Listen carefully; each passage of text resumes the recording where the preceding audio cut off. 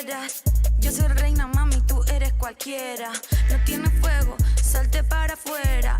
En este juego yo siempre soy la primera. Y los perros tienen sed, los atrapo en mi red. Y me dan toda su plata cuando juego mi papel. Los enredo en mi dedo y los tengo al revés. Y me baño en la riqueza porque yo soy la mujer. No, al cielo no te contesto, no.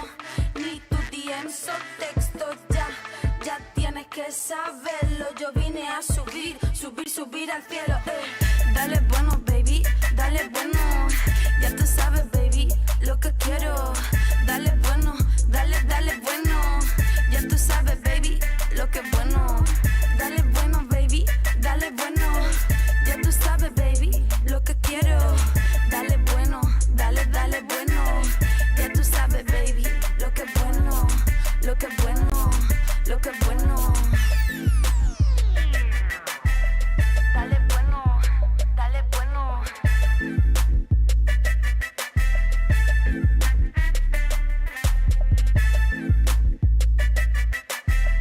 Dale bueno, dale bueno.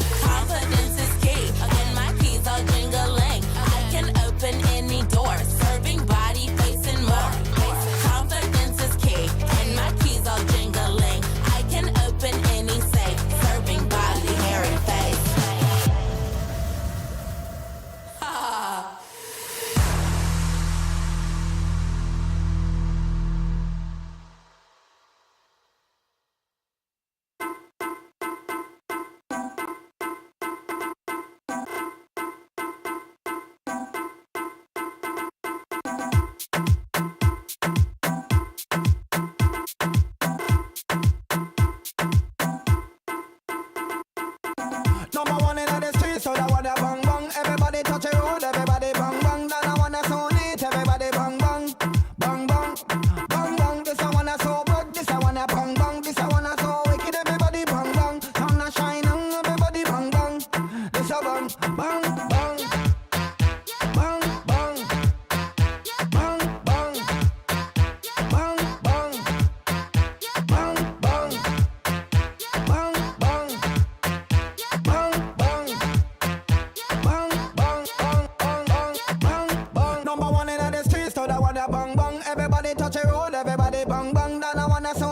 everybody bang bang, bang bang, bang bang. This I wanna so good, this I wanna bang bang, this I wanna so wicked. Everybody bang bang, sun a shine on everybody bang bang. This a bang bang bang.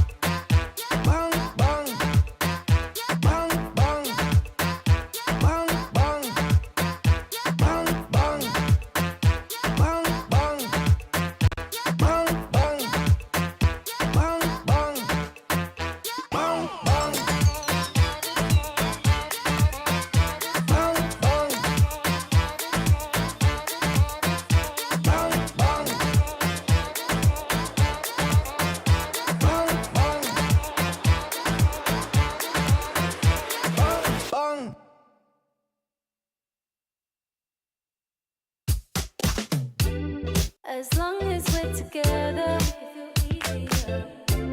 Yeah, this right here forever. Won't let you down, I'll never. Won't let you down.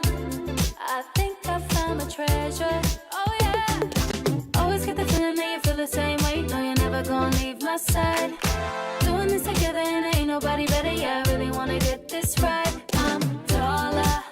You make me love harder. Make it all easier. You know that I need you here. Always gonna be on top. Together we can make this pop. Keep it going, just don't stop. Keep it going, just don't stop. Tonight, gonna be on top. Together we can make this pop. Keep it going, just don't stop. Keep it going, just don't stop. Tonight.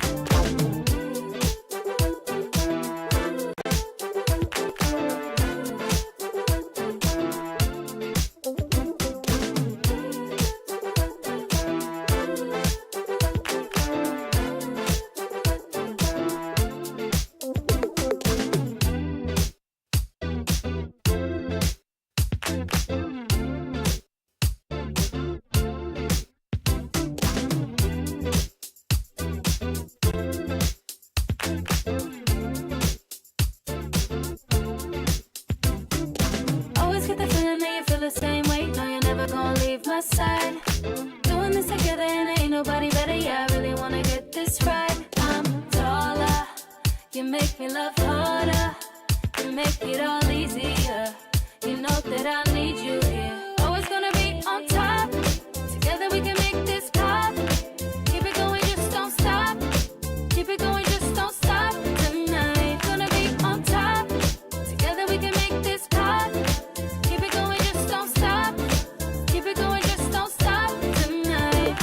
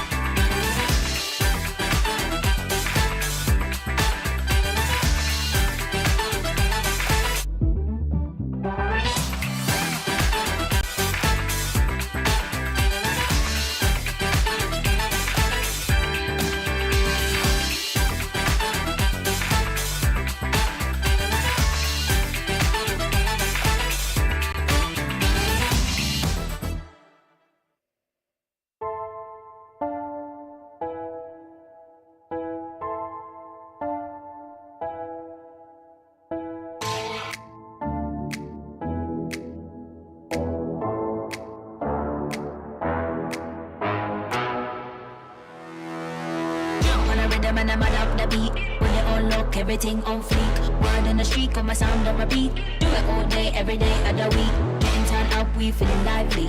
On the dance floor, where you gonna find me?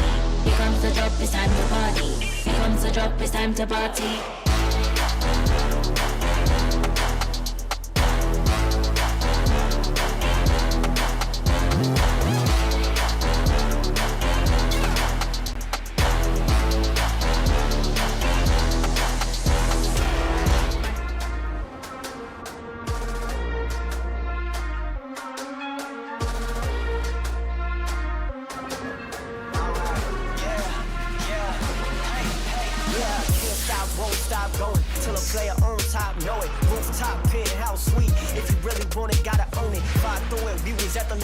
Sweat, tears, the components. Riding all year, now's the moment. We are not friends, we are opponents. Yeah, I'm coming for mine. Yeah, I'm making a play, the game on the line. Yeah, I've been on the grind. Yeah, I jump in the spot, I made it my time. Yeah, look in the sky. Yeah, the stars align, no shade to shine. Can't stop it already. Emotional work and devotion. We put in this time. Look, you won't stop my stride. I'll just break your line. I don't tolerate wasted time. Take us down, keep fighting.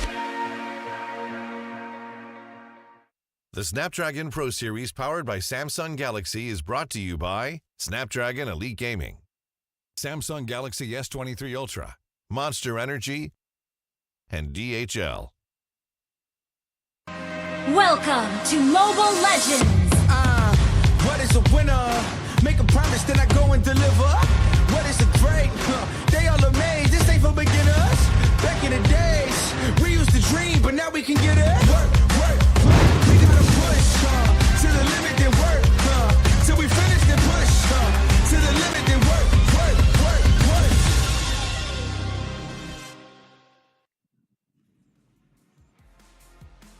Welcome to the Snapdragon Pro Series Mobile Legends Bang Bang Challenge Finals Day number 3. And that means that today is the last day of group stage where we figure out which 6 teams out of the 12 that we have will proceed to the playoffs. My name is Husky, and to kick off the show for this wonderful Wednesday, it's going to be Jace.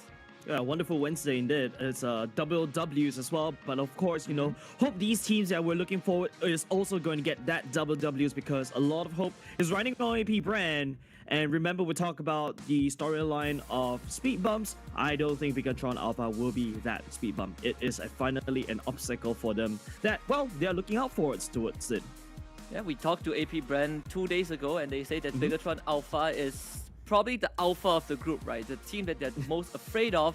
And yesterday, Bigatron Alpha did lose to Onyx in ID. So that does give us some ideas on how this matchup is going to play out. We also have other matches that's going to be happening concurrently on both Stream A and Stream B. And personally, I have very high expectations for today's matches because it's a public holiday in Malaysia, and here I am working. So give me some good games, please, AP BREN. Please, I want some good games.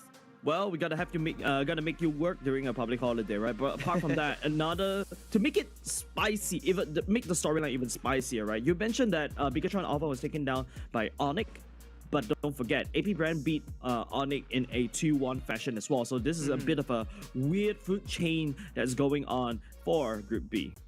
And I tell you, the craziest part for AP BREN was that when we talked to them yesterday after the 2-1 victory over EVOS Legends, and they were like, you know what, we lost that game 1 not because the EVOS Legends were better than us. We lost that game 1 because we were just testing out the waters, right? We want to see where EVOS Legends stands, and apparently they're not too much of a challenge. So I wonder if AP BREN will pull the same move today as well against both Bigatron Alpha and also, I believe, was it EVOS? No, Bigatron Alpha and also Aura Fire, which they will be playing later on. But here is the standings for both Group A and Group B. You can see that Group A have played majority of their matches, with RSG Philippines and Echo at the top, 3 wins and 1 losses. Yudo Red Giants and EVOS Icons tied 2-2, and RSG Singapore and BREN X Flash at the bottom with 1 wins and 3 losses. For Group B, AP BREN still undefeated, 3-0. Onyx, Bigatron Alpha and Aura Fire tied 2-1, and EVOS Legends and Todak at the very bottom, 0-3. Yeah, it's not looking very good for EVOS Legends and Todak, right? I like the fact you brought out that particular memory. I think it's a nightmare for the side. It was Legends, right? They led one game over, and then they literally red tasked like an open book in game 2. However, if you take a look at Group B right here, a little bit of a potential three-way tie that they need to resolve today, because Onyx, Bigatron Alpha, and Fire 7 all in the middle of the pack. Don't forget, top 3 in the standings will be proceeding into the LAN tournament, whereas the bottom 3 will get eliminated right here. And then today we'll be able to see who shall be proceeding onto the LAN tournament, who shall be dropping out from the Snapdragon Pro Series. And for Group A, right, the only high-stakes game here is going to be Udo Red Giants and EVOS Icon, because they will be...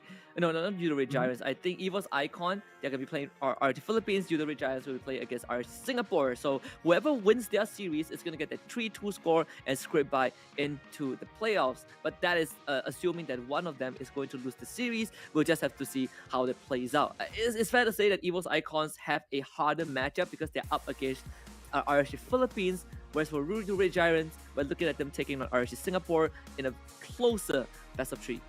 Yeah, Udo Red Giants actually proven themselves quite strong as well, right?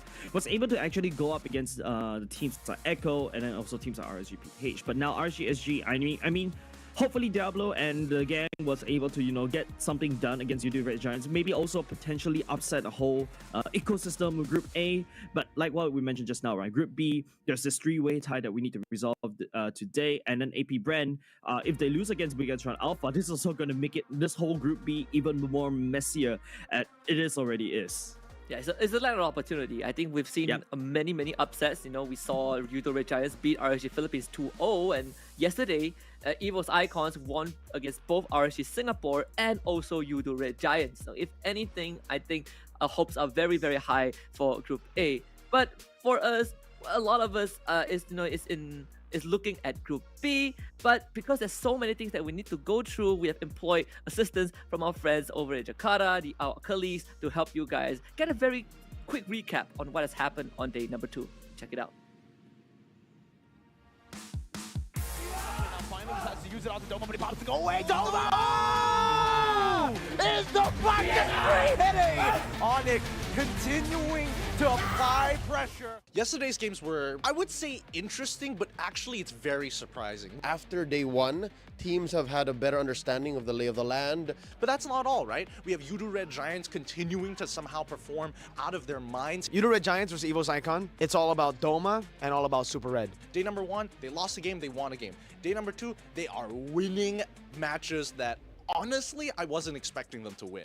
I really got to give props to Doma, because in both of the series, the games, or 4 games that they played, he was really impressive. They're also adapting and adjusting really fast. 4-spinner Truncheon coming down Doma, popping and still able to find a double. Welcome to Doma's domain. BTR versus Onyx. Day 1 didn't exactly perform at peak performance, even though they are MSC champions. Coming to yesterday, wow, the recovery is just... I wasn't expecting. Sam's looking for the back line, but only catches Moreno's socket. Still untouched. Boots is walking forward even further. He wants it. CW, he's already looking for it. The Salmon Force has been popped. Out from Keyboard with a flicker. It's going to pull him out of position. The House Claw cannot deal with the damage, so CW shuts him down. Kyrie, unstoppable. Onyx, after the loss against BREN, this is a scarier Onyx. When they lose a game, they are a team that are known to adjust, to adapt. And unfortunately, Bigatron Alpha had to face the awoken Onyx. Unfortunately, Socket cannot stand up forward. The Wild Charge comes back. The call all trying to keep him alive, but it's too late. The Deadly Catch does too much damage, and it's a killing spree. Moreno finds one. They're clumped together, but the Lord is too big, too strong. Onyx peak is back. So Group A, I have no idea who's coming out of that group. Group B, on the other hand, I think it's a little bit more straightforward, right? I think Philippines are still number 1 looking at the results here. RSGPH, Echo, and AP BREN are topping their groups. And the top 4 of Group B so far feels like they are the top contenders to actually qualify. Day 3 is going to be the final day, their last opportunity to make it into the top 3 and actually qualify for the playoffs. You still have powerhouse like AP BREN there. You still have BTR and Aura still trying to jockey for position, which makes even the last day of groups something to watch out for. So you don't want to miss it. It's really exciting to see how these teams are performing in a new meta, this new environment that we've created for them here at the Snapdragon Pro Series. Thank you very much to our boys from Jakarta right now. They are going to be on Stream A, so do check them out. But the most important thing about competition is not just the glory, the bragging rights, and maybe allowing you to hit on more girls as the champions afterwards. It's about the money, right? We have a prize pool totaling up to 150,000 US dollars, with the champions walking away with 65,000. Yeah, definitely, right. And not just that, I think most importantly, in my opinion, towards all these players that we've been interviewing, they all talk about, they wanted to beat Onyx ID because it's like a payback time for the Filipino fans. And of course, you also got the other Indonesian teams that are trying to step up to try to counteract against the Filipino domination in this particular game. And you look at Group B itself, right? We talk about this three-way tie. There's going to be a potential four-way tie depending on how the matches play out. But the most crucial part is that today is a long day for the teams at Group B. Every single one of these squads will be playing 2 series. And you look at 2nd to 4th place, right? There are 3 teams tied up. Onyx, Bigatron Alpha, Aura Fire. And it's safe to say that only 2 out of the 3 teams will make it through to join AP BREN in that top 6, which is a very scary thought. And 2 of these teams are playing against AP BREN. You have Bigatron Alpha playing in the first series, and you have Aura Fire also to close out the evening. In between, we're going to check out Echo versus BREN X Flash. Yeah, I like what you said. It's like, how AP BREN just need to defend against the 2 Indonesian teams that are trying to prove themselves and just push that Filipino domination back, right? But also, don't forget to check out the streams as well. Stream A, that's where you see Toda going up against RSGSG. That's also one of the key matches for RSGSG to prove themselves worth their metal on the Snapdragon Pro Series. RSGPH going up against eVos Legends. Toda going up against Yudu Red Giants. Toda could potentially deliver the upset for RSGSG or even Yudu Red Giants. Yeah, I think, Toda, we've kind of gone through this, right? It's a slightly fresh roster. You have 4 mates being the veteran and then 4 other new bloods. This is kind of an environment for them to garner the experience. I think we're not expecting them to beat all these teams, but we want to see how far they can go as players, right? I think these guys have a lot of potential. So I think Toda, you can kind of put that aside a little bit and just see how much of a mark they can leave at the end of the day. In Stream B, we have Aura Fire against Onyx, RSG Singapore against Yudu Red Giants, eVos Legends against Bigatron Alpha. High stakes games overall. And truth be told, I think Group B is a bit more tight in terms of the standings, in terms of who can make it to top 6. Yeah, definitely, right? Like, you got 3 ways in the middle, 2, 2nd, 3rd, 4th place. Yeah, it's just a very awkward position that Group B is. Like what you said, it's a group of opportunities in a sense. Whereas Group A, on the other hand, you kind of see who's going to definitely go into the LAN tournament. However, I think the most contested slot would be the 3rd placing, right? Because man, if Yudu Red Giants actually drop a game against one of the teams that they'll be playing later, oh boy, it's going to shake up and allows the rise of the likes of eVos Icon or maybe BREN X Flash, something like that. Yeah, I think it's quite crazy when you look at how the difference between day 1 and day 2, right? Day 1, we looked at a lot of upsets, and then day 2, we're seeing results that we don't really expect just based off of the performance of some teams in day 1. And it kind of makes you wonder, right? Which day is truly the day of upsets, right? Is it day 1 or is it day 2? Maybe today will give us the definitive answer. And for those who want to check out the LAN event happening this weekend, oh boy, I have a treat for you. It is happening again 21st to 23rd of July at Istora Senayan. That's exactly where M4 was held at the start of the year. If you want to breathe in the oxygen that the champions Echo has breathed in, this is where you want to be.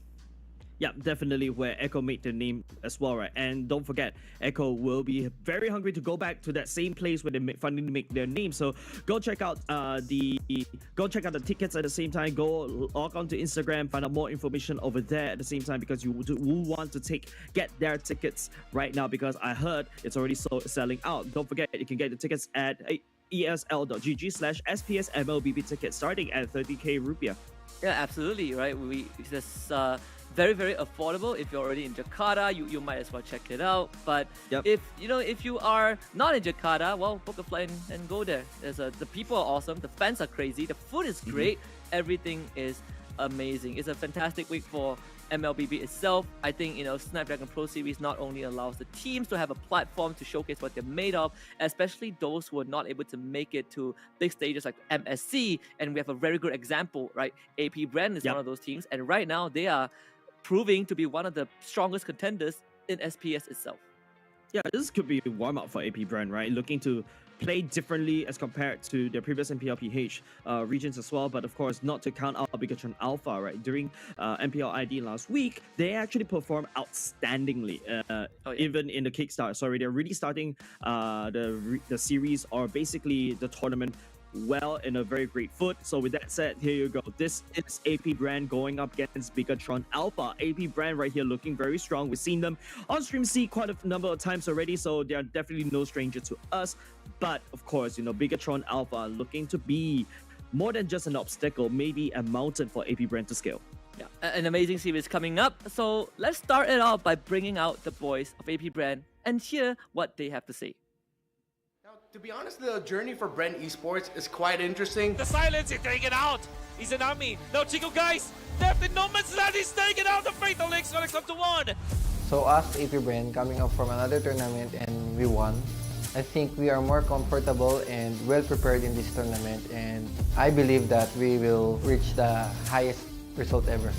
They proved it in Cambodia. They won a gold medal for the Philippines in the 2023 SEA Games. I'm expecting them to bring home another title in the form of the Snapdragon Pro Series.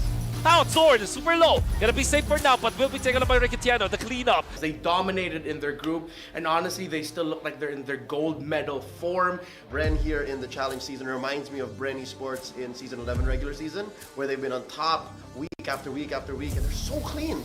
We already know our attitude inside and outside the game, and we respect each other.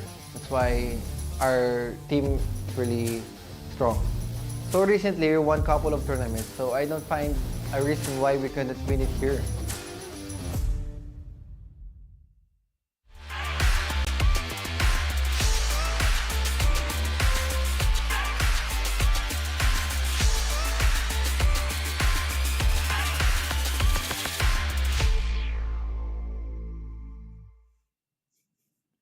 And there it is, our boys from AP BREN, Flap TZ, Cow TZ, Fuse, Super Marco, and Ogwen. We've gone through them majority of these matches, right? So they're playing 2 series today. Both series are on Stream C. Every team plays 5 series in total. We are going to broadcast 4 of them. They are a homestay name on Stream C. Yeah, definitely, right? Like, you also see during the interview, the players of AP BREN, they're saying that, hey, I've already won multiple titles already, right? Like ISF, SEA Games, and then after that, even I think now they're looking at putting one of this into part of their collection as they walk in strong into the remaining months of 2023. And of course, this is a very strong team, right? They've been playing together in other tournaments, and like what they say, they're confident in taking this like a storm as well. They just came off a win of a separate tournament, right? And I think these wins are very incremental. Again, you have Coach Ducky behind him. This guy has been one of the powering force for the rest of BREN eSports to kind of come up with the stress and actually execute them, right? They feel so comfortable to even let one game go yesterday against esports Legends just to swing back and beat them 2-1, which is insane. But let's check out their opponents, the one that they are afraid of the most in Group B, Bigatron Alpha. Kalau menurut gue emang Super Ken ya emang salah satu player potensial lah, dan gue yakin gue setim sama dia kita bakal banyak menang. Super Ken is a beast. All of us Indonesians, we call him actually one of the child prodigies. Sedikit damage balasan di mana Rasi ditumbangkan begitu saja. Dominic Blast kena 2 orang sekaligus. Oh, dia berhasil di pick up dan kena efek tahun. Nino masih bisa mundur ke arah belakang, tapi pressure ratnya sakit banget buat dari Nino. Kalau dibilang efek dari update ya bisa dibilang menguntungkan buat kita lah, karena emang kita punya salah satu player jungler, salah satu yang terbaik dari Indonesia. Kalau menurut gue, kenapa gue bisa kalah di SPS kemana sama Aura Fire, bisa dibilang ya bad luck aja sih. Hai! Mendapatkan lagi orang pentingnya itu Moreno dan bahkan Sake ikutan hilang. Target utama kali ini Aura Fire. Dan kedepannya kalau misalnya kita ketemu, gue bakal kasih unjuk siapa kita. Emang komposisi terbaik di tim Mobile Legends itu emang mesti ada veteran sama pemain rookie sih. Dan kebetulan emang kita punya itulah. Dan menurut gue ini tim yang ideal dan gue bakal menang. Era Filipina bakal berakhir dan sekarang waktunya buat era Indonesia.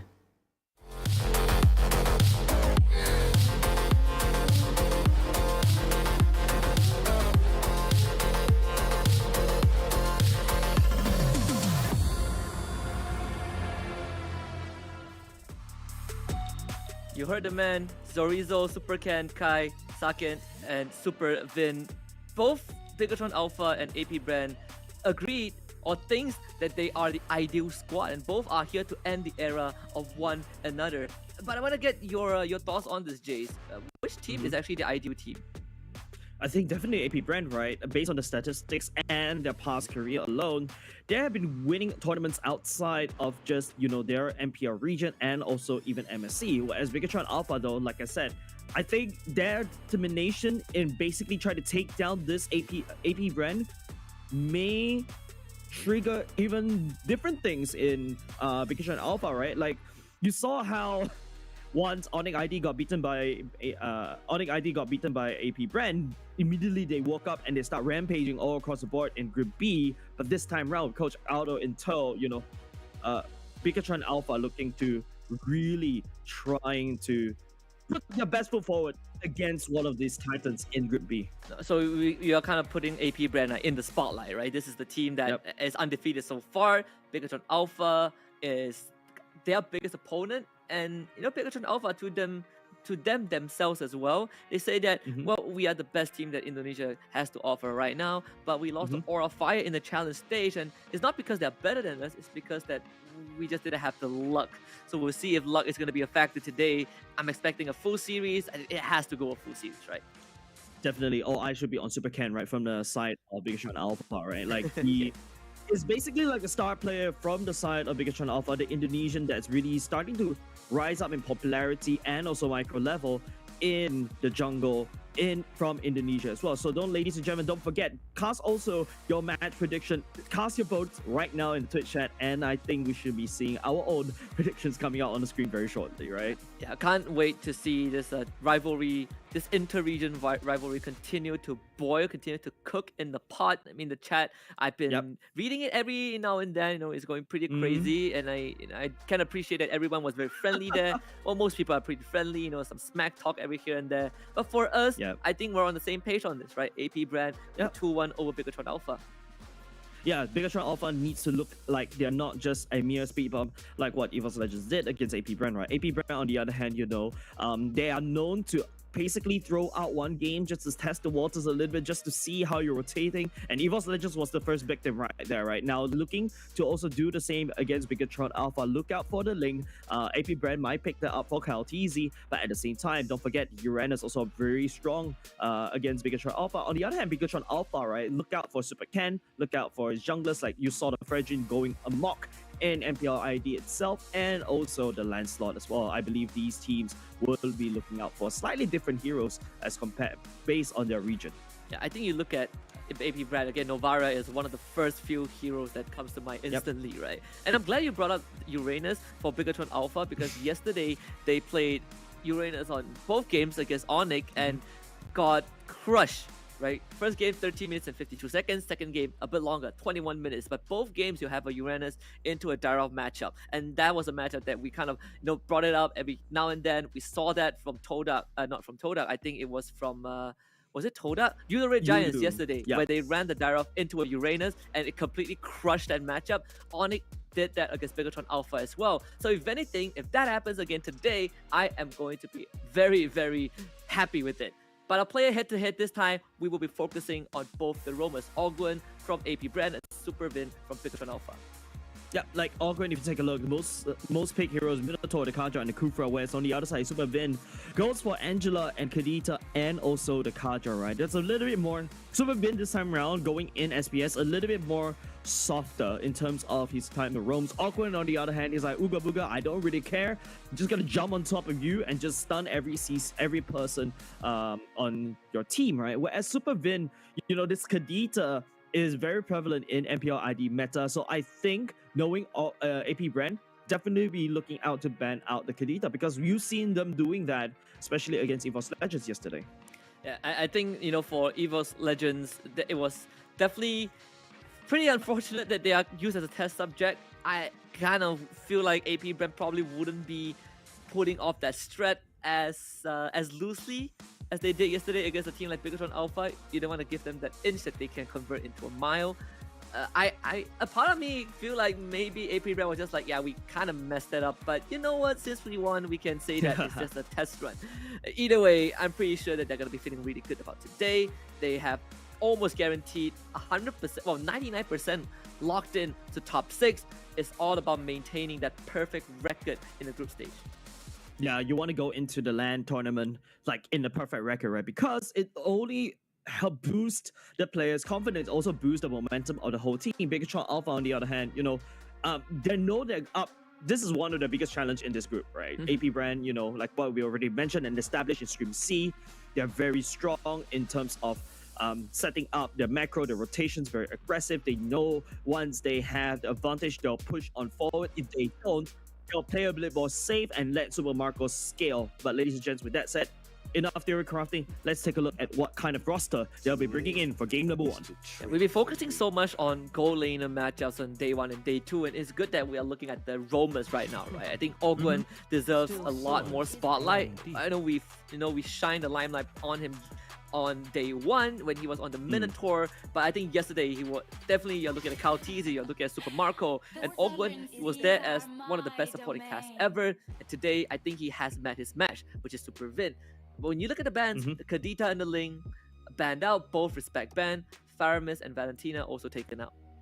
Yep, still cutting down the mage pool most of the time. I think this is what AP BREN did against eVos Legends yesterday, cut down the mage pool, right? So I think right now, first pick Bigatron Alpha may go for the Eve, if not AP BREN, or unless AP BREN takes that away, right? Bigatron Alpha right now, they've already respected Kaltizi's links. We saw that yesterday. I think apart from that, maybe you can look into bans such as the Uranus as well, just in case if you have no answer to... because right now, particularly in this meta, like Dyrolf is this old rusty gun that you left in the cupboard. You just have to blow off the dust, and I don't think anybody is actually, you know, well-trained while using Dyrolf to counter against Uranus in this particular meta. And now Bigatron Alpha just decides to burn bridges right now, just taking away Super Vin and Awkward Zero. That's a Kaja going away. This may hint to a Joy. AP BREN right here, are you going to ban the Joy or are you going to ban the E? Because I got a feeling that if you ban the Joy right here, no, they're going to open both. Paquito taken away by AP BREN. Yeah, I think if you look at Super Vin and Ogwen, right, there's a high chance that Bigatron Alpha pivots towards the Franco for Super Vin if they really want to. Yes. We also have kind of, when you see AP BREN on that red side, it is a big indicator that they can go for the Novaria first phase just because you don't have that Ling. I know we talked about the Fanny being one of the biggest threats. We also saw Hayabusa yesterday as well coming out. The Uranus could be one of the first phase that Bigatron goes for, and the Fanny will be the option. And that kind of locks out the possibility of a Novaria for AP BREN. Yeah, but that also locks in the chances for Bigatron Alpha to go for the Novaria too. So AP BREN right now, I think they're unfazed. There's still the Eve that could be snap pick right off the bat. It's a very safe mage that you can rock in the mid lane role. And Fredrin is also wide open at the same time. When the cables fly around you, when the Fanny lands, you can always use the energy eruption, taunt everybody up, and it also couples really well with the Eve at the same time. Not only just that, you also allow the enemy to guess maybe this Fredrin is going to be the XP lane. But right now, looking at the stats that we're looking at, most of the time you see 80% of Fredrins go into the jungle instead. I think it definitely has fallen out of the XP lane, right? I feel like he, at one point before the new emblem change, he was in a very weird position where he was just constantly getting clobbered, but now with this new emblem system, I think he definitely is back in the pool, but more suited as a jungle role. Grok and Arla, though, I love these two picks against the Fanny. Yeah, definitely, right? The Grok is definitely a very good counter against a Fanny. Fanny with the steel cables will definitely end the Fanny at a wall. It works like a Moskov, right? Like the Grok could just jump in with a wild charge, stun the Fanny down, and all of a sudden the Fanny is easy pickings for the side of AP BREN, right? Arlott as well, a lot of disposition, a lot of big CCs, AoE CCs. Now, beats Bigatron Alpha right now. The Novara doesn't look like a very good idea. I think the Eve is actually quite good, but instead, no, if you look at Super Vin, he's going to go for his Angela to work together. It's like the Angela Link one more combo, but it's a little bit different in terms of the flavor. It's going to go on top of that Fanny, and then there's a Harif on the other side. Look at Bigatron Alpha, they're super confident that they can rock this composition because AP BREN has already selected an Arlott in the EXP lane, and that Grok will go into the roam, so no Akai unless AP BREN sports a jungle Akai just to counter that Harif. Yeah, and at the same time, you also have two heroes that you can latch on as the Angela, right? It can most likely will be the Fanny, but when you need it on the Harif, you can do that as well. Very insane early to mid-game tempo so far coming up from Bigatron Alpha, which AP BREN in their previous games have been focusing on a lot. Now we see a little bit of that shift. Joy getting picked up. This reveals the jungler instantly for AP BREN. Not really demonstrating much of the flex that they have been sporting in the previous series. This time, it's a bit more telegraphed.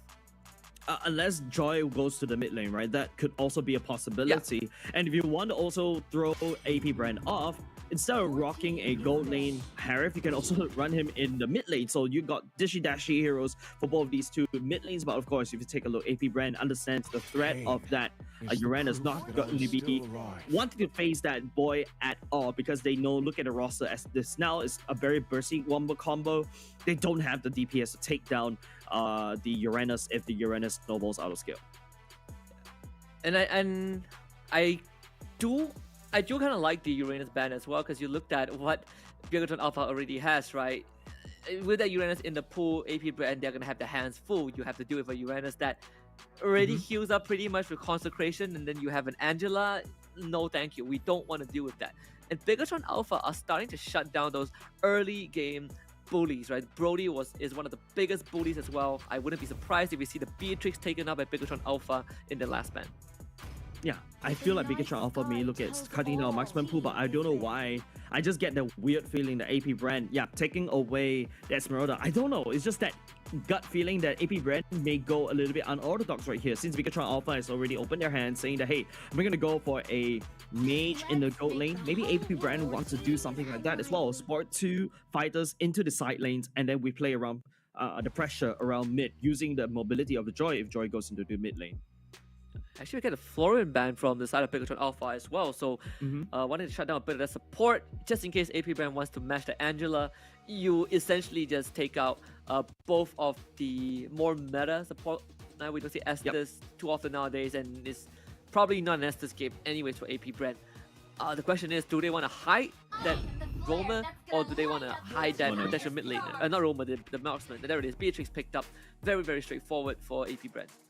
Yeah, now AP BREN is just showing off everything, right? This is a very squishy composition. Joy, if she doesn't really get the ultimate, she's gonna get bursted down by the Fanny, right? Same could be said over to that Beatrix as well. So positioning is gonna be very key for the side of AP BREN. But then again, in the early game, if Harif goes to the gold lane against the Beatrix needs to abuse the fact that she has the range to deal and safely farm underneath the turret. And once level 4 hit, Harif does still have that power spike as compared to the Beatrix. So Beatrix looking to scale comfortably more into the later parts of the game. AP BREN just needs a strong front line to protect, especially the Beatrix, right? If you take a look at where Bigatron Alpha is going, that's a Fredrin going to the EXP lane. Franco for Super Vid instead. That's going to be a mid lane Angela that Bigatron Alpha is sporting. Yeah, we talked about the Franco being a very good possibility for Super Vid, right? Just not in this context where they have the Angela as the second pick. So Bigatron Alpha, massive deviation. Well, not massive deviation, but a bit of that element with this entire sequence. So very excited to see how this game is going to turn out. AP BREN now looking to decide where this Joy wants to go. I mean, there's a high chance he goes into the jungle, but if that's the case, probably the Eve would be that perfect mid lane that AP BREN is looking for. Eve, I don't know. Now looking at Eve, Joy mid, okay. No, it's a joy mid. But I was thinking about the Eve at the same time, Husky, but I feel like if I put the Eve in the mid lane, she's going to be stationary, allowing Harry just to land down fire from afar. The Eve is going to get bursted down, so it's a lot better if I were to have a mid lane that's more mobile, right? That's why Joy going to the mid lane, going to be controlled by Few. Instead, KalTZ, on the other hand, will be going into that Martis jungle. Whoa, what a draft we have from both teams at the very start of the day, right? We said this is one of the most anticipated matchups, and I think both teams have already delivered from the drafting phase. We see, Bigatron Alpha in very good spirits, getting very comfort heroes for themselves, especially Super Vin, right? No Kaja, but there's a Franco anyways. We're seeing the Angela mid into the Joy mid. That is also a matchup that you don't get to see every day. This is setting up to be a very interesting game number 1. Any win conditions that these two teams need to look out for? For Bigatron Alpha, shut down the Beatrix in the early game, get Harry to scale, get that Stardom side first, right? And of course, if the Fanny can also shut down the Beatrix, that will be even better. So AP BREN right here, I feel like they're in this defensive mode instead, right? They're actually, their roster is mostly playing reactive against the game plan of Bigatron Alpha. Bigatron Alpha, by the way, doesn't really have a strong mid lane. Maybe because of the Joy, they can help to push that in and then start hard invading and start contesting Super Can's purple, like, what you see some of these teams do, like, play the purple buff like a turtle instead. Oh, here it is. Game 1 between Bigatron Alpha and AP BREN. I mean, AP BREN once more not just looking to end this Indo dynasty. I feel like there's no Indo dynasty at this point because the Philippines are just wrecking everyone. Aside from Onyx winning MSC, right? That is definitely one of the bigger achievements. But we see this early invade with the wall, blocking out Super Vin, forcing him to blow that flicker unwillingly as AP BREN continues to put on this pressure. This Grok itself, massive threat that allows AP BREN to continuously do this. Yeah, and Awkward actually in the early game does a lot of damage as well. And even now, they're actually putting KalTZ at the same time just to limit the farm of our poor little Super Can. He's a little bit low. 3-man, 4-man hard invading. This is exactly how AP BREN wants to limit Bigatron Alpha. Don't forget, orange buff is super wide open for the clear. KalTZ still holding on to the retribution, and now Super Can would need to try to take it away from KalTZ. They're trying to fight this. KalTZ not looking too healthy, separated from his team in the greed. Paid off, at least in favor of Bigatron Alpha. First blood for Super Ken. And once again, AP BREN is making the same mistakes as they did in game number 1 against eSports Legends, right? They're super greedy. They're overextended just a little bit more just to try to limit the Spanny, right? But now, if you notice how Awkward and FlapTZ is just hard invading Bigatron Alpha once again. Few this time around, trying to join the fight, doesn't really have level 4. Super Can actually a little bit behind, struggling to secure his own orange buff. He's able to secure it, but KalTZ is really ahead because of that invade. It's kind of weird that the jungle can invade Bigatron Alpha, yet still be a level ahead as compared to his counterpart. I think it's also because that they were able to take, I believe, at least one of the small camps, right? So you get that minor XP lead, but it's not too big of a fuse bad because the Fanny is now going to get the purple buff by surrendering the turtle with that first blood in hand. And you look at the early game, we say that Bigatron Alpha, they can play a pretty fast mid-game tempo, but at level 1 to 3, I mean, they don't have the damage to fight AP BREN. Not when Ogre is running at you with this drop. Exactly. Evidently right now, you can feel like Key in the mid lane, but hold on a second. The Super Ken right deep in enemy line. Feel trying to do a lot of damage right here. Has to bounce away. Super Ken, even with Angela in tow as well. With the hard card, just keeping him alive, but again, the damage department not really checking out just yet. I believe Few is running that Aegis, so you do have that extra protection when you head into these fights, when you kind of dive right in, and it's very important, right, when you're dealing with something like the Angela Fanny, you're dealing with hard crowd controls like the Franco Bloody Hunt. You just want to stay alive as long as possible. Super Marco able to get away from that Fanny, and Super Vin also not getting the iron hook. He's just going to flicker forward for the kill, and that's 2 for Bigatron Alpha. Yeah, and that's exactly how Bigatron Alpha wants to play. AP BREN right now needs to try to slow down and limit Super Can, but Super Can, well, having that one up is actually really good, but Super Can right now, KalTZ deep under the money lines as well, tried to commit it by the side of Ogren as well, and now AP BREN looking to find more from the side of Bigatron Alpha's jungle. They're gonna flicker forward from Zorizo to get the taunt out, and perhaps they will find one, and that's gonna be Ogwen this time. Pulled right back, a second kill for Super Ken. Yeah, Supercan is crazy, right? Like how he's able to just still survive under all that pressure that AP BREN is putting on him. And Supercan is just like this coal that the more amount of pressure that you put him to, he becomes the diamond. Speaking about diamond, he's already got his money's worth right now with the bait to have his built as well. He's gonna burst down Squishy's side, for example, Few, and for example, Super Marco. And this is also the reason why Few needs to rock the Aegis. If not, he's gonna get bursted down. The Vengeance is not gonna work in this particular match against Bigatron Alpha because second is actually a Harif, right? So Vengeance doesn't really work well against him. Now this time around, Bigatron Alpha looking to return the favor of the early game. Super Vin does spot out Kautisi taking the orange buff, but not able to stop it either way. Bigatron Alpha working on the turtle already. Flaptizi will be there first, as Orizo being the bodyguard for his team. AP BREN showing up. It's not just Kautisi though, you have that key is keeping him at bay as we see that kill on top. Super Marco goes down to Sakin, so Bigatron Alpha continuing to play to the tempo. Yeah, and Bigatron Alpha doing that win con, right? Limiting Super Marco so that he doesn't really scale comfortably into the late game. AP BREN on the other hand, top side, they will lose that top side turret because of Super Marco going down right now. AP BREN, I feel like they're wasting a lot of time right here trying to take down Sorizo. Sorizo is more than gladly taking that one. Decimation even committed. I mean, there's a hard guard to keep Zorizo alive, and after all of that, two big ultimates, and AP BREN couldn't get it done. And that's also in consideration that Zorizo still hasn't used that ultimate, right? And look at the amount of gray health he has.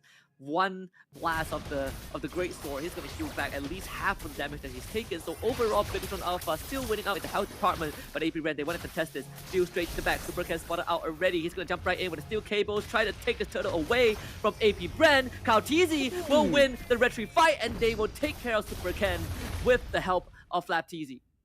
Nice knockout right there by the side of AP BREN just to limit Supercan from taking the turtle buff. It's actually how Bigatron Alpha doesn't want to play into it, right? Like, there you go. That's also second going in Zaman Force. Trying to use the Chrono Dash. Oakwen completely out of position, and Sakin trying to chase after him. Oakwen will be able to gain some distance. The help of his teammate, he's going to get outfield, playing with fire, literally. Dealing with Sakin and Key together. I mean, all things considered, right? AP BREN off to a slightly rough start, but you look at the network league, they are actually pretty much even. Yeah, and it's also surprising, like Bigatron Alpha was the one that has a lot of pressure. If you take a look at most of the gold earned, Sakin is already there and all the way up top. And Super Marco, on the other hand, like couple of heroes down, which is bad for the side of AP BREN because Super Marco needs that item to scale. He's already lost the top side farming capability already, so he has to join in the mid lane instead, right? So Sakin is snowballing out of control. AP BREN cannot reach. Sorizo bought a lot of time at that turtle fight. Kautisi is now slightly behind. Even with Supercan. Don't forget, Supercan in the early game was the one that is behind in the levels. There's got Kautisi as well in his own jungle. Kautisi getting ran down. Zorizo also coming in. Kautisi trying to mitigate all of the crowd control, but he's going to get bursted down very, very quickly. It doesn't matter if he has to decimate. He's the one that goes down. It's Super Vin. What a hook on the Flaptizi. He's going to try and dash around with the Vengeance. Can't get the start onto the Key, unfortunately. They get the Wild Charge onto Super Vin as Few comes in for the cleanup. Zorizo will not be able to help. Yeah, the nice building hunt coming out from Super Vin, but unfortunately, after burning away that bloody hunt onto Kautisi, they don't really have any more priority. But now Flaptizi in a spot of trouble. It's a bit ambitious, right? Trying to get the final slash onto Super Ken and ends up going down. Good cover from Key. I mean, this Angela, this puppet on the string, does mess with you a little bit. Yeah, AP BREN's losing two side lanes, right? The side lanes, especially in the EXP lane, Flaptizi is too busy trying to limit the Super Can from snowballing, and that plan ultimately failed. AP BREN can only look to scale into as a late game when Few can comfortably run down somebody, but he's taking a lot of damage from second early on. Oakland absorbing the Iron Hook, so Bigatron Alpha can't get any sort of catch.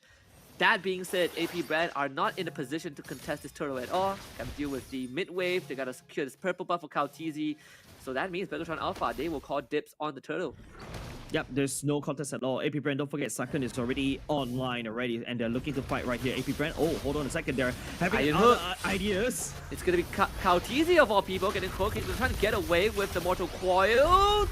Just as it is, clipped by the Chrono Blast from Sakin, and he's gonna go down. Flaptizi dashing around, running out of Demon Mark, knocked out by Zorizo. Ogwen can't provide any assistance. Flaptizi just trying to buy time, but he's gonna get tamed down. And Bigatron Alpha finds 2 kills for themselves. Yeah, this is why AP BREN is so afraid of Bigatron Alpha. This is the kryptonite of AP BREN. You know, Bigatron Alpha proving themselves worth. They are looking to end the dynasty of the Filipinos, and now they're doing it right here in game number 1. Bigatron Alpha. So much pressure was put into Super Ken. He scaled out of control. And then don't forget, you also got Zorizo buying so much time against AP BREN to pull the attention away from Super Ken, and AP BREN bit that problem, and now they lose like one turtle away, and Bigatron Alpha, they know they have AP BREN has no answer towards Sakin, and they also secure the Lord as will be marching up top.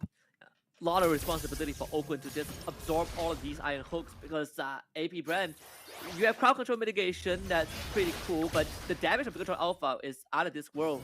An attempt with the final slash, but Zorizo, he's just gonna dash out of it, and that means one big ultimate down on the side of AP BREN.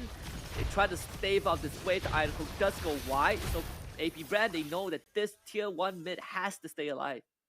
Yeah, they're just putting everybody on guard duty in the mid lane, right? But now they still need to focus around the side lanes, because the side lanes are being pushed up with the Lord Intel right here. Super Bin catch a few. That's gonna be the Aegis Shields. Good final slash to cancel that one. Few will dash away to get rid of Super Bin. Zorizo getting a taunt, but it's not enough as Sakin gets blasted by Super Marco. 2 for AP BREN. Massive shutdown for them as Super Ken is gonna try and show up. Get some sort of cleanup, will find few, but that is pretty much it. Top tier 2 ends up going down. Mid tier 1 finally fallen. Super Ken unleashed. Flapteezy, Cowteezy trying to hold this together, but Flapteezy is gonna instantly get cut down as Super Ken continues to stay alive. Cowteezy looking for a decimate, but he keeps him in place and locks him down like the puppet he is. Oakland wants to help, but Cowteezy is slowly getting whittled down. Bigatron Alpha salvaged the fight. Yeah, they're trying to salvage it right here, right? Cowteezy a little bit wounded right there. Tried to land a decimation onto Super Ken, but not in time. Don't forget, if you know how Key is just slowing every single one for the side of AP BREN down, that's where the Ice Cream one really working very well for Key, right? This is a very annoying. AP BREN constantly getting permanent slowed, and then Saken with his armor force also permanently slowing everybody down, and then, you know, you just get bursted down by Super Ken and also Second. Speaking about items, just take a look. There is a Ice Cream one for the side of the Angela by right, because I saw it just now. And then there's also the fact that there is, you know, the Flapteezy slowly building towards a Thunderbelt. This is pure damage control for the side of AP BREN right now, but at the very least, Super Marco does have the 2 key items, BOD and the Malefic Roar. Maybe they can look to fight right there, but Wind of Nature, is that the item you want to go for? It is final slash again onto Whitton. Doesn't have the iron hook. Dorizo will put his body in front. Been fishing for any target, and there it is. It's going to be the Mortal Qual straight into the Decimate. Super Bin instantly goes down as AP BREN tries to bowl right to Bigatron Alpha. Everyone is low as Sakin survives. That's the most important member for Bigatron Alpha. It's a 1-for-2 trade. Yeah, AP BREN it would have ended very badly for AP BREN right there. They're fighting Bigatron Alpha in a choke point where the Zaman Force and this Chrono Blast right there, like, look at the damage that he can output everybody, especially if AP BREN stick together like that. And don't forget, Super Ken zippy-zapping around in that wall. This is, in order to fight Bigatron Alpha, you really cannot fight them in these choke points. AP BREN needs to select a big open field so that they can come in from different angles. Ogwen, yeah, pressure on him right here to set up a very nice wall charge to stun everybody up. But Saket is on this Purify, does have the Purify online, so AP BREN needs to look out for that one. And now Bigatron Alpha looking to try to take the Lord away from AP BREN.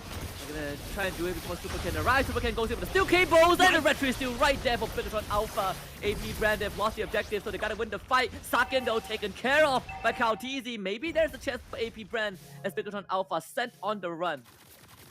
Yeah, that's good pickings for the side of AP BREN, but unfortunately Super Ken, the retro finger is a lot better than Cowteezy this time round. Bigatron Alpha literally making, oh, hold on a second, Super Ken.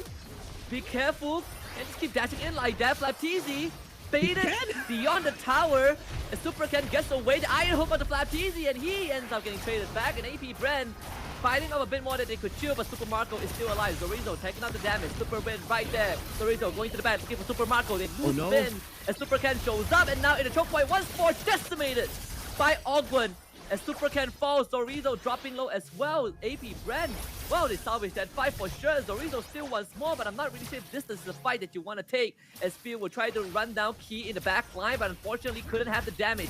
Counter back by Zorizo again. Good wall from Ogwen to separate the battle lines. AP BREN, they will get out, but that top inhibitor has fell to the Lord. Mid tier 2 will fall. AP BREN, what an expensive fight.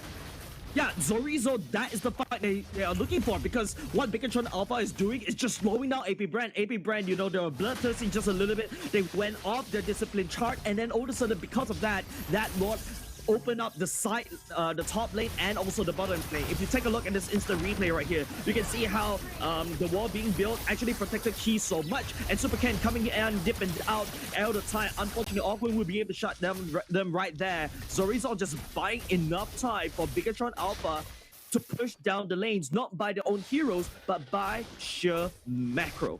Yeah, and that's the kind of Fredrin that I love to see. Just the unkillable Demon King right in the midst of the fight. I like the fact that this is closer than I thought, right? Yeah, I like the fact that the Fredrin literally body blocked and really wanted to fight, and instead of actually pushing down turrets, he's using the mid side lane to push, buying a lot of time for AP BREN. So AP BREN right now just need to, you know, consolidate just a little bit more. Bigatron Alpha right now in a more prime position. Look at the turrets. There's only one that's down for the top side. Damage leaderboard mostly goes over the side of Saken and also Zorizo. Don't forget, Zorizo as a Fredrin also does a lot of damage based on his HP, because it scales very well into his HP. Just a minor 2.4k goal advantage for Bigatron Alpha, so all things considered, this is still not a done deal yet. AP BREN holding on very, very well, but now they have to constantly deal with the side lane. Lord coming up in less than 20 seconds as well. Ogwen, let's get the barrier at the purple buff, but AP BREN can't find any follow-up, and this purple buff, if it goes over to Super Ken, then it'll be a bit of a minor problem for AP BREN to deal with, and that will be the case. No, I think it's given over to Saken. Saken needs a purple buff better more because of the fact that he's actually quite mana hungry as a Harif as well. Now Zorizo once again buying a lot of time for the side of AP BREN. Oh, sorry, it actually went for Super Ken as well. So double down on the purple buff. Saken wouldn't be able to get it. I think Ogwen with the wall trying to reset the Lord, so Bigatron Alpha shouldn't try to pull that Lord a little bit too far. AP BREN this time round in pure defensive mode right here, right? Like Joy not very strong in in clearing the lanes, especially for Kautizi? What a hook! He's gonna find Kautizi himself, excuse me, as the big damage comes from Super Marco. Wild charge is perfect. Super Vin gets knocked up into the air and instantly clamped down by Kautizi. It's a 1-for-2 trade again, as Phil will be the sacrificial lamb. But Super Marco, what is this madman flicker for? Looking for Saken. If he dies, it's gonna be great. Super Marco trying to save the game, and he might have just done it. Key, this is not his fight to be in, as AP BREN salvaging this entire game. That's crazy, right? So I love the fact when the marksman knows the limits, flickers forward instead of backwards, right? He's not afraid of Saken, even though Saken is the one that putting him down to the dumpster in the early game. But look at where Super Ken's at. He's actually poised to try to steal this Lord away. I don't think because Alpha is there. Here he comes. Yeah, just gonna gun down Super Ken, not even with the hard guard is enough to save him. Key, Super Marco. Run, little go, run! Super Marco is after him. And AP Super Marco is big they are big. He is absolutely massive. Super Marco, Superman of AP BREN. Man, Super Marco is so big right now, right? Like, you thought that he's actually put down behind Bigatron Alpha, was able to shut Super Marco down, and Bigatron Alpha, this is exactly what they're worried about. That's why they're putting Saken as a Harif down into the gold lane to try to limit Super Marco, and now AP BREN has already started to pick the scale. You said that the 2k thing, yeah, it kind of works in the favor of AP BREN, even though the gold lead goes over the side of Bigatron Alpha. Bigatron Alpha, because of that 2k gold lead, all of a sudden they lost so much, right? They lost, like, you know, the mid lane now with the Lord marching up top at the same time. AP BREN is actually shoving down bot as well. There's still one man down, finally just coming out just in time, but the damage is already done. And he Banner's Rage used as well, forcing all the flickers out. Super Ken, good hook from Super Vin to shut down Ogwen. No more grog. Super Ken trying to slice through the members of AP BREN. Kautizi running away. He's gonna get knocked out by Zorizo. As Phil is in the back line, trying to run down Saken. Saken's still alive. Chrono dashing all the way out. As AP BREN cannot fight this. Flapjeezy just trying to buy time. He also falls. As Bigatron Alpha, they stave off AP BREN. But this entire game has been stabilized. We're even Stevens right now. Both teams not having a side lane inhibitor. Yeah, AP BREN right now, that fight right there just bought them enough time. It's basically giving what Sorizo did to them earlier just now. AP BREN forced the fight right there. Bigatron Alpha needs to try to defend the side lanes, but they're a little bit too busy. Sorizo tried to make a play right here. The Appraisal's Rev landing down was able to clear up or basically half HP most of the members of AP BREN and allowing Sake to just come in for the cleanup right now. AP BREN, they have 2 men short this time around. Bigatron Alpha, they had the manpower advantage. They're trying to go in. It's going to be the Bandit's Rage that pushes away, putting a wall for safety. They're protecting this final bastion with everything they've got. And thankfully, Ogwen came back in time so he could kind of block the iron hook. But Few, fishing for some members of Bigatron Alpha, couldn't really get close to them. Maybe BREN gonna have the full team back up. Lord will be up next, the 4th one in 50 seconds. This is the most even game we had, right? Expectations have been met between these 2 teams.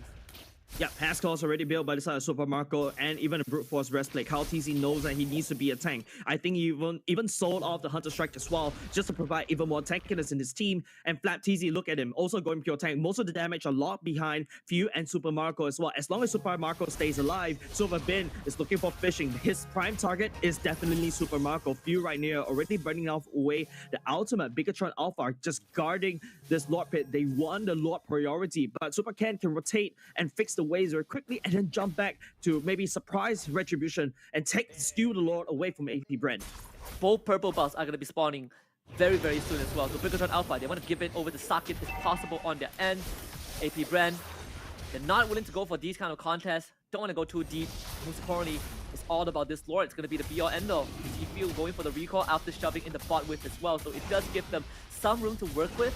Super win on the top side with the immortality. Zorizo coming in bottom. Ogwen has no idea where this Franco is. Wait, it's very obvious. Kaltizi should know that Super Vid is actually up top right there, and it's very scary. Flicker ultimate, and it will be Ed. So Rizal actually standing up. I'm catching that TZ though. Be very careful. Final stage is going to be there. Super Vid showing up, looking for a target. Super Marco might be the target for him as well. Super Ken showing up. Who's going to win the retreat fight? Lord going low, and it's going to be Kaltizi that gets the Lord of all things. Final slash coming back off cooldown. Super Win calls. It's Kaltizi looking to run down Sake. Him and Few both have the immortality. Sake trying to keep this game alive for Bigatron Alpha, but it might not be enough as Super Marco guns him down. AP BREN have just done it 21 minutes in, Jay. Super Marco literally won the whole team fight, right? He's already starting to become so big. The Bigatron Alpha second tries to dash around, but he's actually getting melted down instead. He's actually taking more damage than he could actually dish out. Now AP BREN is just Zorizo against the well. The core a little bit better right now. Husky cannot do this. Zorizo just does not have enough to do it. With the Trumpet keeping Few alive, the wave temporarily stifled, but the new one, the fresh one's gonna come in, led by the Lord himself. And he's trying his best, but it's just not sufficient. AP BREN with this game 1, and what an explosive start to this best of 3. Just one step closer to overcoming Bigatron Alpha. Yeah, no wonder AP BREN's so afraid of Bigatron Alpha, right? Just take a look. No matter how much pressure you put onto Super Ken, he's still able to shine. Bigatron Alpha, on the other hand, right? Once the late game starts to come into play, the Haas claws being built by the Beatrix can successfully, sustain throughout these long drawn-out fights. And as long as they put bodies in front of Super Marco will definitely deliver that game. Don't forget, you saw that flicker forward, immediately Sacking just gets blown up even there. You can also see the brilliance coming out of Bigatron Alpha as well, right? Trying to punish a pushing, AP BREN that's trying to push in. They try to pick a fight around that choke point right there, right? You can see Sakin actually outputting the damage. However, you see where Marco is hiding in that bush, doesn't really have the vision, it does not giving the vision oversight because of Alpha, and he's just free hitting right there as well. So it's just really big moves coming out from Super Marco. He knows where to put, and also don't forget like Cow TZ, Flap TZ, and also Awkward just peeling for Super Marco. So make sure this marksman shine in the late game. And that's something that I think you also pointed out at the end of the draft, right? If you head to that late game, Super Marco is going to be the win condition for AP BREN, and he delivered once more when the team needed him the most. You look at the final fight sequence, Super Vin very clearly wanted to go for Super Marco, right? He even tried to run towards the Beatrix, but it's just not doable at the end. I think the late game power is always going to be favoring AP BREN, so Bigatron Alpha had to take that initial L. Yeah, but truth to be told, I wasn't expecting this, right? Bigatron Alpha, on the other hand, they were so so calm and collected. It feels like they survive under the pressure of AP BREN that they always do against teams, especially when there's a Fanny that relies on the purple buff, right? Don't forget, it is the Fanny that relies more on the purple buff as compared to Caltese and on the Martis. We notice there are certain rotations that it doesn't work very well for Bigatron Alpha because Fanny needs a purple buff first. And that's why, especially that last Lord that both these two teams trying to fight against, the Fanny needs to go over to the purple buff first to try to burst it down. When the Fanny is actually there, Caltese and the rest of AP BREN are already setting up shop at the Lord Pit. But Super Bin though, like if you saw how he actually sneaked around and skirted around the vision of AP BREN, I was pretty sure that Caltese knows where Super Bin is, but it doesn't seem like. You saw how Awkward is actually walking around trying to open the map, and it's really scary that Bigatron Alpha was able to find all these small little kinks in the armor of AP BREN, which built how strong AP BREN is in this particular group, and Bigatron delivered. So did AP BREN. Yeah, they definitely, both teams delivered on all fronts, right, in this game one. Yeah. You can easily say that this would have been a Bigatron Alpha game one with how the first 10 minutes of the game went, but AP BREN showing resilience time and time again, right? Every time Bigatron Alpha tries to go in to do the lethal blow, AP BREN always trade 1 for 2, 2 for 2, trading even, making sure that they always have enough numbers to kind of stave off Bigatron Alpha and buy time for themselves. And that's kind of the reason that they got this game number one. Let's take a look at the statistics, because I believe that we have so much more to go through. An even game, 18 kills on both sides, 21 minutes and 29 seconds. You look at this end screen, this was not the case 5 minutes prior. Definitely, right. So AP BREN, even though they're slightly behind, you also got Supercan just going around the jungle and the lanes, just bursting every single person down.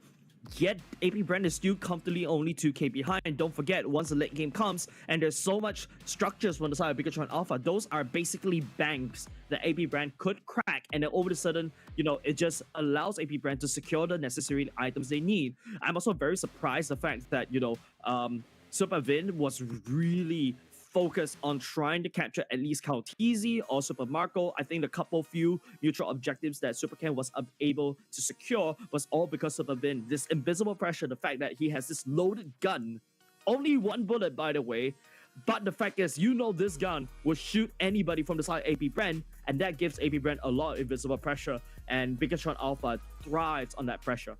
Yeah, it's about the headshots, right? As long as you hit the hit, it's almost a confirmed kill. So Super Vin, I think that he, a lot of times when you have to deal with a Martis, you have to deal with a Grok. Those iron hooks are not easy to land, and yet he's finding it onto Caltese of all people. He's finding it onto Ogwen when he didn't have the power of nature. He's finding it onto Flaptese, who is pretty elusive and hard to kill as an Orlord. So all things considered, this guy did his very, very best. It just, unfortunately, when we head to the late game phase, you cannot overlook Super Marco, who is just absolutely decimating your front lines. It's so crazy that Super Marco can always farm safely underneath the turret. Yes, he may not have a very strong early game, or a good early game as well, because Bigatron Alpha, they're really trying to do that one. However, once the late game, the floodgates started to open, Super Marco just flickers forward. Any marksman out there that tries to flick us forward, I call you insane. But if you're Super Marco, I call you Super Marco. Any marksman other than Super Marco that does that maneuver is instantly reported as a feeder, right? But not Super Marco. He knows his limits, and I think he definitely made the pseudo game winning play. And I think this game also, the fact that it went so far was the fact that Super Ken won one of the more crucial retry fights, right? Got the third Lord for his team to keep the team alive. I believe that if AP BREN got the third Lord, maybe this game would have ended even earlier.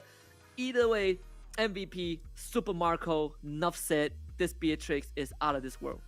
Yeah, he's a beast right there, right? Like, look, emblems going in, pure penetration as usual, tenacity, and that's how Super Marco was able to survive the initial burst coming out from the rest of the members from Bigatron Alpha, right? And once the late game hits, once the Haas Clause is finished, there you go. That's where Super Marco starts to escalate out of control. Demon Hunter Sword just for added life steal and also Shred in terms of the percentage HP so that they can deal with Sorizo. So even ignoring the Wind of Nature, because this is a game where Wind of Nature doesn't really benefit the Beatrix as much because it's a Harif on the other side. So yeah, it's just positioning of Super Marco is always impeccable. We get to see those positionings later on during the highlights. Yeah, and we also talked about how the Beatrix might be a hero that Bigatron Alpha wants to consider banning, right? But they banned the Broly and the Florian in the second phase, and Beatrix was kind of a no-brainer pick for AP BREN at that point of time, and it absolutely paid off. But when you look at the first 10, 12, 15 minutes, it was Bigatron Alpha all over AP BREN. Yeah, like if Bigatron Alpha were to end it right there around 12 minutes, I think Bigatron Alpha would have been able to walk away. If you take a look right here, I think this is the time where Super Marco starts to scale out of control, right? Like the Debu's passion, and then even though Saken is just getting the hard guard from Key as well, it's actually very helpful. But Bigatron Alpha, you know, their speed will run low because when the late game comes, if Super Ken wasn't able to find Super Marco, his priority is going to fall apart, and Zorizo, yes, he's absorbing so much damage. And if you look at this one, right, Super Marco is just so far away from the Zama Force, doesn't want to do it. Sending Q first to basically body tank the Aegis was the perfect the battle spell for Q to sustain from the burst damage from Saken and also from Super Ken. And I mean, Super Marco at the very end, look at that, just gunning down every single one from Bigatron Alpha, no contest at all. And this last fight, right, the most important retribution by Kauchizi to basically win the game for his team, and there was nothing that Bigatron Alpha could have done more, honestly, because Saken even trying to save the game but ends up getting stuck at his own purple buff and completely mowed through by AP BREN. Wait, that's crazy just now. You saw how Super Ken was trying to come in for the side to basically try to assassinate Super Marco, trying to do Super Ken what he's known for, right? But if you notice, immediately pops the Wind of Nature. He actually bought that item and then sold it off just to replace it with something else. I think it's a Hunter Strike again. Yeah, so Super Marco is playing this Beatrix, well, marksman, like how an assassin juggler that you always see, right? Like, Immortality down, immediately switch to Winter Trunking, and then Winter Trunking down, immediately switch to something else. He's doing that on the marksman as well, so it's so much micro in this guy's head, and when the late game comes, you know, it's Super Marco's game. Yeah, Super Marco with the micros and the macro, that is 100% for sure. But of course, I think this would not have been possible without the people behind the scenes. We gotta thank Snapdragon Elite Gaming first, the one that spearheaded the entire thing to give us this amazing platform to witness the players play at the highest level. When winning matters, you would want the best chipset in the device, and when winning matters, Snapdragon Elite Gaming is there to deliver. Yeah, of course, you know, apart from the fact that I feel personally Super Marco has that chipset somewhere hidden inside his body. That's why he's able to do so. But of course, the device that enables him to do that, Galaxy S23 Ultra, I like what you said. I was telling Sir Cloud yesterday, right? The fact that if you take a photo of your girlfriend and she still looks ugly, yeah, I think you're going to be sleeping on the couch tonight. No, it's her problem, all right? It's not the phone's problem. Samsung Galaxy S23 Ultra never disappoints. I've never seen a poor photo being taken, right? Whether it's in a well-lit environment or dimly lit environment, it gives you the best quality of photos. Not just photos, but also optimizes your gameplay, right? You have a Snapdragon chipset in it. That is the best combination that you could ever ask for.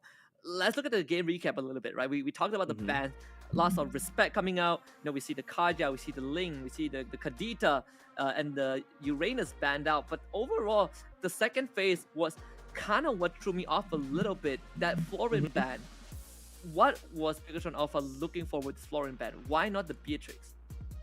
I think the Florian ban because they're going for a Fanny. So, which means that the last thing that the Fanny wants to see is when you're trying to cut through somebody and all of a sudden, hey, there's a bloom healing from and the worst part is you also got Florian that is like stuck on the other side of the map, and that's the power that the Florian can bring onto the table in this current meta. Is basically like the anti-assassin strat, and not only just that, you got decent CC as well. It's an AoE CC. You can slow down the wombo combo, and don't forget, right, when the Zaman 4 is being laid down by the Harif, right, you just cast that one skill onto that in the middle of the Zaman Force.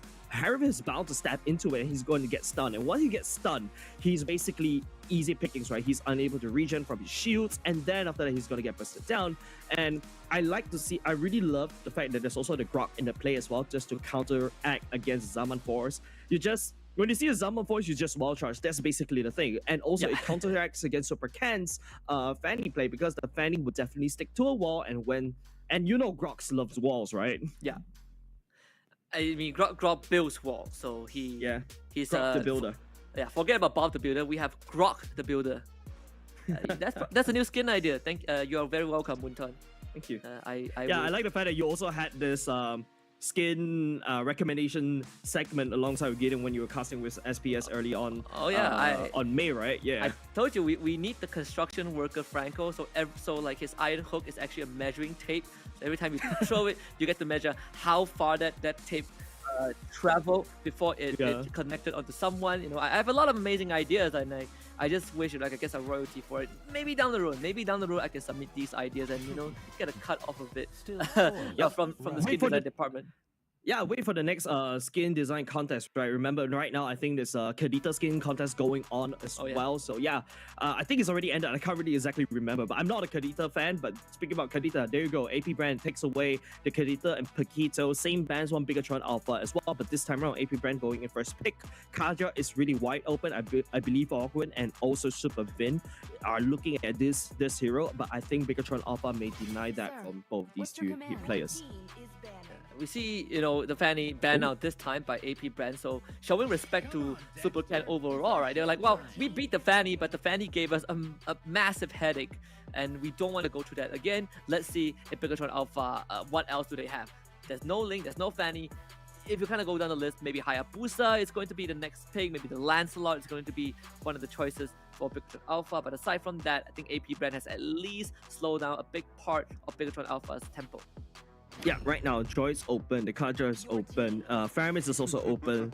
AP brand will seek to take that up. I remember AP brand suffered a little bit when they allow EVOS Legends to pick up their Faramis. They're not going to allow that to happen, but because there's a Faramis on the other side, Valentina already taken away, Bigatron Alpha needs to match that Faramis, right? Angela is also worked quite well for the side of Bigatron Alpha, especially the fact that you also provide heals and that's slow as well, and it's like the same idea as a Florin, right? You could just land the support even though you're on the other side of the map.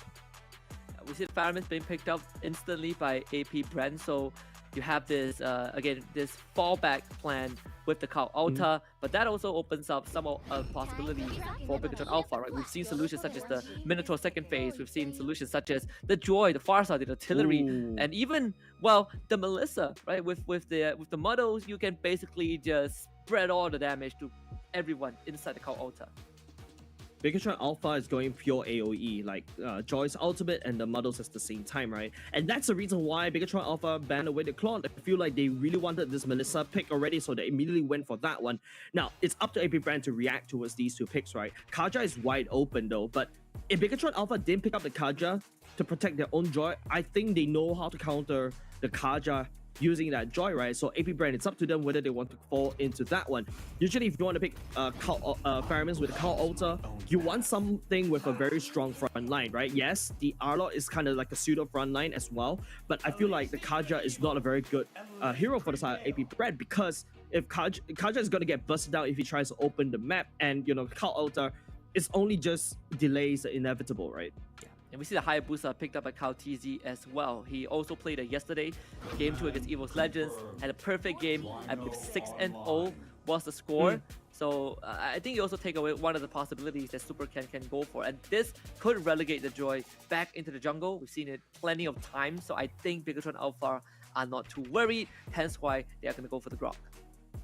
And apart from that, AP brand has actually used Kyle TZ's Hayabusa to eat up Melissa, right? And we saw that in EVOS Legends as well, when brands actually went for the Melissa pick, because when you use the go away models, the Shadow Q doesn't really care. The iframe is the one that prevents him, or well, allows him to skew up the damage even though he's in the iframe, right? And there's also another counter towards the Melissa. There's also an Arlot as well. So like I said, AP brand selecting these two heroes are reactions towards Melissa and Grok right here. The Wild Charge AoE, same idea to counteract against the Cal Alta. When everybody is inside the Cal Alta, it's very easy to land down the Wild Charge to knock everybody up, and then Bigatron Alpha just dumps all the AoE damage they've got into that small little line.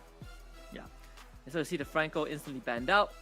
Want to eliminate any possibilities of this Joy being locked down. I think Bigatron Alpha, you mentioned earlier on that the Kaja might not be the best choice for AP brand because he just gets shredded if he tries to check the map. So I think Bigatron Alpha probably would just let the Kaja open. But for AP brand, they're looking to ban out some mages. They're banning out the Eve this time.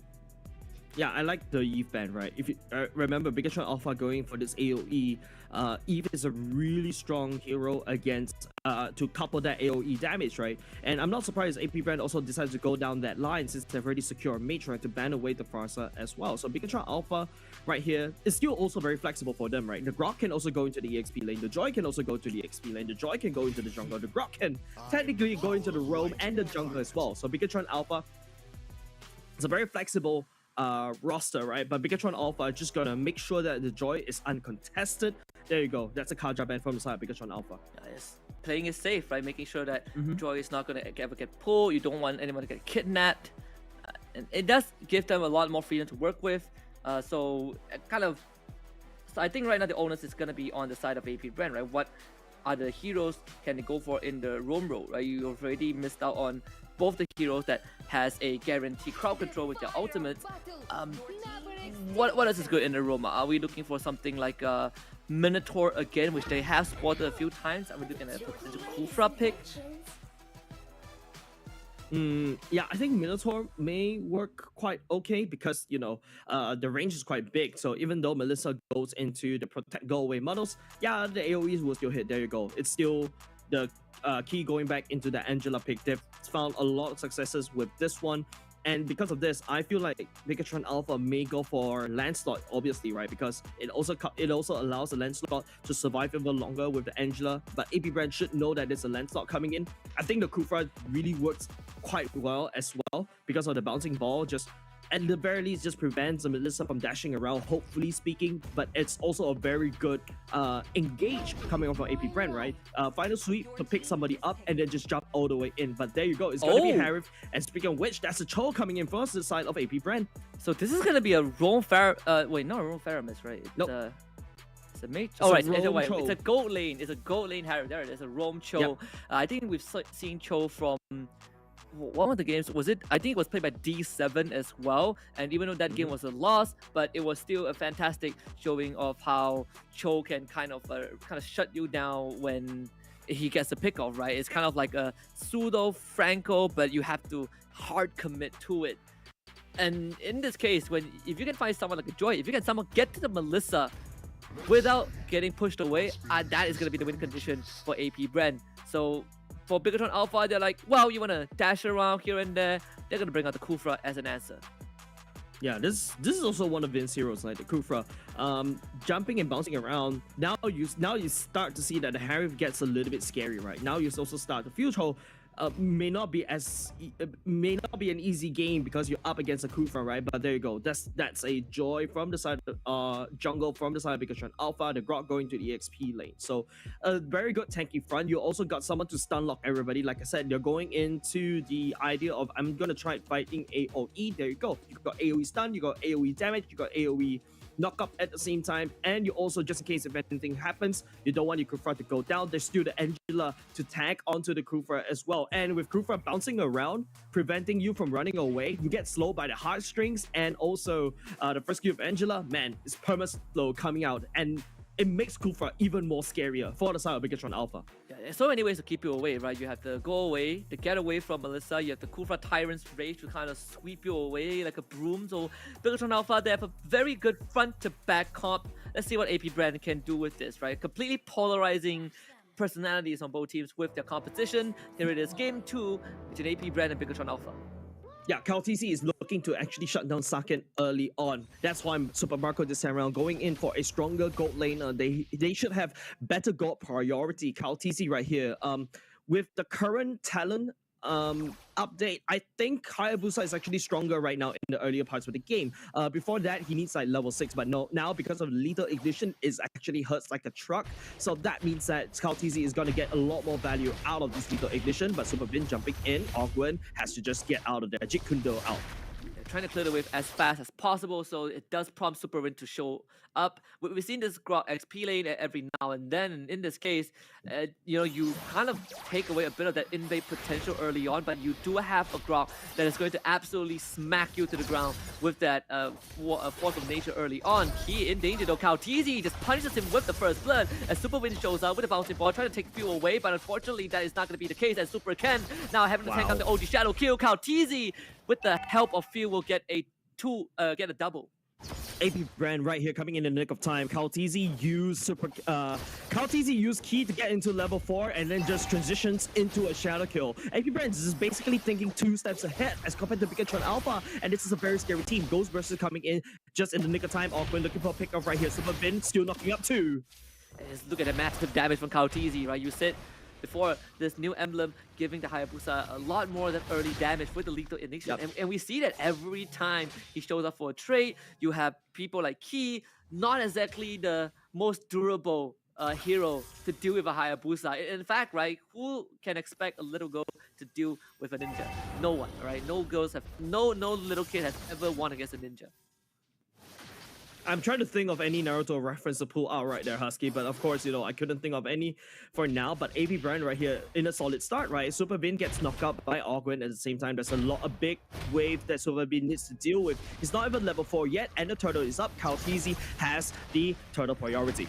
So Rizzo able to chunk down a lot of HP from Kaltizi, but he also is losing a lot of that health. Final slash from Flaptizi does miss. Supercan shows up, forcing the call alter out from field, has the Angela heartstrings with him as well. The hard guard is going to allow him to get the turtle away as AP BREN tries to fight this one. Super Bin dropping low, Kaltizi back in the fight, but Supercan should be able to get away with the help of Key. That hard guard heal is just massive. Yeah, the hard guard heal was the differentiation for the side of Bigatron Alpha, because AP BREN, don't forget, like I said, they have the turtle priority, but Bigatron Alpha wrestled it away. If you take a look at the emblems, right, like both of these two assassins going in, but something very for the lethal ignition, something interesting in my opinion for the side of Bigatron Alpha, that Joy Super Ken, instead of going for the assassin emblem, went for the mage emblem. Needs more raw damage, right, to supplement the early game. And going into the later parts of the game, Kaltizi does have enough damage. Oh, there's a purple buff. Still secured by Kaltizi, luckily. Supercan, good attempt. Unfortunately, Kaltizi just a bit sharper on that red tree, and now he's looking for an opportunity. Goes right in. The lethal ignition proc is already dead. Only shadow kill mitigated by the hard guard as AP BREN will be able to chase for more kills. Super Bin, I think okay, Zorizo actually knocks out Flaptizi. Super Bin, that was a very sus ultimate right there, but then again, Kaltizi, because they know that Bigatron Alpha doesn't really have these big ultimates, right? Maybe AP BREN wants to make a play out of this. Wants to go for Ogwen. It's a chill, not that easy to take down. Super Win getting pulled back and instantly just, wow, sweep and kick all the way back to the tier 1. And that's an easy kill for AP BREN. Yeah, that's exactly what I was expecting, right? Like Ogwen, nice kick, and also nice sweep. So this pick-up potential is going to put you even further away from the team so that AP BREN can successfully just playing basketball, right? Just using Super Bin as a ball instead. No bouncing ball, pun intended right there, but just passing from Ogwen over to side of Flaptizi and right into the third man. Beautiful plays coming off of AP BREN, but Bigatron Alpha right now with a bit of an awkward early game, but they're still not shy away from the goalie. Bigatron Alpha, don't forget, Melissa going to the late game, Saken is still farming. And Super Marco not finding a lot of successes in the early game this time around, so that's going to be a big problem for AP BREN. They also get the flicker out of Zorizo.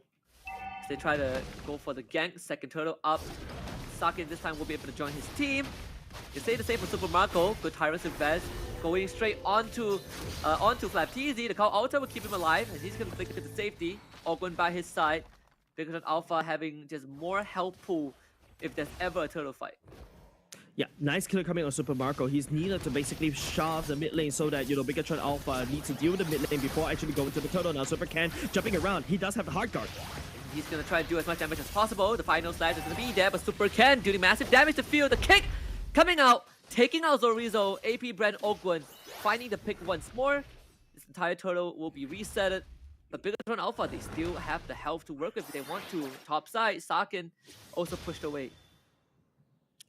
AP BREN right now, they lost the turtle priority again. Bigatron Alpha knows how to dance around the turtle, and not only just that, Saken is just hard shoving up top while Super Marco is too busy, needs to land on support for his team in order to win the turtle fight. Saken is actually power pushing up top. Look at the top side. Gold lane for the side. AP BREN is super low at the same time. Super Marco trying to this time around joining fight. Super Bin jumping in. He's just soaking up majority of the damage. Bigatron Alpha back in the fight already. The turtle control is going to be completely surrendered to Bigatron Alpha. No contest at all. Super can get that objective. We're gonna have kind of a minor pause coming out as we figure out what the pause is going to be all about. But for now, we're in a pretty decent state, right? With AP BREN up 4-0, but thankfully for Bigatron Alpha, they do have 2 turtles for themselves. So end of the day, you still aren't losing out on too much. You're winning in terms of objectives. You're keeping the net worth pretty even. It seems like the pause is coming out from AP BREN, so we'll get that sorted out. Yeah, definitely. But before we go into the pause earlier just now, I just want to do a bit of a quick recap, right? You said that Bigatron Alpha was able to secure 2 of these objectives, right? But if you take a look at the total kills, it is leading towards AP BREN. So Bigatron Alpha, yes, they're lacking the kills. They don't really have the damage in the early game to do anything for now. They need this big 5v5 fights, and the main ingredient for this big 5v5 fights for the side of Bigatron Alpha is that Melissa Saken has always stayed in lane to not, and he knows that his priority is not there yet. He needs to go into like the late game where he secures his Holy Trinity, right? Attack speed, 3 items Trinity in order to pop off. So as long as Bigatron Alpha doesn't lag behind too much in the gold lead, they may potentially catch up against AP BREN. But AP BREN, on the other hand, these kills are good. It allowed Kaotizi to snowball, but Kaotizi in the late game, if his shadows actually don't land onto Saken, Bigatron Alpha will win any team fight. Oh yeah, absolutely. I mean, you have Melissa, right? When you start spreading all the damage with the models, it does become a pain to deal with, and destroys the Call Alta. Honestly, there's no one on the side of AP BREN that is going to be durable enough to outlast all these consistent damage out from Melissa. We're going to be back in the game and instantly secondary pause. Again, we'll get that sorted out as fast as possible. And that means, more time for us to kind of go through what could be the occasion. It could be the same pause again, AP BREN. They might have went in just for a secondary ping test to see if things are going smooth. And unfortunately, it still needs a bit more time to resolve. Yeah, the fact that Bigatron Alpha are using the turtle to basically equalize in terms of the gold lead, that's a-okay. But I also like to put more focus over the side of the gold lane. If you compare game number 1, it's Saken on the Harif that is just literally snowballing out of control, right? Now, this time around, AP BREN, I don't think Super Marco is really comfortable on this early game. Super Marco feels like this kind of player that's really strong, especially in the later parts of the game. You sacrifice the early game, and then you just pop off in the late game. It's like, when you play D&D, you point by, right? You can only be good at one thing. If you want to be good at early, mid, and late, you're just going to be subpar, jack of all trades, right? But Super Marco decides to invest all these points into being that Super Marco late game. And I think this has been a very common trend for AP BREN. It's all about having Kaotizi, getting the momentum going early on, and the later the game goes, the more responsibility is put on the Super Marco, and he happily takes that on. Every time we head to the late game, it's either Kaotizi or Super Marco that pops off. Yep, definitely. And Zorizo this time around for the side of Bigatron Alpha, right? He's not a Fredrin anymore, so yeah, he knows that he's unable to face tank. He's actually buying space for Super Ken to do whatever he wants. By the way, this time around, the Joy wasn't able to snowball. One of the win condition for the Joy in the early game is to get that snowball going. Your farm as a Joy in the early game is slower as compared to a higher booster, right? So that's why Super Ken, if he doesn't really find that snowball, he's gonna fall off tremendously in the late game. But then again, if you look at AP BREN, this is a roster that relies on Few and Super Marco and also Awkward, right? These 3 will be kind of like, especially Few and Super Marco, right? These 2 are your backline, right? And they will stick together. And if they stick together, they're gonna just get all the damage by Super Ken in this out, and we're back to game. Super Vin charging out the Tyrant's Revenge, but no follow-up. No info on AP BREN so far. That gold crack going over to Saken as he funneled everything towards it. Meanwhile, mid lane, Super Ken with the help of the hard guard trying to run down AP BREN. Swiped to the side by the final slash. Super Ken running away with the help of that Alice, but it doesn't really matter. The flicker from Awkward into the kick will finish him off. Massive punish. Super Vin comes in, catches 2 on the back, but Super Marco able to get away in time. And Zorizo shows up with the flicker, rams Kaotizi into the wall, and both junglers go down. Yeah, mid lane open for the contest, right? AP BREN was the one that got the first jumps. You can see how Super Ken contributes into the team fight, right? Just denying off the call altar. Bigatron Alpha knows, and they just jump in. Super good setup by the side of Super Vin to set that all the way up. And don't forget, Saken right here is joining the party of Bigatron Alpha, and you can see immediately they got that 1 kill. Gotta watch out if you are AP BREN. Super Marco still trying to get his levels up. Zorizo and Key pressuring him as well. This is definitely a slower game for Harif compared to what Sakin had to endure in game 1, right? He had a massive lead, he was running everyone down, but this time, not the same for Super Marco. Definitely struggling against Bigatron Alpha. Yeah, and then you start to ask the question, right? Harif in the late game is not the strongest gold laner at all, right? Yes, this time around with the new patch does help him with the life steal just a little bit more, but then again, you know, you don't really have that pushing power as compared to a marksman, right? Like, and also you rely on Bigatron Alpha to make the same mistakes as AP BREN to fight in that choke point. Bigatron Alpha, I think Sakin knows how to deal with the Harif, so I don't think Bigatron Alpha will attempt to make that same mistake. FlapTZ looking for angle right here, final swing, catch a Super Bin. And they will not be able to get the Lord though, unfortunately. Super Ken will secure that very easily. Super Bin gives his life away, but most important part for Bigatron Alpha is that they get the objective, Lord in their favor. Yeah, they weren't able to punish Bigatron Alpha even more. Super Bin bought enough time, and that's the power of Bigatron Alpha, right? That's the power of Super Bin in buying a lot of space for Super Ken. Even though he's far behind, I just need to press the wretched finger, and Zorizo just bug us out of there. Very, very straightforward gameplay for Bigatron Alpha. They know that, well, AP BREN, sure, they got some early kills, but they're not exactly the hardest to finish off, right? KaoTZ, he's not gonna even stand a chance against Super Ken. So all things considered, that early lead from AP BREN, you said that the pressure that KaoTZ, he got 2 early kills, want to translate to Super Marco, none of that was allowed to happen. So Bigatron Alpha, in fact, are in the driver's seat. Yeah, definitely, right? With the Lord Intel up top right here, Bigatron Alpha putting a spearhead instead. That's a concealed play coming in. Super Ken jumping onto FlapTZ. It's gonna be the final slash right there. KaoTZ trying to play out the wave as fast as possible. The bounce to the back actually finishes off Key. They will trade fuel in return, but AP BREN, you're gonna be happy with that trade. Yeah, definitely, right? Like, you're gonna add even more kills for the side of KaoTZ. He's gonna snowball, but don't forget, look at Key right here. Immediately after he's dead, he actually secured the Ice Cream one of the important items for the Angela as well. So now KaoTZ needs to be a bit more careful. He's gonna get perma slowed down if he's not careful by Key. And not only just that, right? Like, he's gonna get kited around if KaoTZ wasn't able to just instant kill or instant delete anybody with the Shadow Q. They'll try to test that triple buff again. Ogwen losing majority of his health, and Gio comes in clutch with the call Alta. Final flash use as well by FlapTZ, trying to keep Bigatron Alpha away, but FlapTZ overextends to the back, and Bigatron Alpha just comes back in with the damage and the re-engage. Sakin free hitting everyone. The Tyrant's Revenge to follow up Super Bin, catching FlapTZ, and this time there's no running as Sakin finds a double. Ooh, Sakin was huge right there. He maintained a very good range. Super Bin just setting up really nicely once again. AP BREN wanted to fight Bigatron Alpha in that choke point, and once you see KaoTZ wasn't able to secure the kill on Sakin, he's unable to do anything as well. Yes, you take down Key, but what can you do? Here comes Onslaught. They need to take a Sakin. Look at that. Sakin stands his ground as Super Ken runs down KaoTZ. The attempt is there. Super Ken wins that one. The king is going to be down onto Sakin, and finally Ogwen takes him down with the help of Few. Bigatron Alpha fighting a bit more than they could chew. Yeah, at the very least, you know, AP BREN's trying to look for any form of ways to sustain. Just take a look. Super Ken does have the EXP lead in the favor. Blood Wings already built by the side of Super Ken already. So more shields going into and more sustainability and more survivability for this Joy. Now, AP BREN, as long as they actually maintain, you know, the 3 inhibitor turrets up, AP BREN does stand a chance. Don't forget, Super Marco is this late game marksman or late game gold laner. But if you take a look on the other side, because Alpha has so much structure standing, and their defense is robust. Oh yeah, the defense absolutely ironclad right now. All the tier 1s still alive. AP BREN, 3,000 goalies behind. You see Zorizo, he is so deep in the jungle of AP BREN, just watching over the purple buff. He knows that KaoTZ will go for it. And Super Bin has already zoned out the rest of AP BREN. I don't think they can contest this lore at all.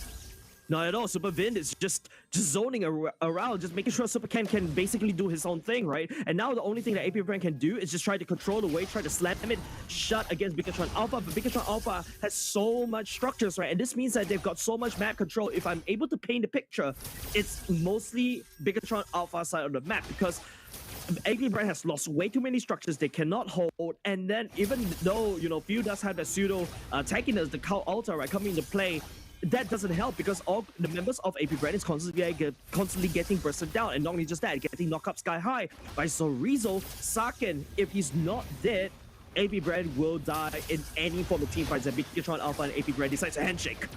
Super Bin getting swiped back by the final slash. Lord is already dropping low, and there's no way for KaoTZ to even attempt this. He's gonna show up with the shadows, but very, very late, Bigatron Alpha gets a free objective.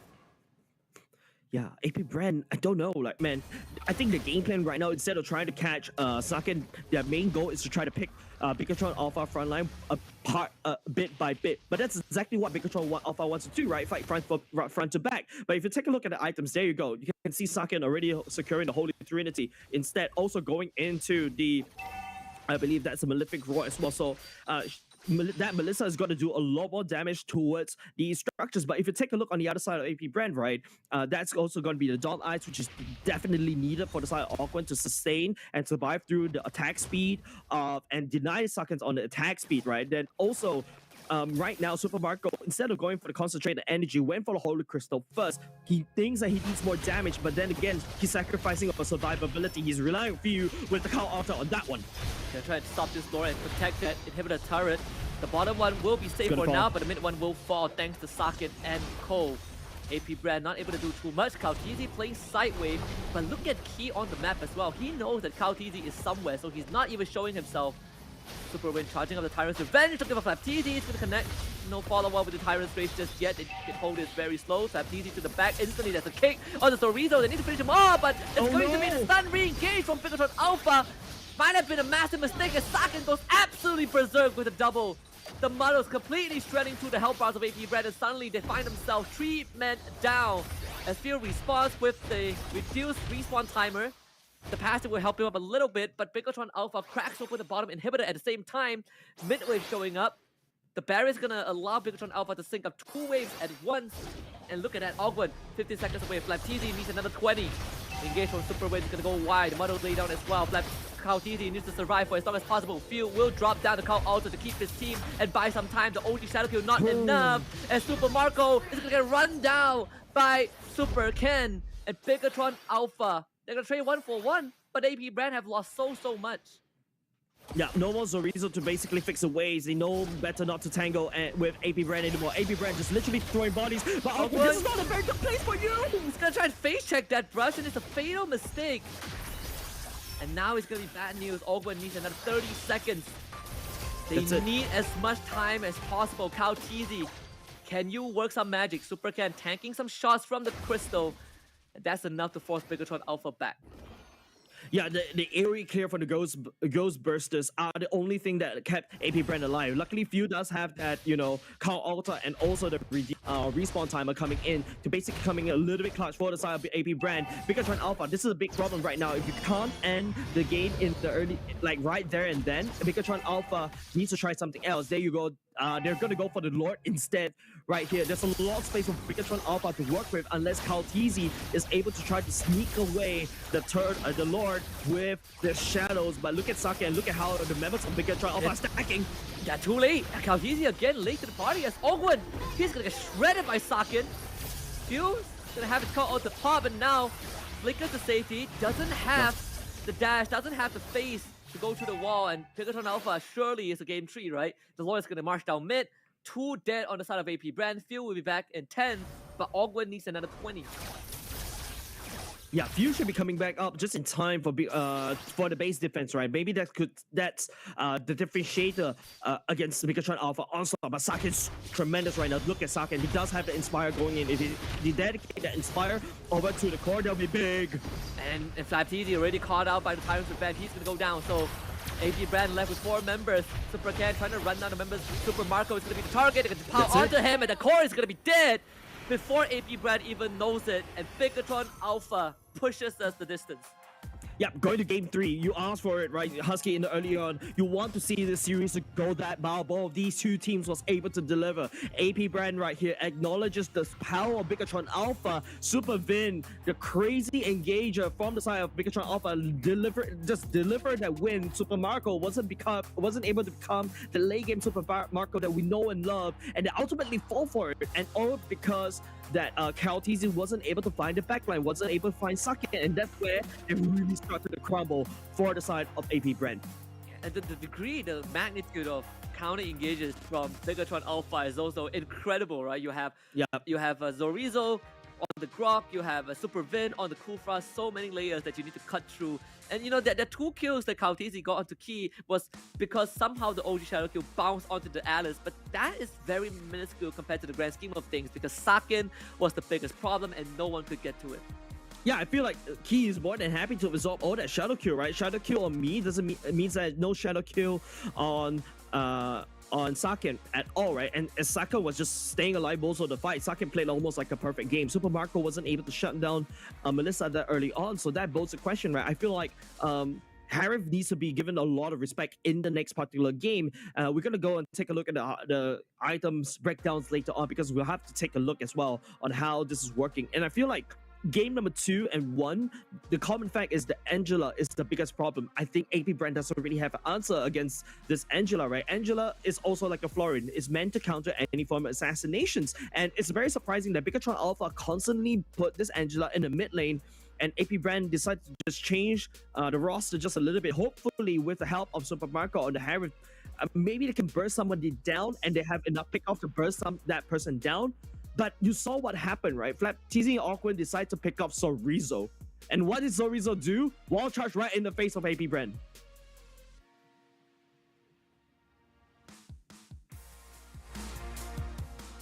Yeah, let's take a look at the stats as well. Husky, I'm not too sure whether you're still there, but man, I feel like we're both speechless after this, right? You asked for a 2-1, there you go. We're already halfway there. But if you take a look at the items most of the time, yeah, not a lot of tankiness from the side of AP BREN. And if you notice, Flapteezy is just struggling to get any form of items going to be tanky and surviving from the burst from Super Ken. Now, Super Ken, on the other hand, it's the Genius One, the Holy Crystal, as well as the Blood Wings, and Concentrated Energy as well. These are the items that you need as a Joy to immediately burst down anybody, especially when the Cult Altar from the side of Pew is just going to make sure everybody stick together. And of course, you know, Sakin right here, I think he's the man of the show from the side of Bigatron Alpha. Zorizo this time around, if you notice, a very cheeky build, by the way. Zorizo actually went on full damage, Malefic Roar, Sea Halberd, and also the Blade of Hephaestus. So that wall charge is definitely going to charge into somebody, burst this person down. I mean, and with the amount of burst damage that Bigatron Alpha was able to put on the field, and with the pseudo tankiness from the side of Key of the hard guy with the Angela, we looked at how Bigatron in this roster is unkillable. Saw this incredible comeback, but so right now it's just, you know, they were able to take a look at the next page regarding the stats. I feel like we've already broken down AP BREN and Bigatron Alpha regarding the items. I feel like it's not just the items you gotta have to look out for. Super Vin, the setup is really good as well for the side of Bigatron Alpha.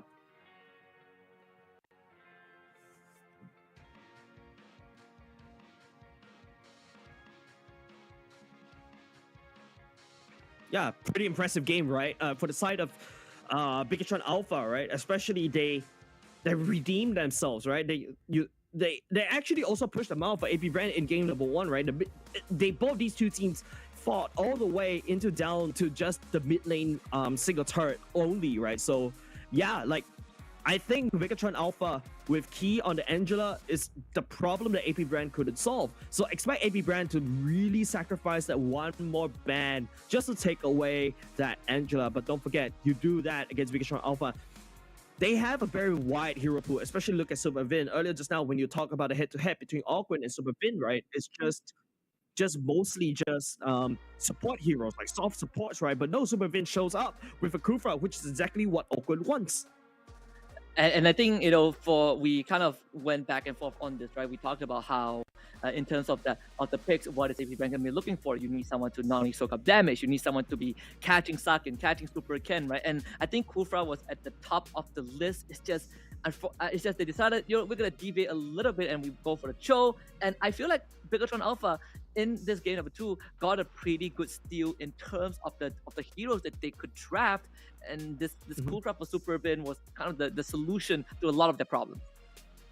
Yeah, it's just like the fact that AP BREN wasn't able to handle, right? I feel like right now, Kaltizi, there's the Fredrin still wide open. Maybe you could argue they need that Fredrin, but then again, Sakin is just untouchable, right? From the side of Bigatron Alpha. Not only the fact that he has this innate kit just to push anybody off, they also got front lines that the AP BREN needs to worry about. Zorizo, Super Vin, and also down to Super Ken, in fact, right? This Joy just run it down in the middle of the fight against you when Cao Alta goes in. Now the Cao Alta just looks like it's a free stun for the side of Bigatron Alpha.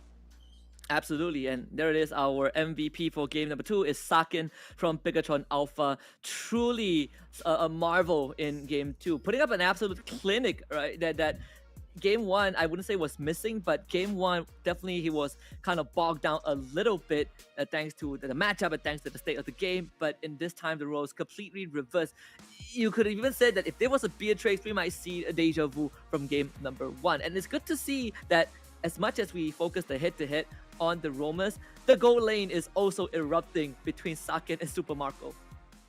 Yeah, looking at the highlights later on, you should also see, I believe, also the highlights. And in fact, we're going to start at 7 minutes. This is the first time when Sakin actually joins the fight. And when Sakin joins the fight, you see what he does. Shut down Kautisi, the man that's supposed to counter him at all. Look at the positioning. And look at the Angela just absorbing all that shadow kill, allowing Sakin to just constantly push down that turret at the same time. And once again, fighting at a choke point as well. Just Super Vin peeling for Sakin as well. Make it easier for Sakin. Just practically protecting him at all costs. Bigatron Alpha just running down AP BREN one member at a time. And I think, you know, you definitely called it right? I mean, if you are key, it's like, well, guys, the Hayabusa is on me, let me just drag him to Narnia, right? So he can't rejoin the team fight, and towards the very end, it just, I mean, look at the AoE from this Joy. He just destroyed the Cao Alta. In fact, he's like, you want a Cao Alta? Don't worry, let me break it in half a second, and you can just stand there and watch Sakin kill the rest of your team. Yeah, Super Ken is like, there's only 2 roles, right? He's there to just press the retribution, and his second role is not to kill. It's actually just to destroy the Cao Alta, so that allows Sakin to come in to re-engage and engage on the fights, right? And Super Vin just sticking onto AP BREN, not allowing them to get out of the model, just slowing every run down. Speaking about slowing, key on the Angela was key.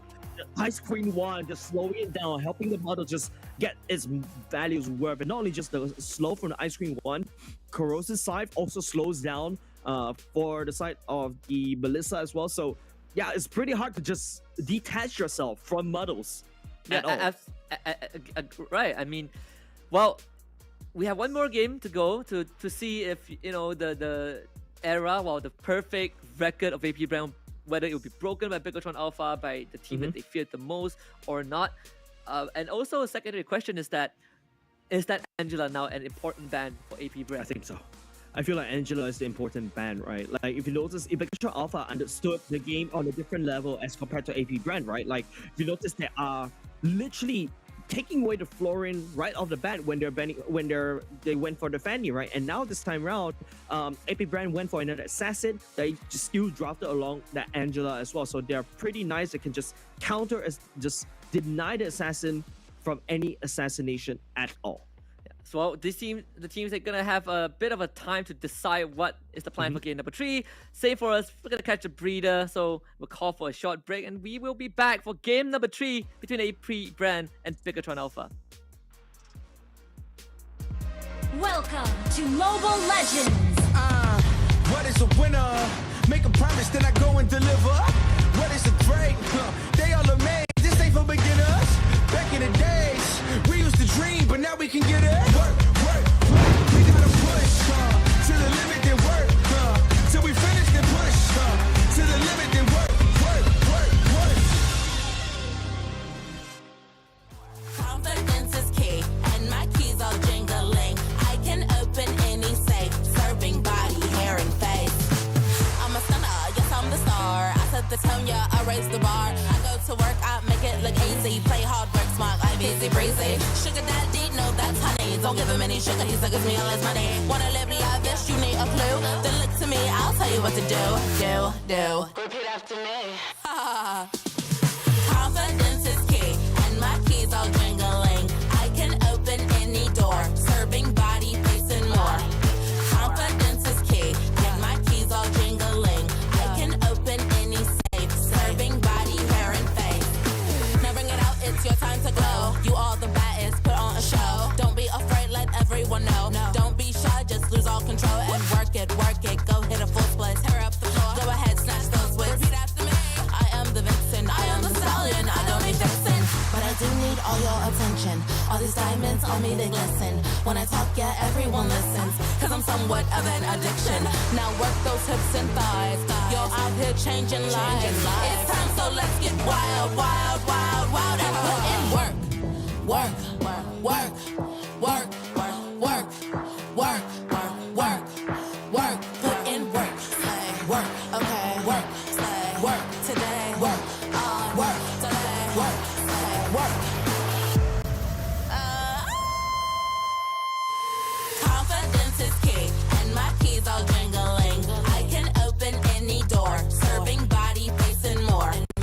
Confidence is key, and my keys all jingling. I can open any safe, serving body, hair, and face. Confidence is key, and my keys all jingling. I can open any door, serving body, face, and more. Confidence is key, and my keys all jingling. I can open any safe, serving body, hair, and face.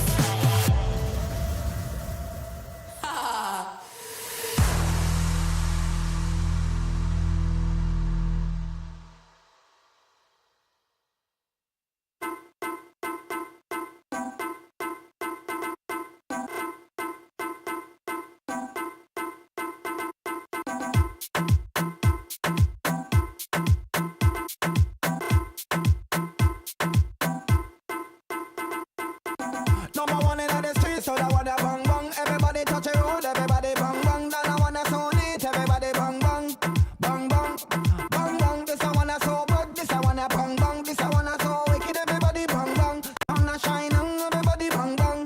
This a bang bang bang, bang bang, bang bang, bang bang, bang bang, bang bang. Bang, bang, bang, bang, bang, bang, bang, bang, bang. Number one in the streets, so that one a bang bang. Everybody touch a road, everybody bang bang. Then I wanna so neat, everybody bang bang, bang bang, bang bang. This I wanna so good, this I wanna bang bang. This I wanna so wicked, everybody bang bang. Sun a shining, everybody bang bang. This a bang, bang, bang. Welcome to Mobile Legends. What is a winner? Make a promise, then I go and deliver. What is a threat? They all amazed, this ain't for beginners. Back in the days, we used to dream, but now we can get it. Work, work, work. We gotta push to the limit, then work till we finish, then push to the limit, then work, work, work, work.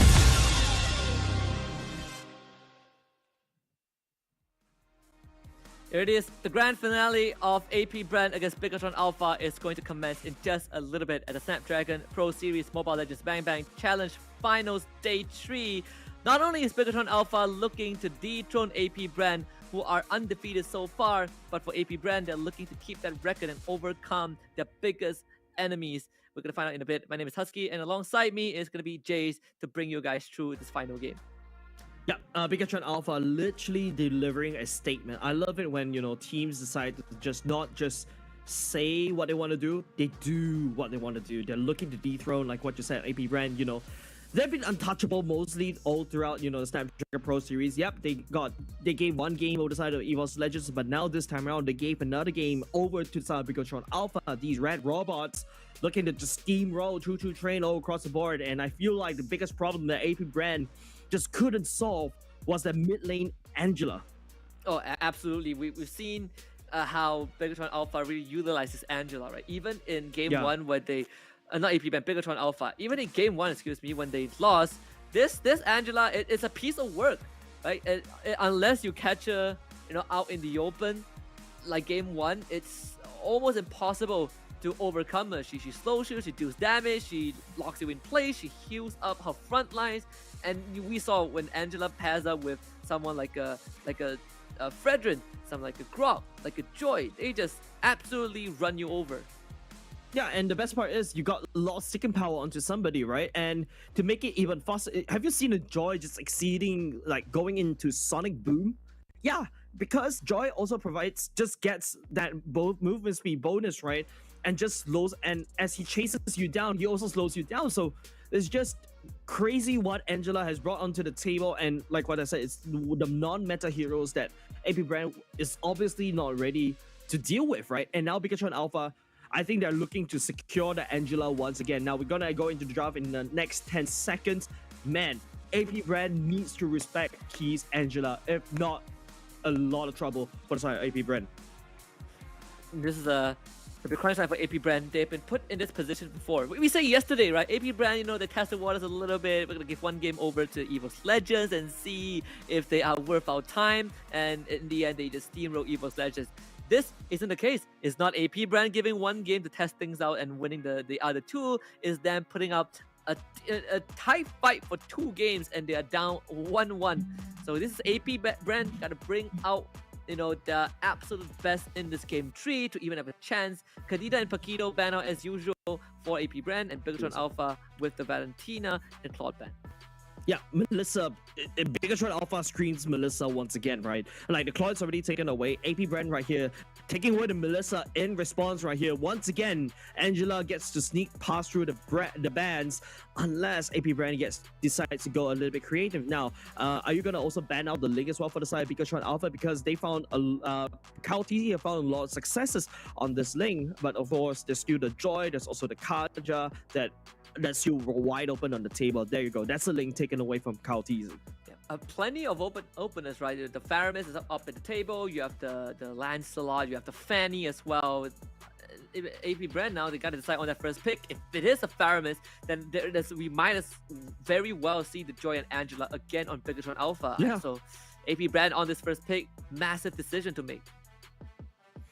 I don't know if you're AP BREN right now after seeing what you had to go through in game number 2 and also partially game number 1. Yeah, I think they've got no choice. They have to first pick the Faramis, right? Like, if not, Bigatron Alpha will definitely grab the Faramis. There's only one dead Cal Altar in this game because the Valentina is already taken away. And like you said, Joy and Angela super wide open. Bigatron Alpha will seek to use the same tools that they used to beat AP BREN in game number 2. These two particular heroes. And if that's the case, then I feel like it might prompt AP BREN to just snatch up the Kaja or the Franco, right? I feel like you have to consider that route. I know that in game 1, we both agree that, yeah, Kaja, you know, you can catch any target, lock them down, but you also get blown up very easily. But we saw the effect of not having a reliable catch. Compared to the Cho, you would pick the Kaja any day. And this time, I think, if we do see the Joy, which we will, and the Grok, the Kaja has to be on the minds of AP BREN. Yeah, I feel like the Franco is a lot better as compared to a Kaja, right? Whereas Kaja needs to just face check the bush to actually get information. You can use the Franco to just iron hook the bushes to get that information, right? It's a lot safer as compared to a Kaja. It's a lot easier to execute. I feel like they need to secure that because you saw in the second phase of game number 2, Pikachu Alpha just decides to just cancel these 2 heroes right off the bat. And now that's going to be a Grok and also a Joy. Once again, super wide open for the side of Pikachu Alpha. Look at AP BREN just discussing. They're not too sure which of these 2 heroes will be going because they can always change up the script. And yeah, AP BREN doesn't want to get caught with their pants down this time round, just securing the Kaja and then the Fanny. Yeah, we talked about the Fanny and Kaja going through. Kaja has to be at the back of their minds, and they do went for the Kaja eventually. Fanny to play it as fast as possible, but do remember, they're picking up Fanny directly into a Grok, right? So AP BREN are basically saying that we do not care about that Grok, we want to play as fast as possible, but it doesn't really fully solve the problem of what if Angela or a Florian goes through over to Bigatron Alpha. And you know, on top of that, there's still the Kufra that can be flexed in if they put Zorizo on the Grok once more. This opener is such a flexible one for Bigatron Alpha. Yeah, just not giving any information. It's the same idea why AP BREN just decides to take away the Paquito, right? The Paquito can go anywhere. There you go. Bigatron Alpha, that's another recipe for disaster. That's an Angela going in for the side of the red robots. AP BREN knows what to deal with. But this time around, I hope they may bring out an Esmeralda because of the shields that, you know, Bigatron Alpha is generating. Maybe that could help to equalize that a little bit. But if you go for the Esmeralda, you sacrifice in terms of the tankiness, because if you look at AP BREN, take a look, there's not a lot of tankiness in their side of the roster. AP BREN takes away the Kufra, Bigatron Alpha takes away the Harif. There's massive respect again from both teams. The Kufra was a massive issue in that game number 2. You know, you're stopping people like the Fanny in the game 2 case. It was the Cho and the Harif, and Bigatron Alpha reading this like a book. I feel like they kind of have this minor one-up over AP BREN just because of this opener. We're going to see the Terizla ban out as well. No lockdowns for AP BREN. You want to keep this joy in place, we're not going to let you do that. Yeah, the only thing that could possibly lock this joint in place is the suppression coming out from AP BREN. That's the only thing that are able to secure in the first phase pick. I feel like they're going to go down and ban away the Franco, in my opinion, because the Franco, the last thing you want to see is the Fanny jump steel cable around, and then you get a bloody hunt right in the face. So maybe that's where AP BREN should go for. That's also one of Super Bin heroes.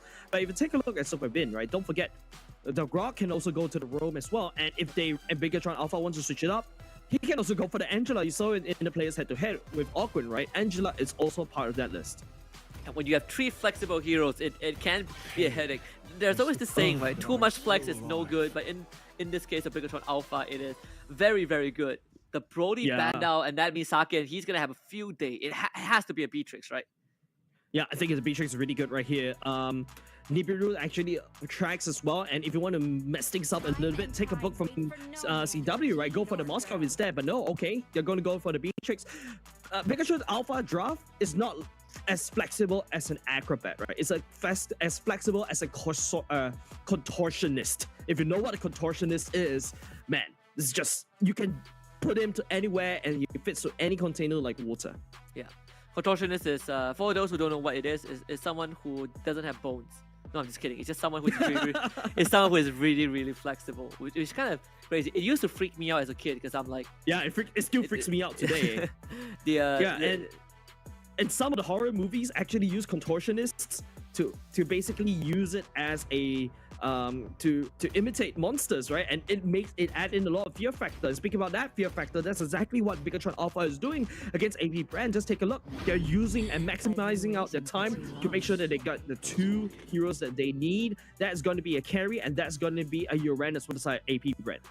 So Uranus, the only front line for the team for sure, right? At least you don't have like a tank shredder like a character to cut him down, but there is still the Esmeralda, right? We talked about this plenty of times. The Esmeralda can still go through and still be viable for the side of Bigatron Alpha. Yeah, even the Dyrov, right? We've seen the Bigatron Alpha, they faced the wrath of Dyrov yesterday, 2 games in a row against Onyx. If they want to go for the Dyrov, I think it also works. And then that means that, there's a lot more flexibility for the side of Bigatron Alpha, right? AP BREN instead, carry, I think, is the best in slot right here, right? They ban away the Brody from themselves. There's also technically still a Leslie. The second skill does help as well to just kick away that Joy, but that's a Ruby going in for the side of Super Vin, Super Ken, Super, I don't know. Okay, Zorizo. All right. Okay. Yeah, it's gonna be a Zorizo Vin, Zorizo Ruby, Super Vin going to Grok. Like I said, this is a contortionist kind of roster that Bigatron Alpha just put up into the field against AP BREN. Man, what a Giga Chat. I mean, who needs a Franco, right? Ruby does the same. You steal cables in and suddenly you offend the Ruby and you are dead. So it still takes away a lot of that freedom that a hero like Fanny enjoys. Is it fair to say that for the first time in a series, we are seeing AP BREN kind of on the back foot just at the draft itself? Yeah, I think it is, right? Usually, it is AP BREN that dominates the draft in terms of they get what they want, they understand what they need to ban away. But AP BREN this time around, these bans are very reactive against Bigatron Alpha, right? You saw the Kadita, you saw the Melissa, and you saw the Paquito. These are the 3 must bans if you're facing a team like Bigatron Alpha. Bigatron Alpha taking full advantage of that one and just literally went on ham and creative about that. I like the Ruby going to the EXP lane. Thank goodness for that, because I personally despise roam Rubies because, you get a Franco, it does the job a lot better. But looking at where Zorizo is putting this Ruby, going to EXP lane, good. Make sure that she gets the hard scores, able to sustain. And especially when facing up against AP BREN, the common style that Bigatron Alpha usually play is this AoE damage and AoE lockdowns. This has been the case since game number 1. We've seen mid Ruby yesterday. I believe it was a BurnX Flash, and that unfortunately didn't work out for them. And this time Super Vin is going to try and invade. Orko will spot him out. Please do not get the buff. Woo! That was very close. Super Vin just committing to it. And he's going to give the first blood away to Kyle TZ. Yeah, Super Vin overextended just a little bit. Super Ken secures his own orange buff, so everything is still A-okay. But Bigatron Alpha breaking that flicker right off the bat. Looking at the seconds, yeah, Super Vin doesn't really have the flicker going into the first turtle fight, so that might be huge. No flicker wild charge anymore for the side of Bigatron Alpha. And Kaltizi even stole the camp, so he's gonna hit 4 first. Super Ken starved out of his own jungle. Flaptizi also finding another one of the camps on that towards the bottom end. So they do slow down the Joy a little bit, which is already a hero that isn't the fastest when it comes to clearing jungle. So a slightly good start for AP BREN. Yeah, this time around it's a lot different, right? Super Marco back onto something that he's more comfortable with, I believe, on the carry as well. But look at Super Vin, he's getting chunked down low. And he's gonna be taken down. Super Vin drop once more. That's 2-0 for Kaltizi. As a Fanny, he's gonna be very, very happy with the result. Definitely, right? Like, you're snowballing. It's the same idea as your Hayabusa in game number 2. But going to the later parts of the game, we've seen how Fanny can fall. The only thing that Fanny can also confidently do in the later parts of the game is to basically cut away, space crossmat, right? Because of the rotation's a lot faster. But apart from that, the turtle is up, and I don't think Bigatron Alpha does have the priority over that. Super Bin slowly ticking towards level 4, doesn't have the flicker. Super Ken on the other side of the map, Awkward will be there to spot him out. Getting completely harassed in the jungle, might need some help from Chi just to secure the purple buff. On the other end, Kaltizi will get his. Super Vin once more in the rough spot. Doesn't have the ultimate anymore, so has to be very, very careful as Q comes in as well. Kaltizi pops concentration, trying to run down the member of the Bigatron Alpha. 1 versus 3, not a problem. Orgwen by his side. Kaja not 4 yet, so no Divine Judgment.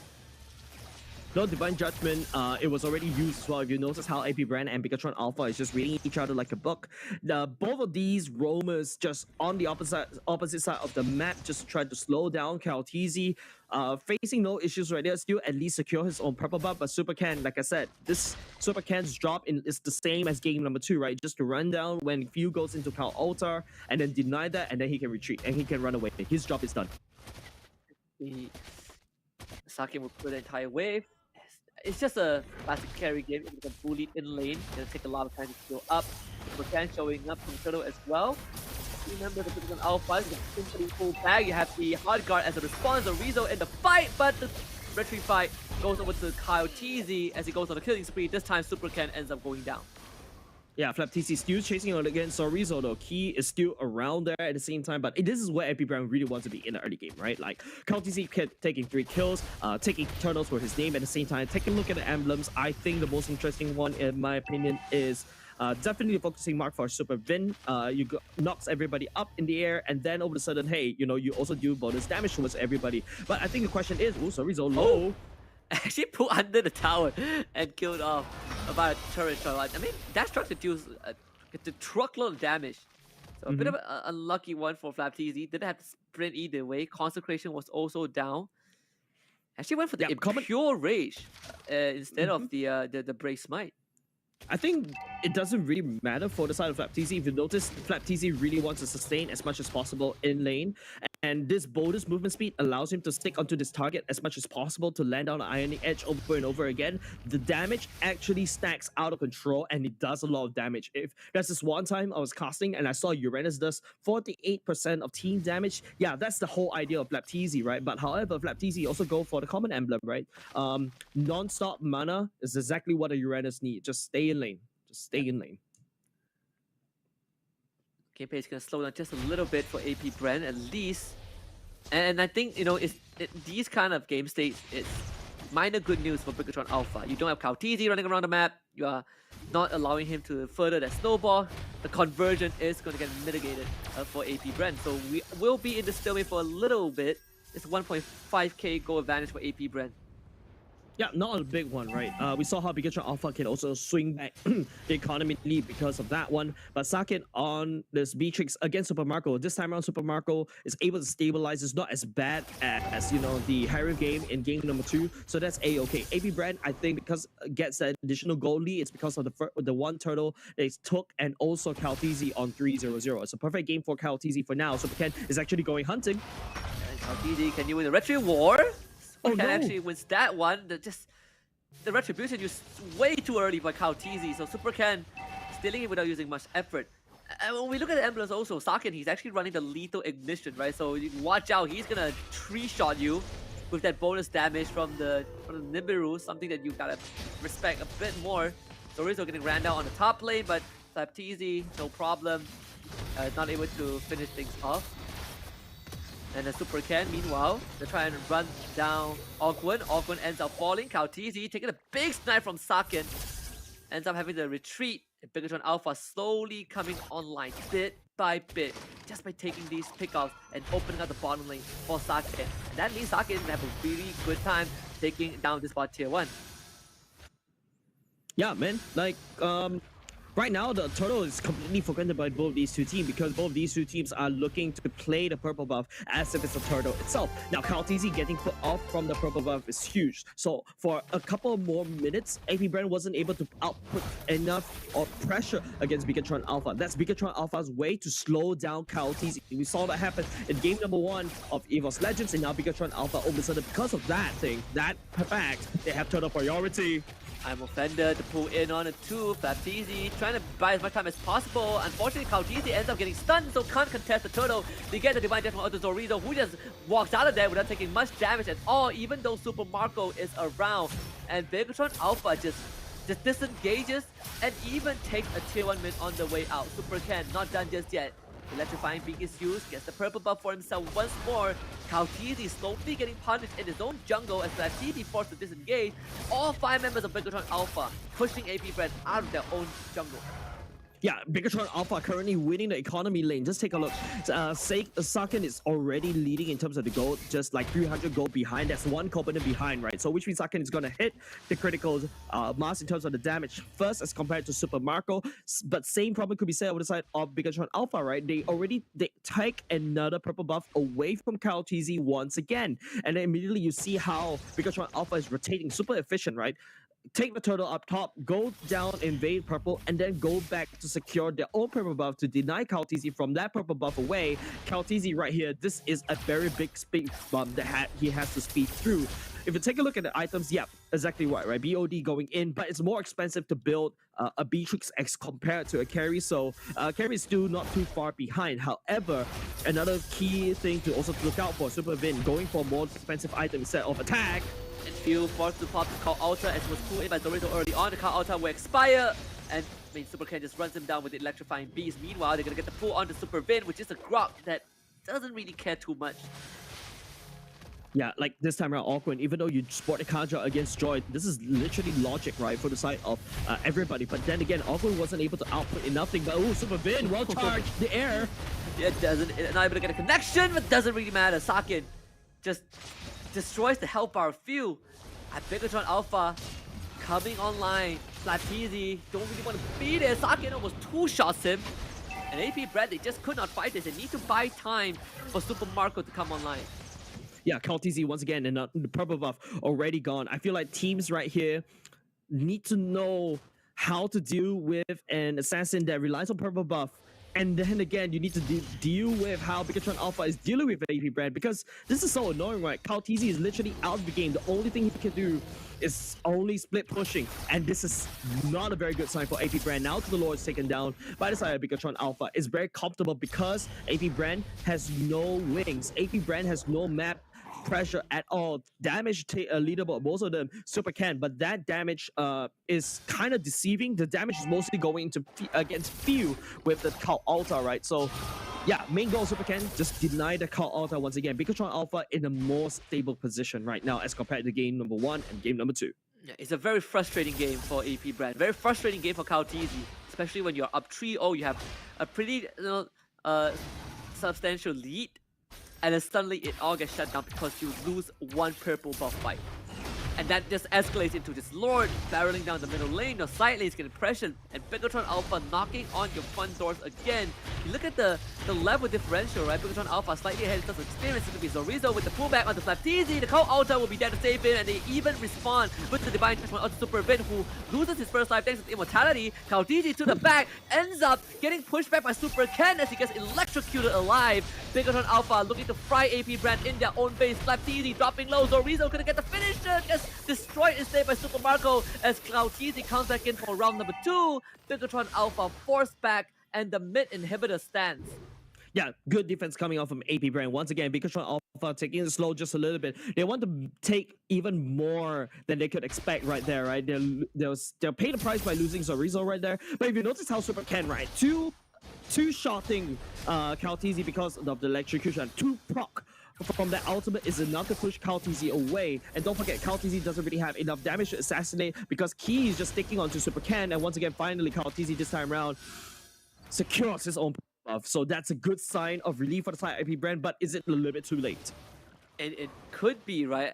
AP BREN playing catch-out game. I know that 2.5k go behind and it's not that significant yet, but you look at the XP differential. When that Lord spawns in another 50 seconds, Kaltizi will never win the retreat fight because he's just behind Super Ken in terms of level. Yeah, Hunter Strike this time around being built at the very least, so a bit more burst damage, but Super Ken goes in full Blood Wings already. This is like licking item for joy, whereas Kaltizi just running through scraps, just taking out breadcrumbs from the streets of Bigatron Alpha after, Bigatron Alpha has been looting all across the board from the side of AP BREN. And now with the Lord coming up in the next 20 seconds, AP BREN, they're not in a good position, right? You talk about the level difference between these two teams. I'm also going to talk about the fact that AP BREN is basically fighting on their side of the map. This is exactly where AP BREN doesn't want to be, especially when you have a Fanny, right? That's supposed to output pressure in the early game. Yeah, absolutely.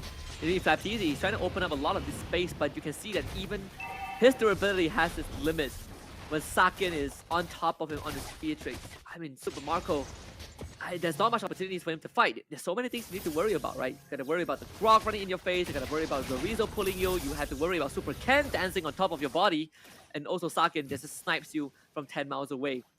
Bigatron Alpha, they're gonna start on this Lord right now. Going with the conceal, Zorizo is gonna instantly see it.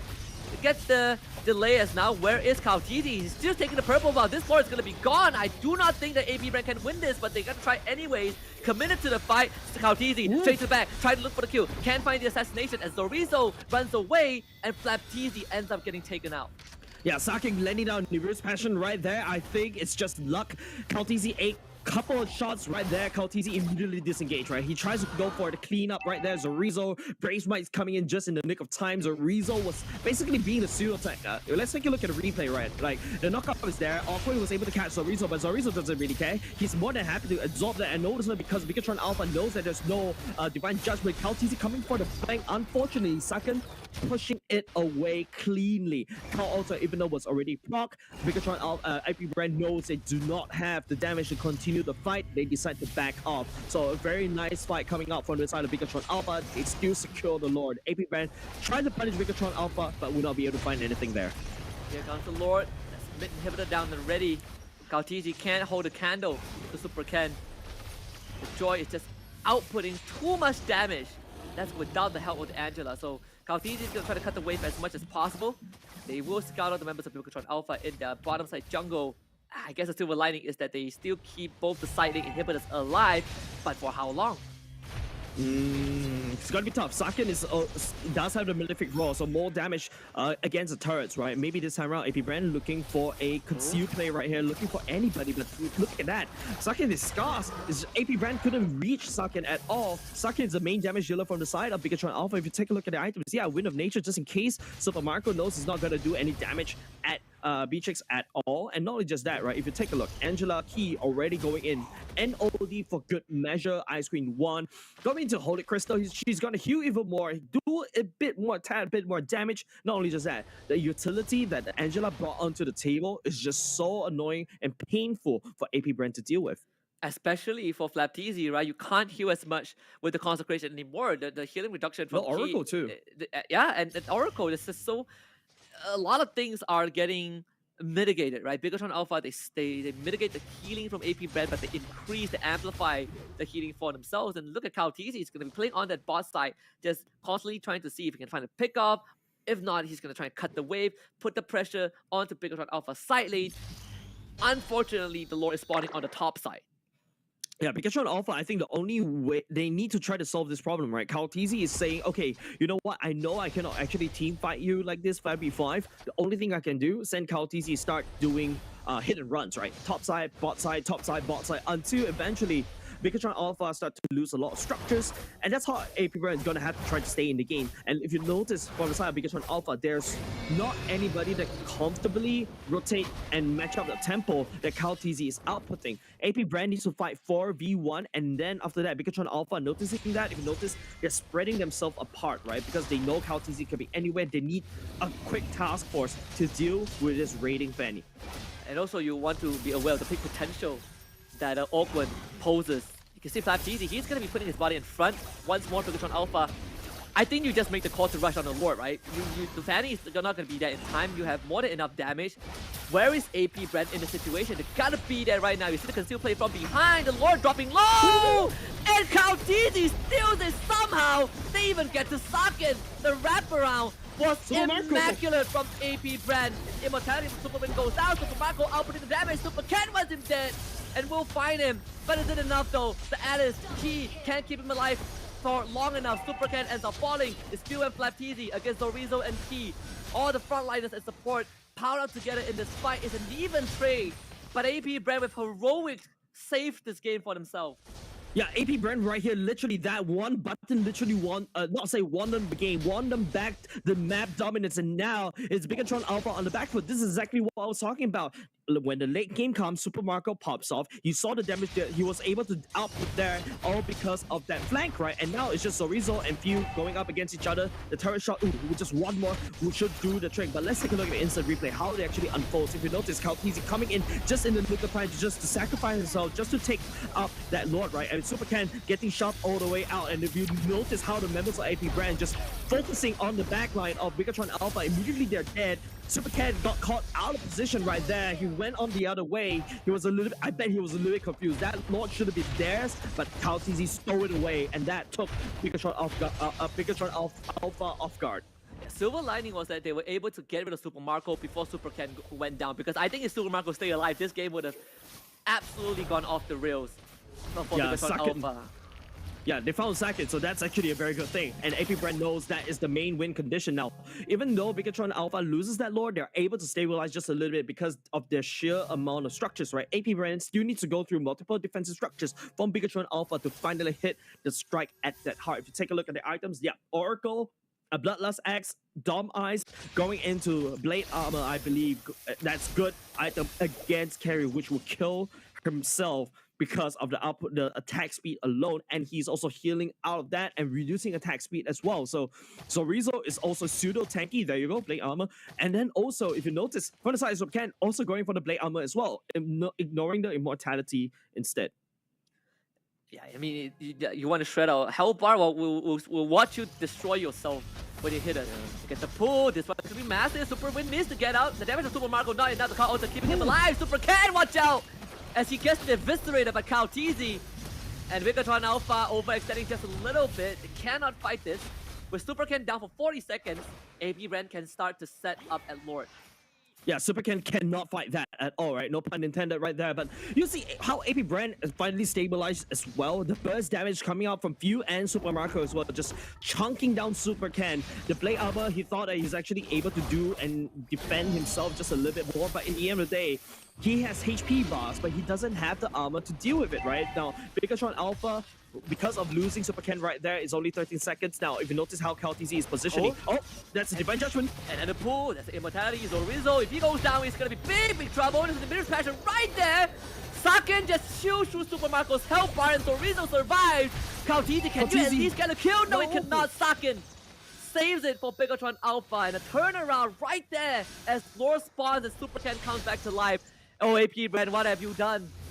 Oh no, AP BREN had that one small window opportunity, got shut down by Zorizo. AP BREN was pouring all the resources into Zorizo, couldn't end his life right there. Actually ended AP BREN's instead. Now Bigatron Alpha is gonna focus on the Lord right now. AP BREN couldn't actually defend this, right? Like, they don't really have... Okay, fine. Super Marco is going to come online just in time. Zorizo, to make things work, that's a Demon Wings going in. He's going to have even more spell bam, even more sustain.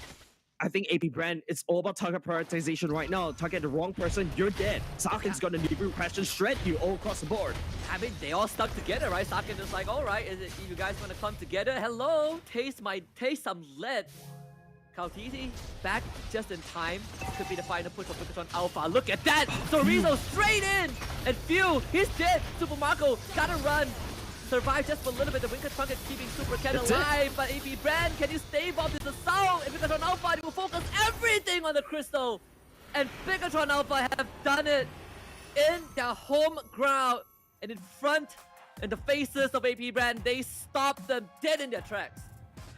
Turns out, you know, Bigotron Alpha wasn't a speed bump, wasn't an obstacle for AP BREN. They were the conquerors. Bigotron Alpha taking 2-1 against AP BREN. AP BREN was trying to do everything, even though, you know, AP BREN has, not say the better draft, mind you, they're trying to outmaneuver the draft just a little bit, trying to wiggle it around, but Bigotron Alpha coming in, playing a perfect, not say a perfect game, but a very good draft.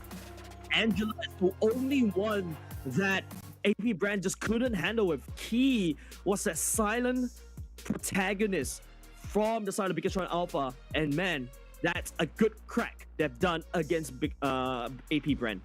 Yeah, Bigotron Alpha shattered the perfect win streak for AP BREN.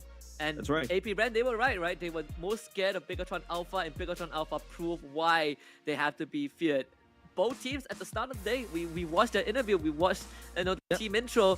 Both teams consider themselves to be the best. AP BREN coming off of a high, right, a win streak off of other third-party tournaments before this. They took down Onyx. They're ready to end the Indo dynasty. Bigotron Alpha for Super Ken. Well, we are losing games not because we're bad, it's just because we got unlucky. And here they are, both teams putting out clinics at the end. AP BREN, the Lord Steel, the flank from Ogwen, Bigotron Alpha, Zorizo, Sakin, everyone pouring their hearts out. But at the end, I would absolutely say it was Sakin who proved that he's the better player today. Yeah, like literally in the gold lane, right? Super Marco wasn't able to scale to the later parts of the game, and immediately you noticed, like, I think target prioritization was a downfall for the side of AP BREN, right? AP BREN was too hungry to basically find anything, any scratch, right? Like, the most important thing is to burst one person at a time and then go for the next. Unfortunately, that did not bode well. Zorizo was just healing like a monster, out of control. And this shows like Bigotron Alpha understanding of the meta is slightly different as compared to AP BREN, and you can see the amount of sustain for their side eventually saved the day. Yeah, I mean, that one catch, right? The catch was good, right? They found Zorizo all alone, but he had the immortality. He comes back to life. They try to chase him. He heals up with the Brave Smite and the Brave Smite, and suddenly they all clumped out. And Sakin was like, "All right, it's a free for all," and just sprays them with lead. The lethal ignition also just completely incinerated the health bar of AP BREN. Super Marco dying in that situation was kind of like the final nail in the coffin. They lost the Lord afterward, and it didn't really matter because Bigotron Alpha was already at the doorstep, 30 seconds later. But you look at the damage dealt from both teams, it was just utter madness from Sakin and Super Ken. Yeah, Super Ken was literally like securing all these objectives at the same time. He understood what he needs to do, right? Like what I mentioned in game number 2. Feels like Bigotron Alpha knows how to deal with the Faramis. AP BREN forced the Faramis in 2 games in a row. There was also, I believe, Eve was taken away already by the side of Bigotron Alpha. So man, like I said, Bigotron Alpha just this Angela is the problem. And I guess going forward from this particular game, particular series, you see Bigotron Alpha, you ban the Angela. That's the main point. Then you also ban the Paquito. You ban also the Kadita because Super Vin loves to play it. Paquito also is one of Super Ken's heroes at the same time. Also flexible. Zorizo could also take it as well. But Ruby, I think, is an unknown factor for the side of Bigotron Alpha. Not a lot of information about Ruby after the patch in this current meta. But then again, Zorizo shows up. Hey, Brave Smite, Vegetable of Blood, everything. Yeah, Bloodlust X. I got practically 2 Bloodlust X at the same time. I'm gonna heal for days. And again, I mean, towards the very end, this was as close as it could get.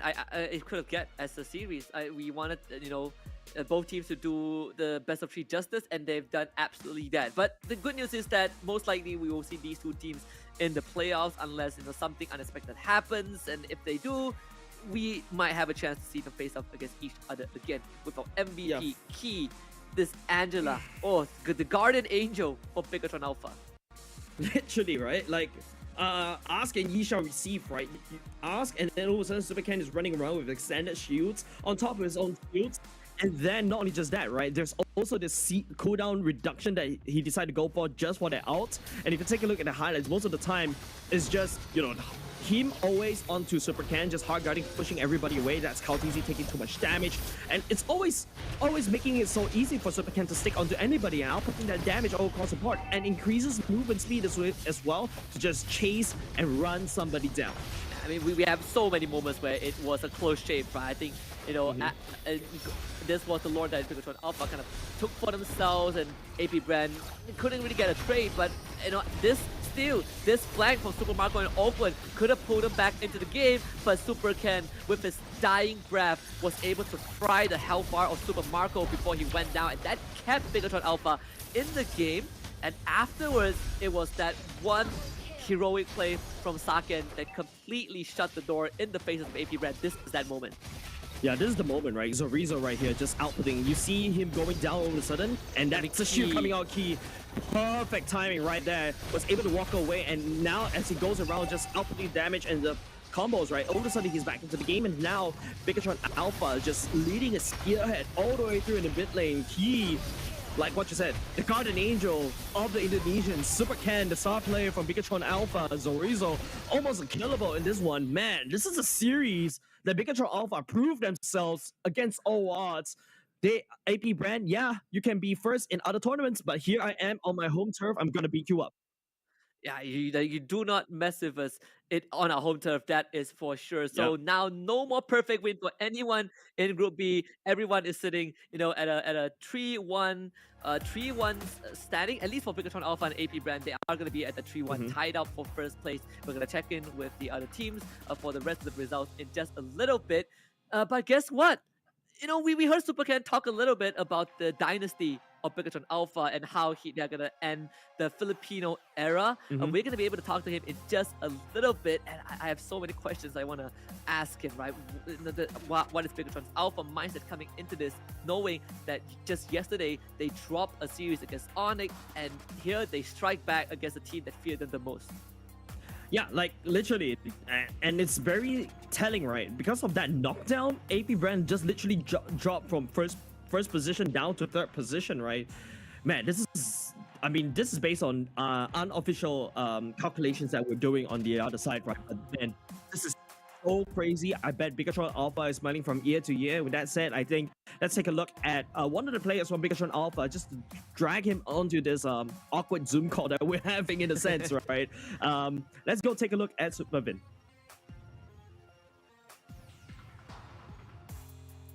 All right, hello Super Ken. Welcome to the podcast. Massive win for Pikachu Alpha. Congratulations, first of all. Yeah, the Superman of the team. Thank you. So, how do you guys feel right now after this win? I'm very happy because BREN first time lose in this tournament. Yeah, absolutely. So, you talked about how Pikachu Alpha, you guys are here to end the era, menamatkan era AP BREN. You know, AP BREN said that they fear you guys the most, and today you guys prove why you are the team that AP BREN needs to be afraid of. But I want to ask, like, how was the emotions in the team in that game 3? Because it was so close. Very emotion because the enemy also shout at the first game, right? Because we win at the game 3, we also shot. So emotion. Was it close? Like, are you guys close to each other at the venue? Not that close, but if the enemy shot, I think we can hear. Right. I see. So, coming up, you guys still have one more series against EVO's Legends. How do you think that would go? We will try our best to win the games against EVO's Legends. Jay, you got anything? Yeah, I guess one of the few questions I would like to ask is, do you think that after this, Key will be able to play his Angela? Because you saw the power of the Angela in this particular game.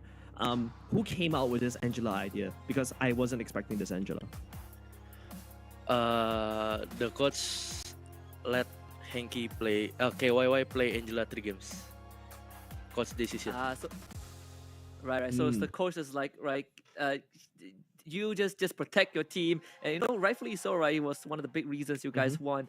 So you guys still have one more series coming up. We're gonna send you guys off to catch a break before you face off against esports Legends. But thank you very much for coming on here to talk with us a little bit. For Ken, get some good rest and all the best for your final series.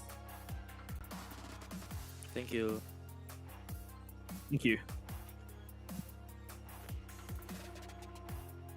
There is, wow, what a series. What a series. I think that, I've gotten... I'm already satisfied, right? This is what I woke up for today, and I am very, very happy to see, Bigatron Alpha take on AP BREN in a full series.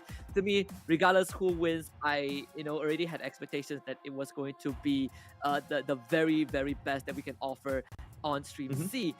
We talk about Key or KYY's Angela, the Guardian Angel, keeping his team topped up, and that you kind of can achieve the same effect if you take a swig of Monster Energy to boost yourself, keep yourself topped up to achieve maximum performance. You can check them out at www.monsterenergy.com/gaming.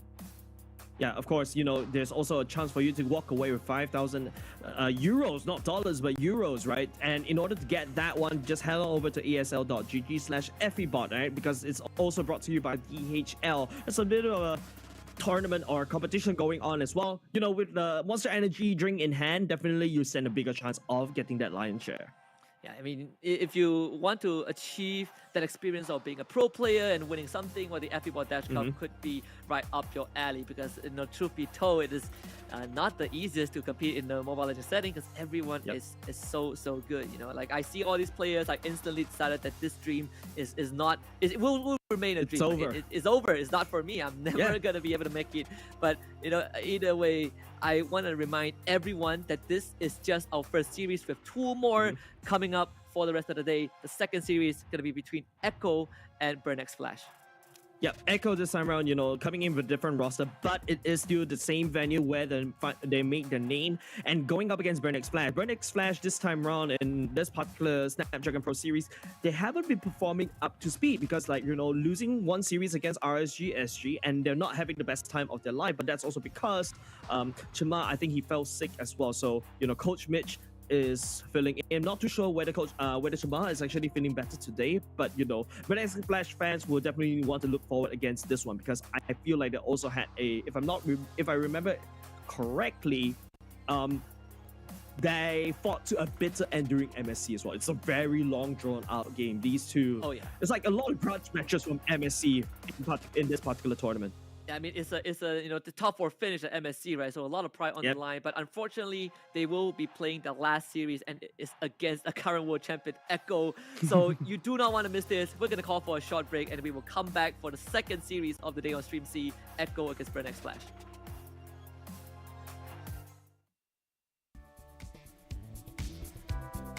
I think Fedri is most picked because first, he can flex into ESP laner and jungler. So when you pick the Fedri at the top, when you first pick or second pick it, you still can flex it. Your jungler still can pick assassin. Dia boleh combo dengan mana-mana hero support. Contohnya Estes, Angela, and juga Flori. Terutama sekarang ada emblem baru yang bisa bikin variasi item. I think Fredrin is highly picked because of the patch. The turtle attack is much higher than before. Terus apalagi kalau udah dapat snowball turtle dan snowball kill, bakal jadi lebih kuat lagi. Now with the latest patch, we might not see as much Fredrin as compared to before, but I feel like Fredrin is still a strong hero.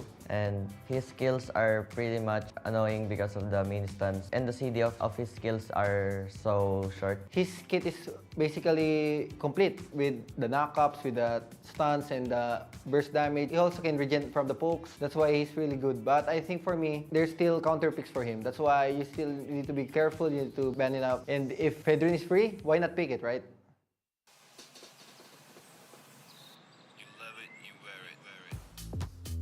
Wear your passion.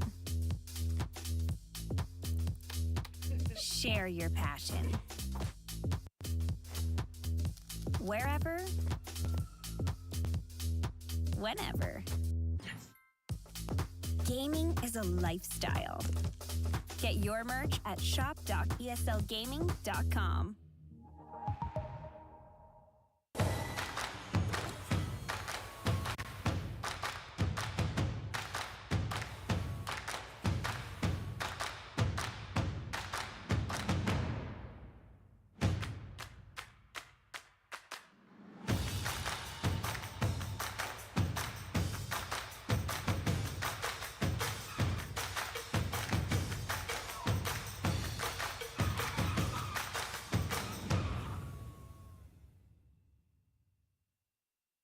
The Snapdragon Pro Series powered by Samsung Galaxy is brought to you by Snapdragon Elite Gaming, Samsung Galaxy S23 Ultra, Monster Energy, and DHL.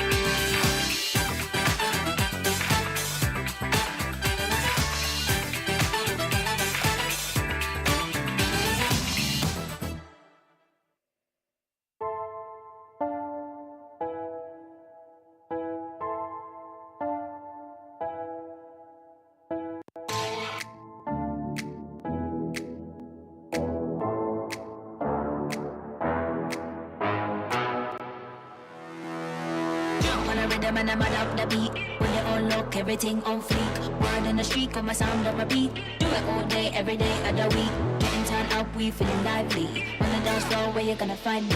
Here comes the drop, it's time to party. Here comes the drop, it's time to party.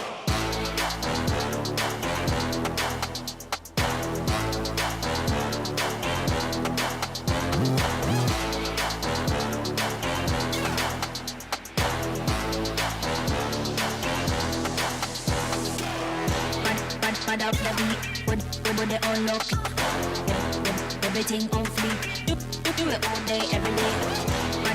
Mad up the beat, when they all look, everything on fleek. Do it all day, every day.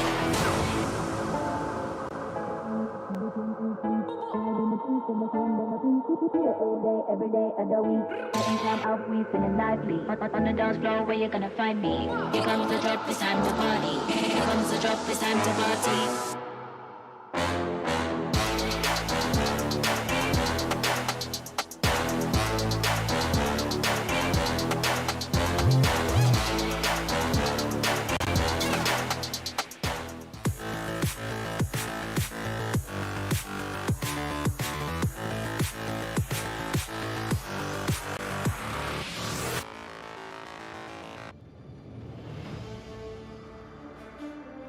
When upgrading your emblems, you will unlock talents at specific levels. Different emblems will unlock different talents. You can choose an emblem by role and use the talents it unlocks directly as your default setup, or you can freely mix and match different emblems and talents to create a custom emblem setup. We're going to show you how to create your emblem setup for your heroes. Emblems. First, let's take a look at the revamped emblem system. There are now 7 emblems in the game, 1 basic common emblem and 6 role emblems. Different emblems can provide different attribute bonuses. It is recommended to use the emblem that matches a hero's role. Standard talents, Tier 1. After selecting an emblem, you can then choose from 8 standard talents at Tier 1. These talents provide mostly straightforward bonuses to heroes. Of the 8 talents, Thrill and Swift are good on almost any hero, while other talents are more catered to certain roles. Standard talents, Tier 2. At Tier 2, you will also have 8 standard talents to choose from. The Tier 2 talents trigger or work under different circumstances. We still recommend choosing one that matches the role of your hero. But if you're an advanced player, you are free to choose any of the talents to fit your playstyle. For example, if you're playing the core hero on your team and want to focus on gearing up fast, you can choose the Bargain Hunter talent regardless of how your hero deals damage. And heroes who rely on their skills for sustained damage, whether it be a mage or fighter, can use the Festival of Blood talent for more spell vamp. Core talents, Tier 3. Finally, let's talk about the most important talents, the core talents. There are 8 core talents available in the game, and each provides a unique and powerful effect. We recommend choosing the core talent to match your hero's role and only use core talents from other emblems for advanced or unconventional tactics. The revamped Weakness Finder talent is no longer reserved for ranged heroes. This talent is now a viable option for any hero that relies on basic attacks and wants better laning and the ability to slow enemies. The Lethal Ignition talent now deals adaptive damage, making it a prime choice for any hero that has heavy-hitting combos. While the revamped emblem system still uses the existing talents, we have removed the restrictions between emblems and talents, opening up new possibilities for many heroes. We look forward to seeing players discover new ways to play their favorite heroes on their way to becoming a legend.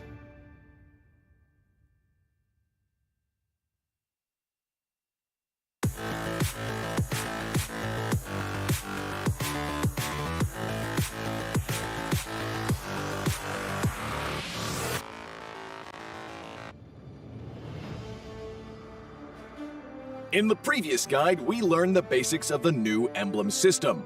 This time, we will take a closer look at the core talents unlocked with the basic common emblem, tank emblem, and fighter emblem. Core talents unlocked with the basic common emblem. By upgrading the basic common emblem, you can unlock 2 core talents, Impure Rage and Quantum Charge. Both are suitable for most heroes. The new Impure Rage talent now deals adaptive damage, making it a good damage-enhancing talent for a variety of heroes, such as Eve, Nathan, and Diggy. Eve is a hero with great poke and control abilities. She can use the extra damage and mana regen from Impure Rage to constantly wear down enemies. The new Quantum Charge talent now restores HP based on the hero's level and not their physical attack bonus, making it viable on more heroes that want HP recovery and mobility, such as Edith, Leslie, Layla, etc. When equipped with Quantum Charge, Edith in both forms can use the movement speed bonus triggered by her basic attacks to keep a safe distance from the enemy and the extra HP regen to stay in the fight. Core talent unlocked with the Tank Emblem. By upgrading the Tank Emblem, you can unlock Concussive Blast. Concussive Blast works the same as before, providing an extra source of AoE damage for high HP heroes, such as Johnson, Baja, and Hilda. Hilda is a high HP hero who can tank a lot of damage when equipped with a full set of defensive equipment. The Concussive Blast talent will not only enhance her survivability, but also boost her damage. Core talent unlocked with the Fighter Emblem. By upgrading the Fighter Emblem, you can unlock Brave Smite. Brave Smite is no longer triggered by inflicting CCs. It now takes effect upon dealing skill damage and is suitable for most fighters and tanks that need more HP regen. Ruby, Lapu Lapu, Tigreal, and similar heroes can choose this talent. Ruby can trigger Brave Smite repeatedly by casting skills, and with her own regen abilities, she'll have even greater durability in teamfights. Choose the core talent based on the strengths of each hero to maximize their effectiveness. We look forward to seeing players discover new ways to play their favorite heroes on their way to becoming a legend.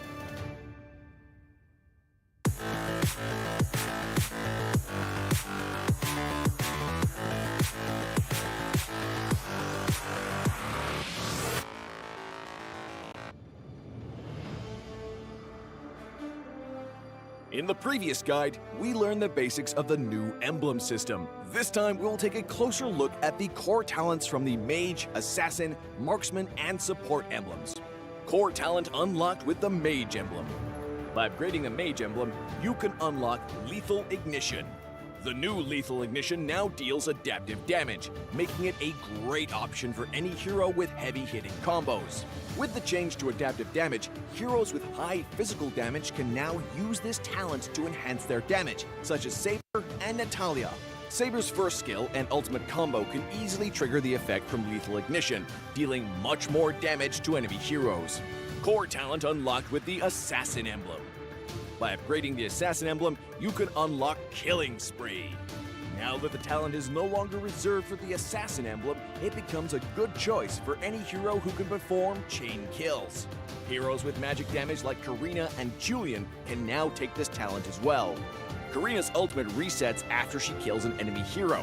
When equipped with Killing Spree, she will recover HP from each kill, allowing her to stay healthy and go after more kills. Core talent unlocked with the Marksman emblem.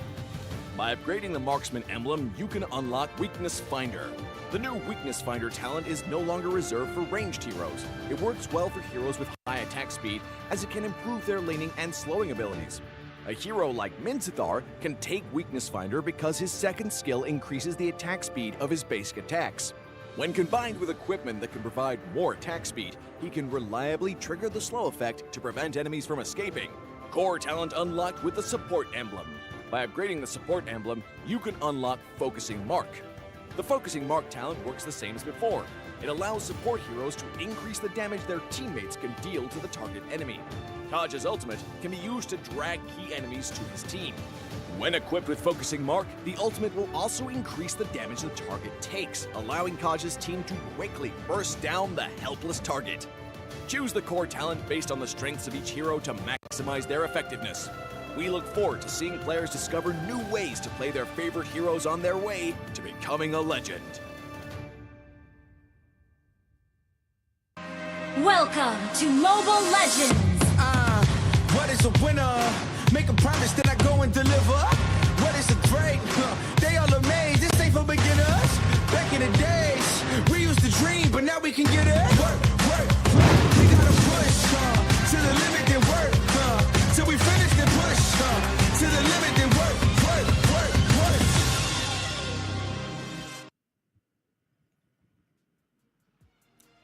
Welcome back, ladies and gentlemen, to the Snapdragon Pro Series Challenge Finals. This is Stream Chilling. My name is Jay. Joining me right here this time around. I'm pushing Klasky away. I'm grabbing another friend of mine, Sir Cloud. How are you doing, man? Oh, glad to be on the desk now. I had a good time watching the first series, and my oh my, what a great way to start the day, I must say.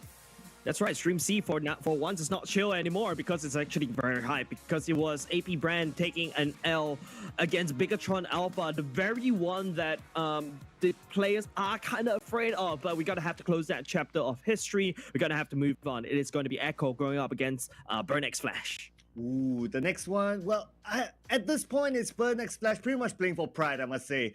But their last opponent had to be the current world champions, Echo. Despite it being a different lineup from the last time they were world champions, they are still Echo, though. So, looking forward to see how they overcome the Giants. Definitely, right? Like, you also talked about the fact that, BREN X Flash, this Cambodian team, unfortunately wasn't able to find a lot of things in Snapdragon Pro Series. I think it's all due to the fact that unfortunate circumstances. For example, like, you saw Coach Mitch has to fill in for Chima, right? But with that said, ladies and gents, we're gonna move on. We're gonna talk about Echo first. With that said, ladies and gentlemen, introducing Echo from the Philippines. Back to the land where they won that world championship, back to Jakarta. I hope it awakens something in them, and I hope this shakes them back up.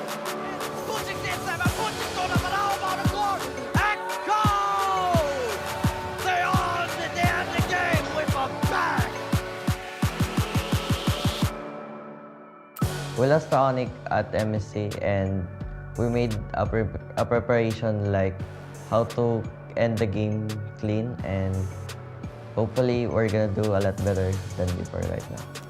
Playing Jakarta feels like more exciting because there are so many crowds and they're so loud, and it gives me a morale boost.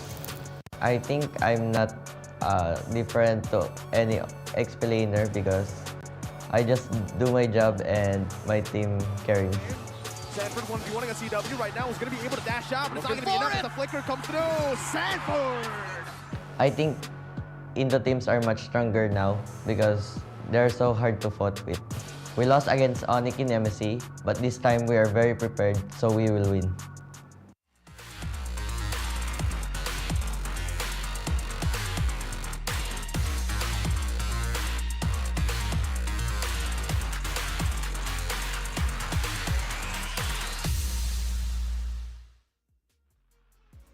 There you go. This is Echo, a little bit different, a little bit special this time around. Instead of sporting, the Yaoi, Benny Cutie, and Kaltizi, yeah, there's Sanford, Zaida, Sanji, Outplayed, and JP. But the chemistry between these boys, these players are so tightly knit. Like you saw, it feels like nothing changed, and yeah, they're still able to go around slapping people in Group A. Yeah, as what they mentioned in the interview yesterday, they train 12 hours a day. That is insane for them to find that chemistry. And now it gave birth to results. So far, doing well. They are number 2 in their group. And number 2, number 1, doesn't really matter as long as they're in the top 3 to move on to the next round. And so far, Echo, they are still playing this really, really well. Really outplayed a lot of players yesterday. But that is about Echo. Let's introduce our next team, BREN X Flash. BREN X Flash, really interesting team, right? Especially for their performance during MSC 2023. I think they put on a spectacular performance. Right down RSG, BREN X Flash takes the game! ពីមុនកាលពេលព្រឹត្តិការណ៍មុនដែលពួកខ្ញុំទៅប្រកួតចាប់ហ្នឹងគឺខ្ញុំប៊ីនឹងឈ្នះ Echo ដែលលទ្ធផល2-3តែឥឡូវហ្នឹងពួកយើងអត់ចង់ឲ្យប៊ីឈ្នះទេគឺពួកយើងចង់បានជ័យជំនះមកខ្ញុំគិតថាអ្នកដែល carry ក្នុង team គឺ Secret ដែលគាត់លេង rotation របស់គាត់ជាមួយនឹងខ្ញុំវាជាត្រូវគ្នាហ្នឹងហើយ Now with the new patch, I think we're going to see, well, I don't think, I'm predicting that people are going to be very surprised with BREN X Flash. I think I'm not afraid of anyone ពួកយើងនឹងខំប្រឹងក្នុងព្រឹត្តិការណ៍ SPS នៅខាងមុខហ្នឹងដើម្បីយកជ័យជំនះបាន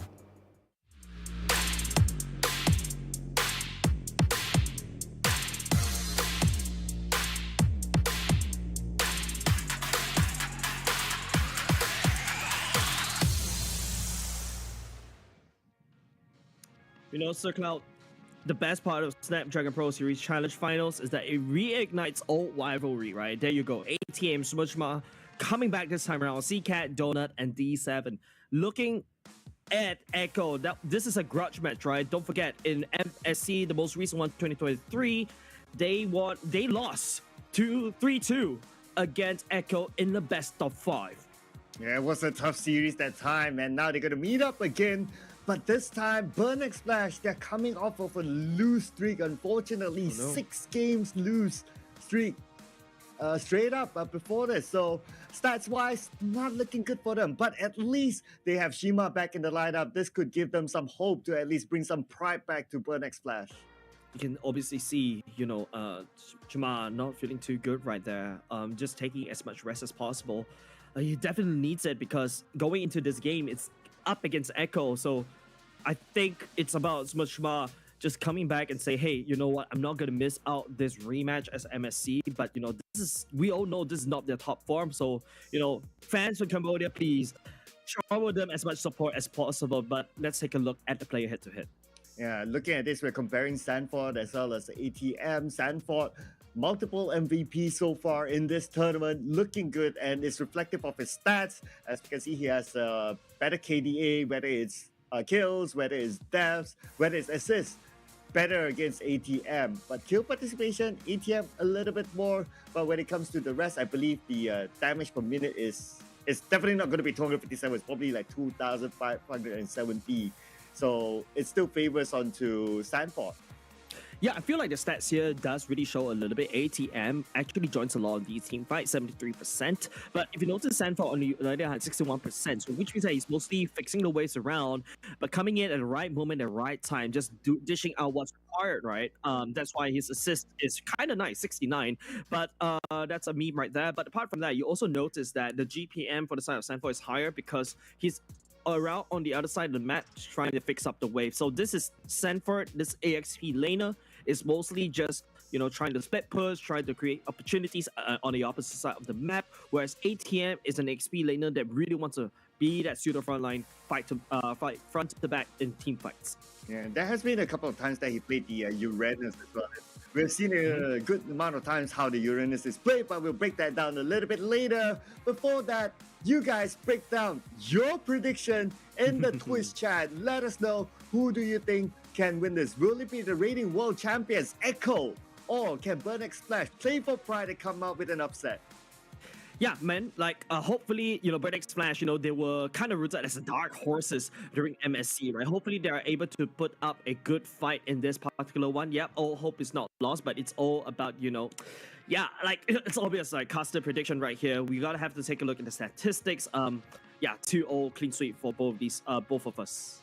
Yeah, I mean, it's hard to think otherwise, right? The stats, the lose streak for Bird X Splash, Echo. Not to say that they have a clean campaign so far, but they're doing pretty well. I mean, they are number 2 right now in Group A, so it's very hard to deny that. Even the stat between Stanford and ATM tells the story.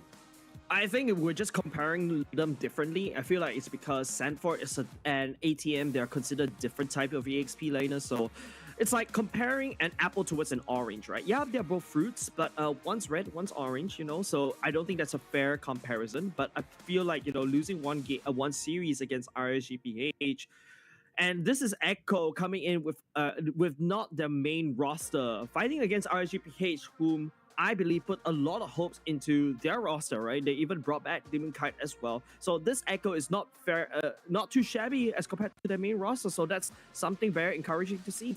Yeah, and I think that is somewhat of a region buff, you gotta think about it. The region that's topping Group A right now are both teams from the Philippines. So it still shows that when it comes to them as a region, they are really, really strong. On Group B, it's a mix of on top, at this moment at least, Philippines as well as Indonesia, also a region that's really, really strong too.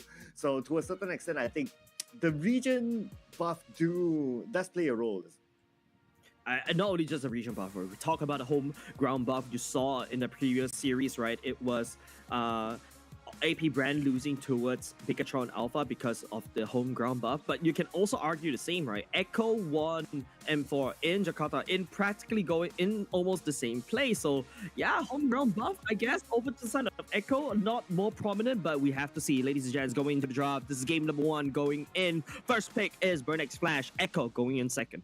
Ooh, okay. So both teams actually do kind of favor the Uranus, especially for BREN X Splash. ATM really loves it. We know the way that he plays the Uranus. He will start off with cutting the waves. I mean, pretty standard play from Uranus. But we have seen in recent rounds that Uranus has a counter. You just get a tank shredder and you'll be fine. So I think he might still go for it because he's kind of comfortable with it, and they can go for a fairly early pick for Uranus. But Sanford is a very flexible EXP laner, right? Remember, you saw in the stats, Charizla, Uranus is one of it. I believe another one was... yeah, I can't really exactly remember, but I remember fondly of his performance in M4 where he sported the Lapu Lapu. Oh, there's also a particular Yu Zhong that Sanford can play. So I feel like these the members of BREN X Splash shouldn't be looking at banning out Sanford at all. But if you notice where Echo is going, they're learning. They are preparing for Bigatron Alpha. Apparently, they're banning away the Angela, and that's also a Diggy taken away. That's one of the flavors that BREN X Splash like to bring out against their enemies.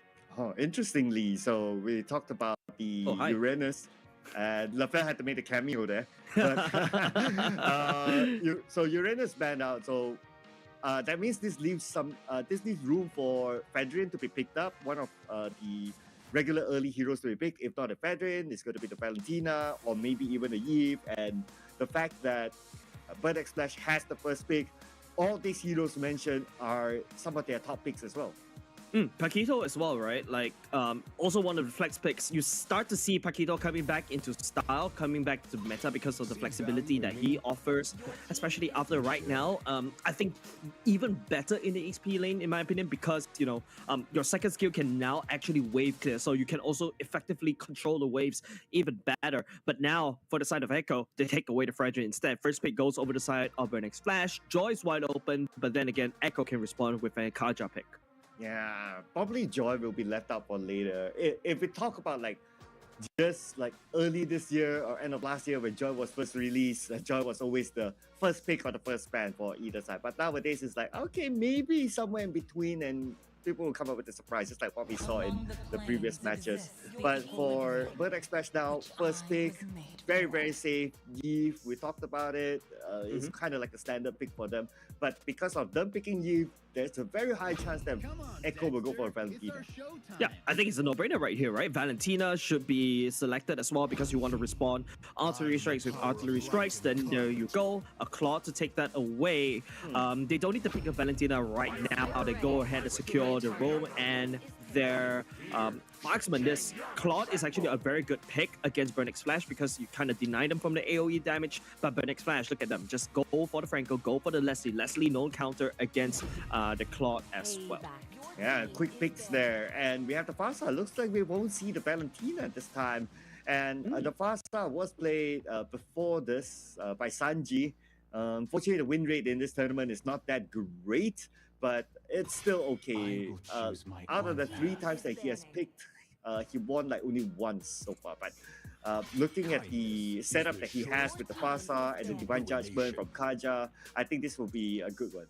Yeah, Sanji going in with the Farsa will be able to rotate and match the jungle rotation of Zyda, right? So I think it's good news for the side of Echo, but at the same time, right now, they just need to take out the heroes that can possibly counter against the Farsa, right? I'm thinking Yuzhong should be taken away, but no. BREN Flash takes away the Yuzhong for themselves and take away the Yuzhong for themselves instead. But then again, the Arlo is removed. I think more EXP laners, even down to the Lapu Lapu perhaps. But no, I think Echo need to stop trimming away the EXP lane. Sorry, I'm being a hypocrite right here, but yeah, I think they are looking at the Lapu Lapu, which works really well against BREN Flash on that Eve. Yeah, and if we talk about like for Echo, I think what they could use is what they could use is someone bulky later on. So a Terizla could be pretty nice as well. So Sanford has played that before with a decent win rate, 2 out of 3 in this tournament. So he can definitely go for that because Frederick is out. But the moment I talk about Terizla, that's it. It's taken out. Sorry, man. Yeah, Echo right here, I feel like they need to find a way to get to that Leslie, right? And the way to get through it is, either from your long range on the Farsa or just dive it hard. Just pick a Joy. So the Joy, going to be really annoying though. I'll be interested to see how Echo is going to play the Joy. Are they going to go in like, is the Joy going to be like the annoying one, going in between turrets, cutting off ways, or is Joy going to be the one that joins in with the team fight? Somewhat like a similar theory of how a Uranus will be played.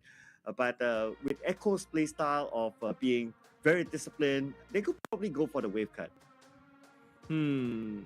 Maybe that's a good idea, but you know what's a better idea? Joy just coming in for the flank, right? I think Joy's main role right here is to find the Leslie, burst him down. Don't forget when the Eve goes in very well manipulation.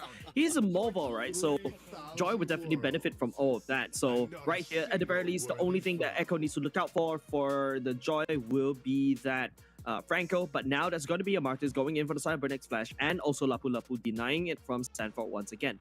Yeah, because of the high mobility from Joy, the only answer for the Joy is the Franco. But assuming that Franco can't land the hook, or can't let the bloody hunt onto Joy, the Joy will be running rampant. So the Joy, I think, will be really, really scary. But oh my goodness. So you got 2. You got the Fanny and you got the Joy. And you only have 1 bloody hunt. This is going to be really scary. Yeah, so if I told you the story about D7 as a Franco walking into D7 walking into the candy store and just getting spot boy choices, yeah, there you go. Zyda and Sanford are candy, right? Like, which one do you bloody hunt now if you are D7?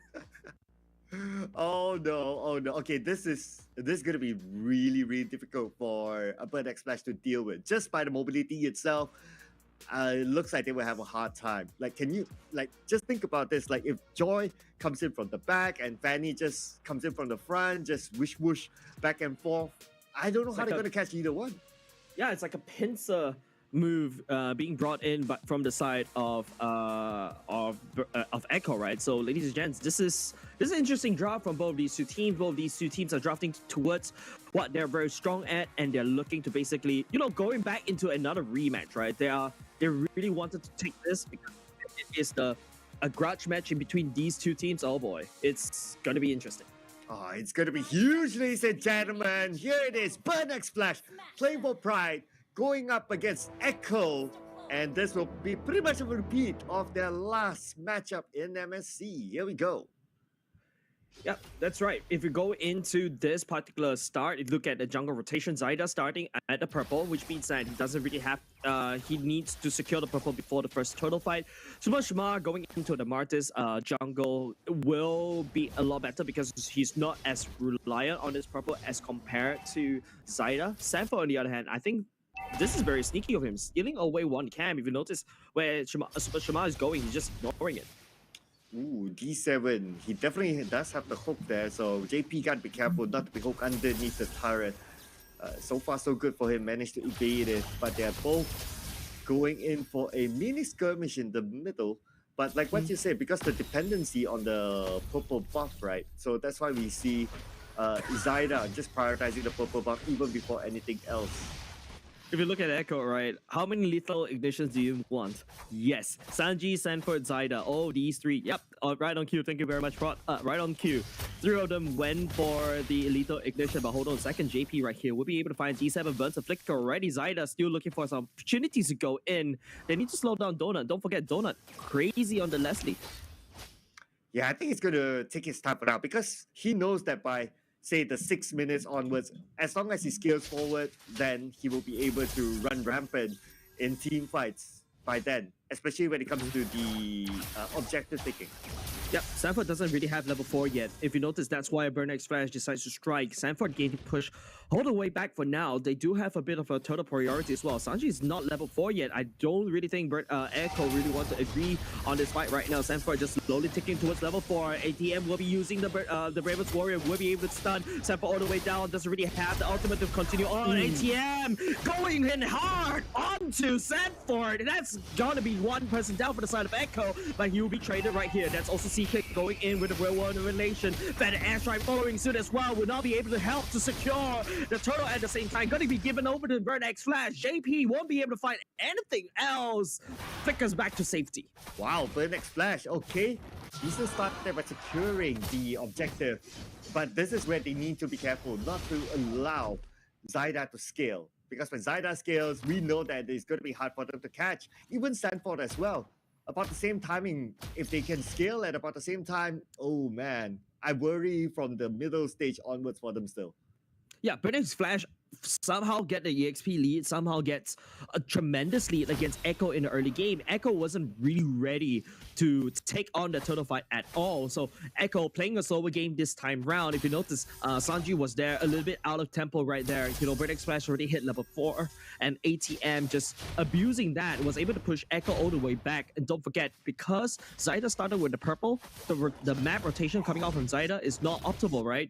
Your first turtle will spawn when the purple buff will spawn, right? So now Zyda by then needs to pick, do you go for the turtle or do you go for the purple buff?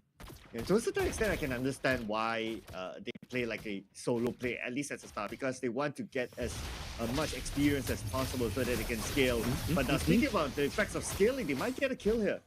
Yeah, JP right here, using the Divine Judgment, catches Super Chma, but Super Chma disengages cleanly. Sanji doesn't have much damage as of yet, and even though, you know, you got outplayed, also staying right there, Echo is not ready for a fight. They don't really have the items, they don't really have the abilities. They're looking to scale towards the late game, where Sanji could just spam the ultimate like no tomorrow, and then outplay when the Blazing Duet can start to hurt. Burn X Flash, on the other hand, protecting Donut at all costs. So the answer for Burn X Flash to try to overcome Echo in this kind of situation is for them to invade the jungle. Don't allow Echo to get the purple buff, especially for Zyda, because apparently it's very dependent on the purple buff, and if they can cut that resource out of Zyda somehow, then they have a better chance. Yeah, right now, if you notice how Burn X Flash is rotating, right? Burn X Flash is always 1-7 hit against Echo, right? Echo, a little bit slower in the rotation. Zyda, I think, is already securing the orange buff, but the turtle is up right here. Sanford goes into ultimate. Super Chma getting burnt down just a little bit low, but she will be able to heal up because of the Brave Smite, right? But Echo's focusing most of the attention up top. They need to get outplay up and running. JP, that's a flicker forward. That's also going to be D7 suppressed right underneath its turret. Zyda there to finish that kill. Donut hiding in, being sneaky right there. Donut just watching his turret getting battered down. He's going to finally enter the fray. Blazing Duet at the same time. Donut in a spot of trouble, but BMI is already there. But C-Cat coming in to secure the kill onto JP. The lethal snipe coming in. Sanji from afar. Artillery strike from the sky. It hurt. Burn X Flash. The onslaught from Echo continues. They take down top side. Oh, just by the edge of the better airstrike. But now Sanji needs to get away. ATM is there though. Sanji still has the time to like play recall. But Sanji, he's fine. He knows what he's doing. Sanji wanted to recall, but the recall button broke, right, on Sanji. So unfortunate for Sanji. But Echo, you know, that was a very long draw-out fight. They got a lot of advantages right there, but they're trading in for the turtle. So both these two teams are just trading blows for now. Echo still on a minuscule gold lead. At the same time, Burn X Flash, the tempo is starting to slow down for them. They're unable to keep control of Zyda right now. Zyda, ooh, that's a purple buff. Getting dragged, but it shouldn't be a bit of a biggie for the side of Echo. Yeah, do the little things, right? Try to buy time for your team. Try to somehow deny the purple buff, but I don't think he wants to deny it. He just wants to buy time. But anyway, the idea is that try to get into the minds of Echo. Don't allow them the comfort of playing in their own jungle to get those buffs. And as long as they can maintain that, they can potentially scale faster than Echo and try to win the game as fast as possible. Yeah, you talk about fast, right? Like Echo at 6 minutes mark, Outplay has already gotten the golden staff. Like this is big item boost. I'm not too sure whether he's already secured the Demon Hunter sword, but maybe because they took down the top side turret, it allows Outplay to have even more gold. But right now, it's BREN Flash looking for a ambush on top of Sanford. Sanford dashing around, does have the ultimate in the pocket right here. I think Echo knows it, but they chose to disengage. It's 4-member all the way down bot.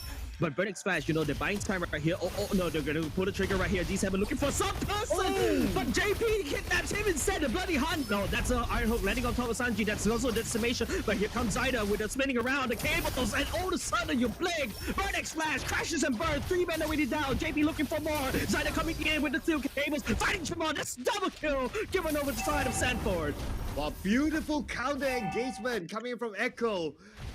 I saw what D7 tried to do. He tried to went in for the bloody hunt, but the fingers from Echo, JP was faster. Yeah, and now ATM is going to get battered. He's going to be given money over side of Echo. And now Zyda, you know, Blade of Heaven's is already being built. That's more burst damage. Echo, you know, wrestling the temple back from BREN Flash. Don't forget, in the early game, BREN Flash is the one that have a D7 trade. Zyda secures it with the Retribution. Oof. Another attempt there by D7. But unfortunately, at this point, Echo, they are already in control. Like, they're going into the jungle. They are trying to find out where the members of BREN Flash are. It's just that they don't have the skills with they're probably still on cooldown after that fight. But if they do have it, they see an opportunity, they'll take it. Yeah, BREN Flash, you know, like they lost quite a lot of land, right? Top side is already gone, bot side is already gone, and all of a sudden Donut doesn't really have any space far because Sanford and Zyda is on them. This is double assassin one combo coming out from Echo, and he's working well against Donut, right? Donut doesn't feel very safe in my opinion. As a gold laner, you see those two, yeah, you gotta be careful. Yeah, I mean 2 deaths so far, so that's a signal as well. By the middle, straightforward kill there for Echo. Yeah, Yum Echo right here, the bravest warrior on top of the ATM. Sanford will be caught instead. It's going to be Zyda jumping in the fray. ATM, just bravest warrior, will not be able to connect to anyone for now. Blazing away from Outplay, just pushing Donut far away. The main goal right here is for Echo to crack open mid, taking 2 members from the side. BREN Flash just icing on the cake. You crack open the mid, that means you crack open the jungle as well. Zyda will secure the orange buff. And now, where is BREN Flash going to farm? Like what you said, at this point, Donut is having a tough time just farming. And if he can't farm, he can't scale. There's nothing much he can do at the late game. Yeah, you talk about his counter about Outplay. That's a corrosive scythe already. Huge item for the side of Echo already. So you talk about the gold lane matchup. BREN Flash on the very least, Donut, if he goes to late game, which takes another like 10 more minutes. Yeah, Donut starts to slap. He's gonna one-shot anybody that Echo is throwing at him, right? But then again, Echo, remember in the video, they were talking about they need to learn how to end the game and close the game quick. And there you go, Echo just decisively take top, take bot, and then take mid. And then now they need to try to stop out the farm as much as possible. And then they're gonna play for the Lord. Yeah, and they can definitely do that, looking at the level of control that they have for now. But even if it goes late game, honestly, BREN Flash, I don't know how they're going to deal with the Fanny as well as the Joy, especially when it comes to a team fight and they're together. Now, we might see how they're going to do that with this Lord fight. D7, Iron Hook will be landed, will not be able to land and connect onto anybody. Sanford pushing A-Team all the way. Outplay will be following suit at the same time. ATM, ooh, shredded by Outplay, and you blink, he's all the way back farming up. This guy's very efficient with this clock, and now with Echo, the Lord control is right there. Fanny has to recall as well. Super Chama goes in invisible. I don't think BREN Flash knows where the Fanny is. Fanny actually decides to back off. No Fanny right there. Super Chama doesn't really want to take the rest of battle. But now Fanny has joined in to the fray, so the Lord definitely give it to Echo. There's no way BREN Flash can contest that, especially the fact that they don't have ATM together with another extra tank. Only relying on to D7 won't be enough because he will be busy trying to target either Sanford or Zyda. Yeah, pretty interesting build coming out from Echo, right? Especially on outplay. Knowing that the Leslie relies on true damage, ignores the Steel Leg Plaguings, went straight for the Demon Hunter Sword, then the Golden Staff. You saw it earlier just now, 6-minute mark, he's already got the item Power Spike, and that's why outplay is able to dish out enough damage. And not only just that, Echo, Zyda going in for a cheaper build for the side of the Fanny, Blade of Hephaestus, Malefic Raw Hunter Strike, ignoring the BOD. He needs more penetration, right? And just bursting anybody down. If you don't really have armor boots or any form of armor, you're dead. D7 drags. That's going to be a bloody cut. Sanford coming in for the flank at the same time. JP gets shredded all the way down. Void Crystal just to try to slow it down, but it doesn't slow down Sanford. He's going to electrocute everybody. Seacat with War Manipulation. Vengeance also popped to provide that damage reduction. You blink. Remember, from the side of Burn X Flash is already down.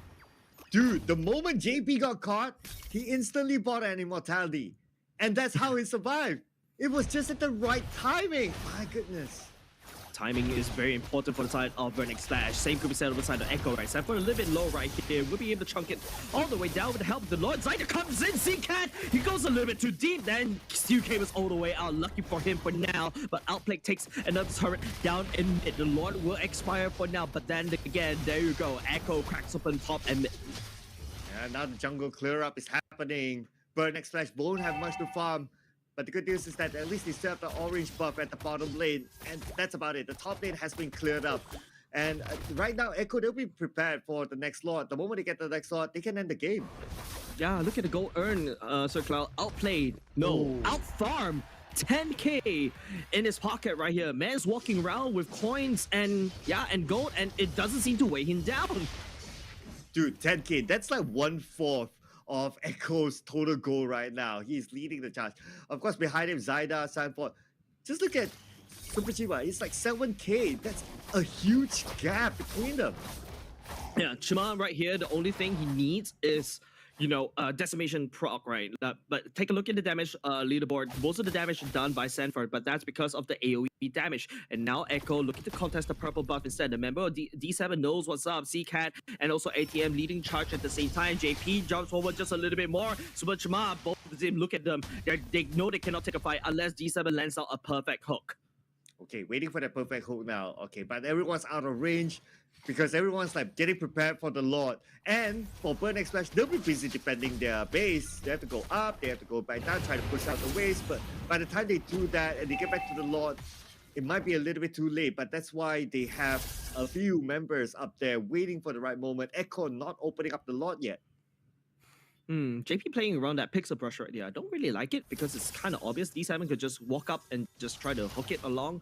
Echo would pull the Lord over to their side of the map, but then again, Vertex Flash is a little bit too busy, right? Seacat building the Holy Crystal will be good. Better airstrike just for good measure to zone everybody out. Literally blocking the chat, but no, not only just the chat, right? Blocking Burn X Flash away from the Lord for good measure. Echo in a dominant lead against Burn X Flash. Oh yeah, absolutely. Now they're just waiting for the Lord to come up. They're shoving all the waves. They're making sure all the waves are neat and tidy. Everyone comes in at the right timing when the Lord arrives. And by then, potentially they could close up the game.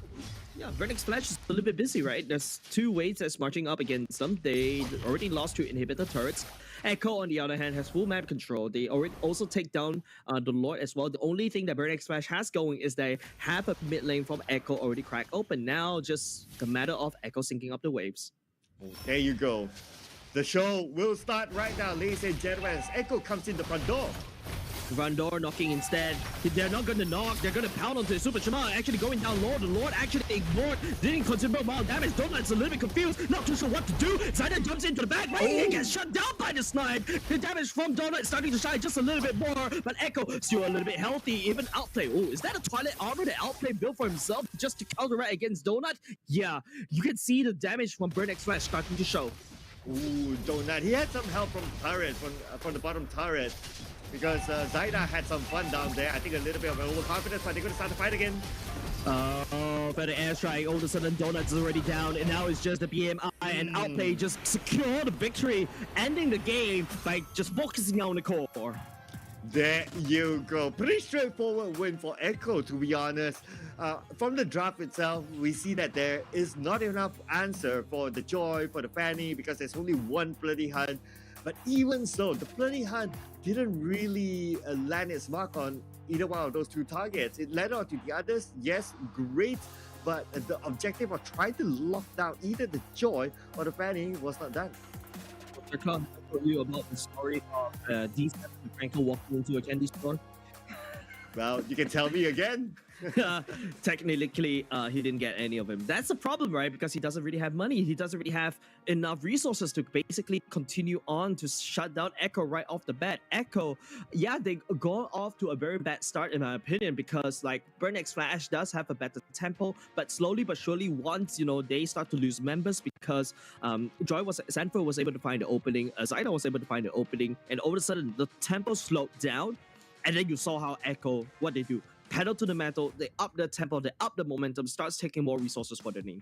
Yeah, there was even a moment where Zyda, when just the turret was still there, no objectives, it just go into the nightline, just showing how much of a confidence level that they have in that fight. It's like, okay, Zyda goes down, it's okay. You still have the 4 because they have scaled so much, the 4 can easily cover whatever they're missing from Zyda.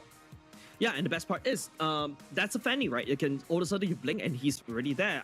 And then you say, wait, I thought you saw him down bot. No, he's everywhere on the map. This is the invisible pressure that a Ling and a Fanny, and to a certain extent, Hanzo, if you want to be meme, yeah, can provide to the Land of Dawn, to your team.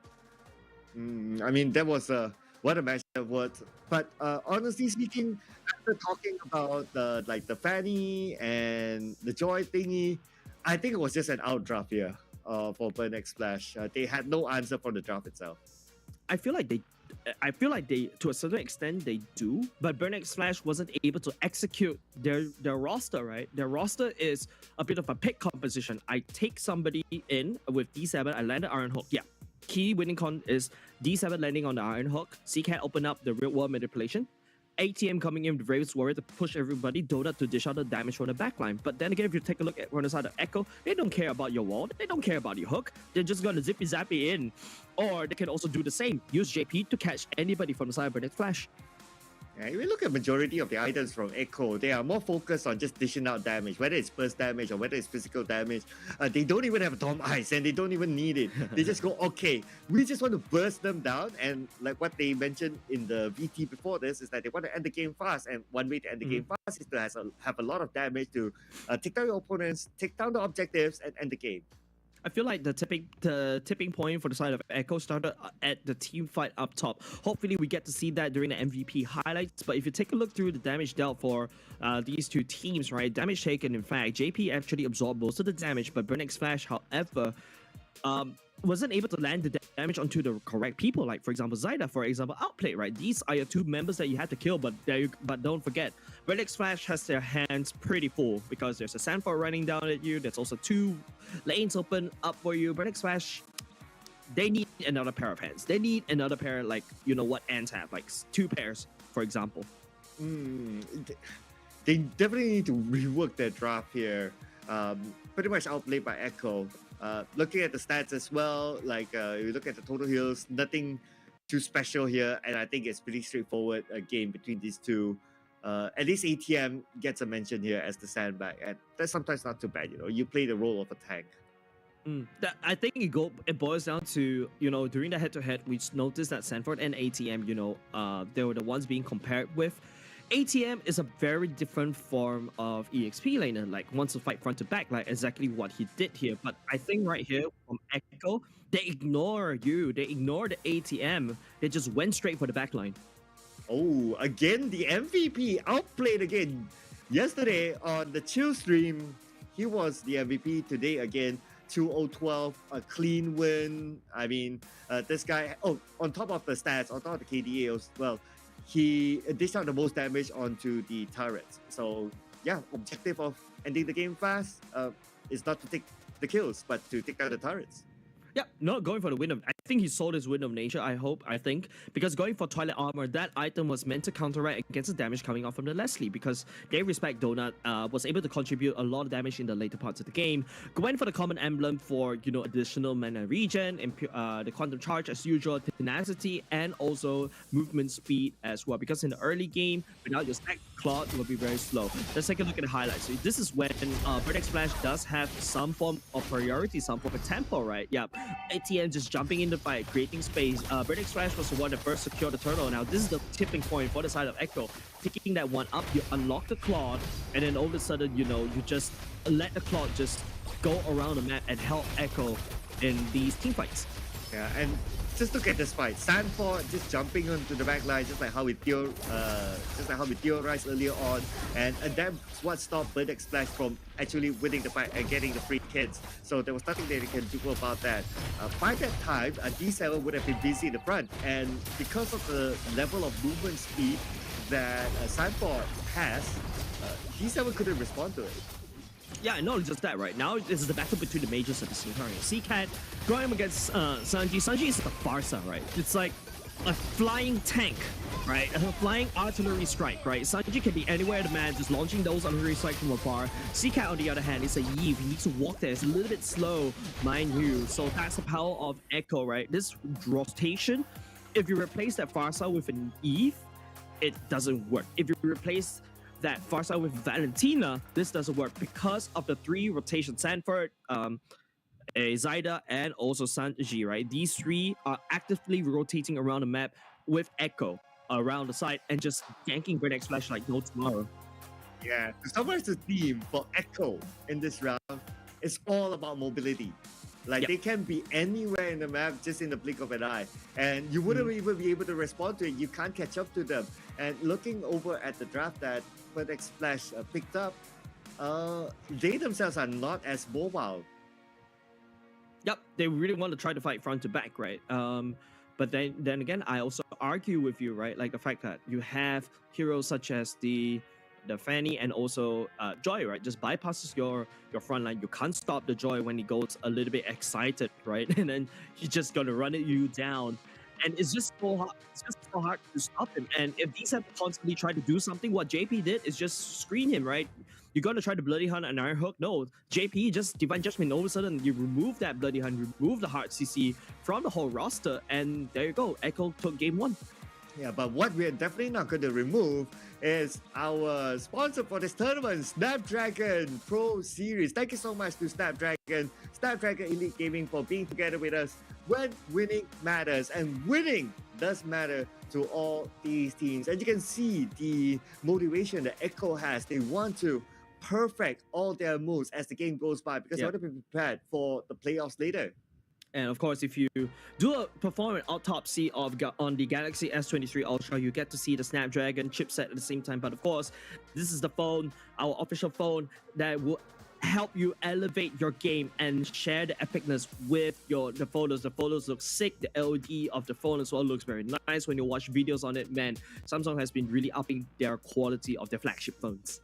Yeah, the way that they use Fanny, Joy, even like the Farsa to just move around the map that fast is, of course, thanks to that phone. Without a phone as great as that, they wouldn't be able to do it. So shout out again to Samsung for being part of this tournament. Now we're moving on to game number 2. The draft needs to be rethinked for BREN Splash. You talk about rethinking about a draft, right? But I'm looking at just Echo just like maneuvering or outmaneuvering around whatever BREN Splash wants to draft, right? If you notice, the Lancelot is already taken out in game number 1. Echo doesn't really want BREN Splash to have that mobility to just go to the back line and just kill off Sanji on the Farsa, right? But even if you get the Farsa could just become a bird and just fly away, and all of a sudden, hey, I'm outside the map, you can't catch me.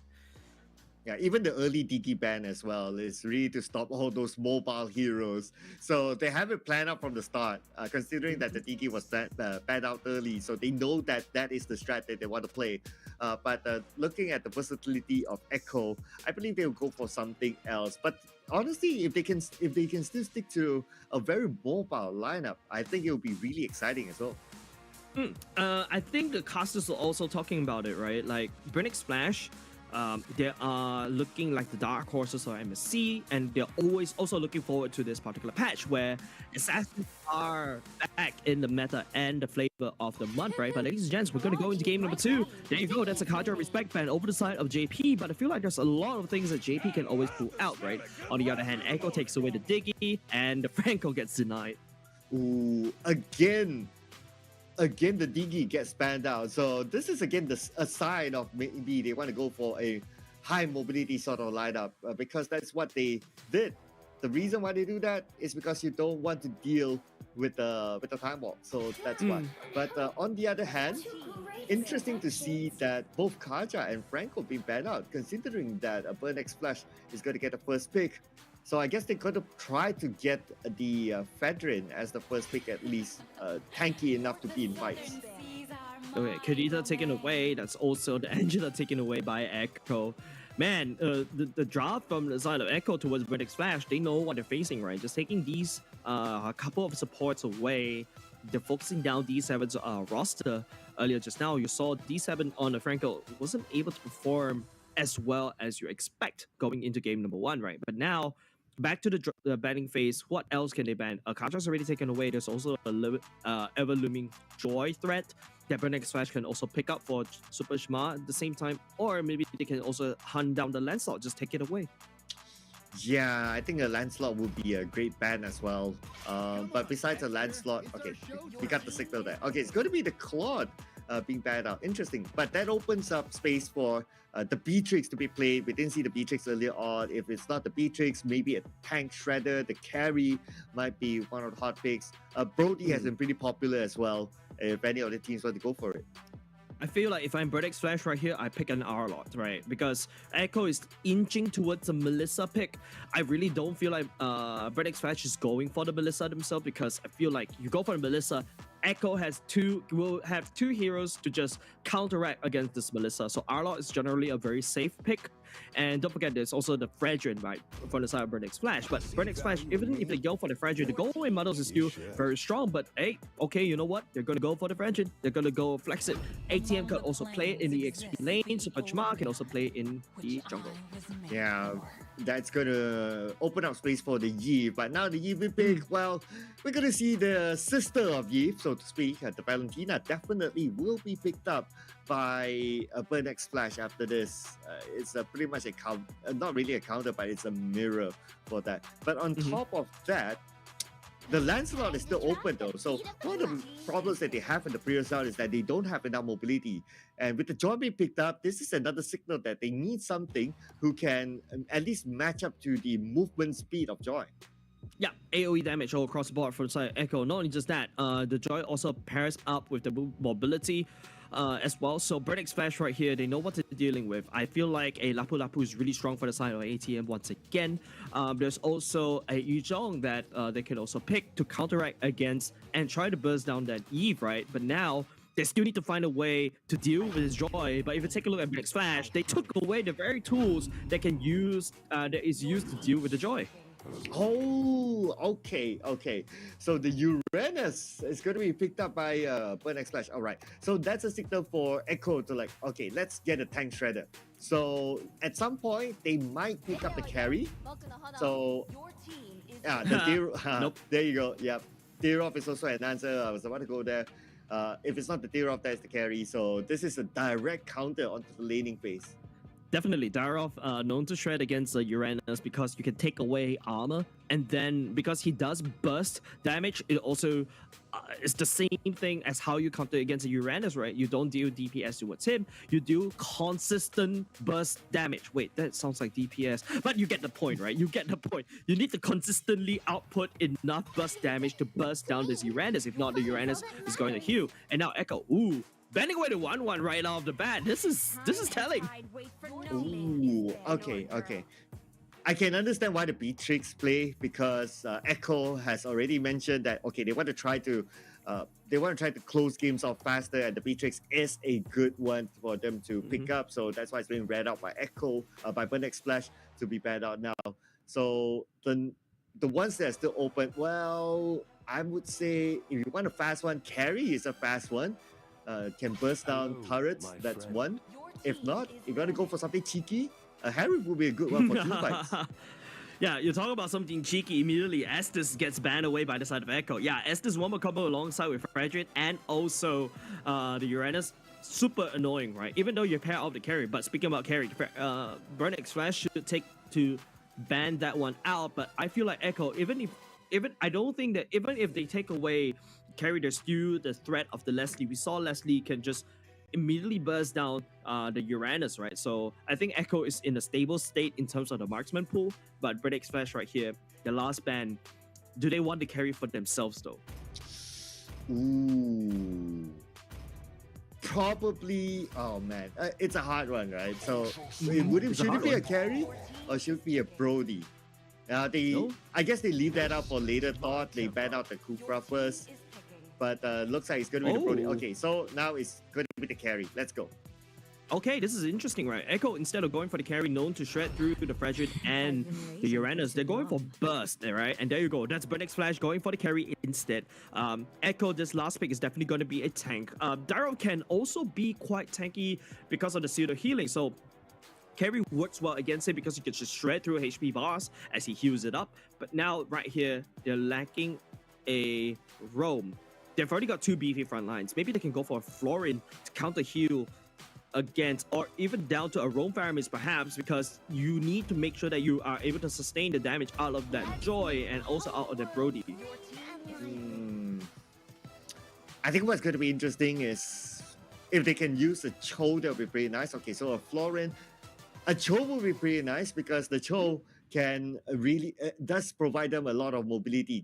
And again, it comes to the same concept of like, if you have two heroes with a lot of mobility, you already have the Joy, you add a Cho into the mix, you can come from multiple angles. That will really mess up BREN Flash. Cho would work. You can look to pick off the Florin and then kick him all the way back.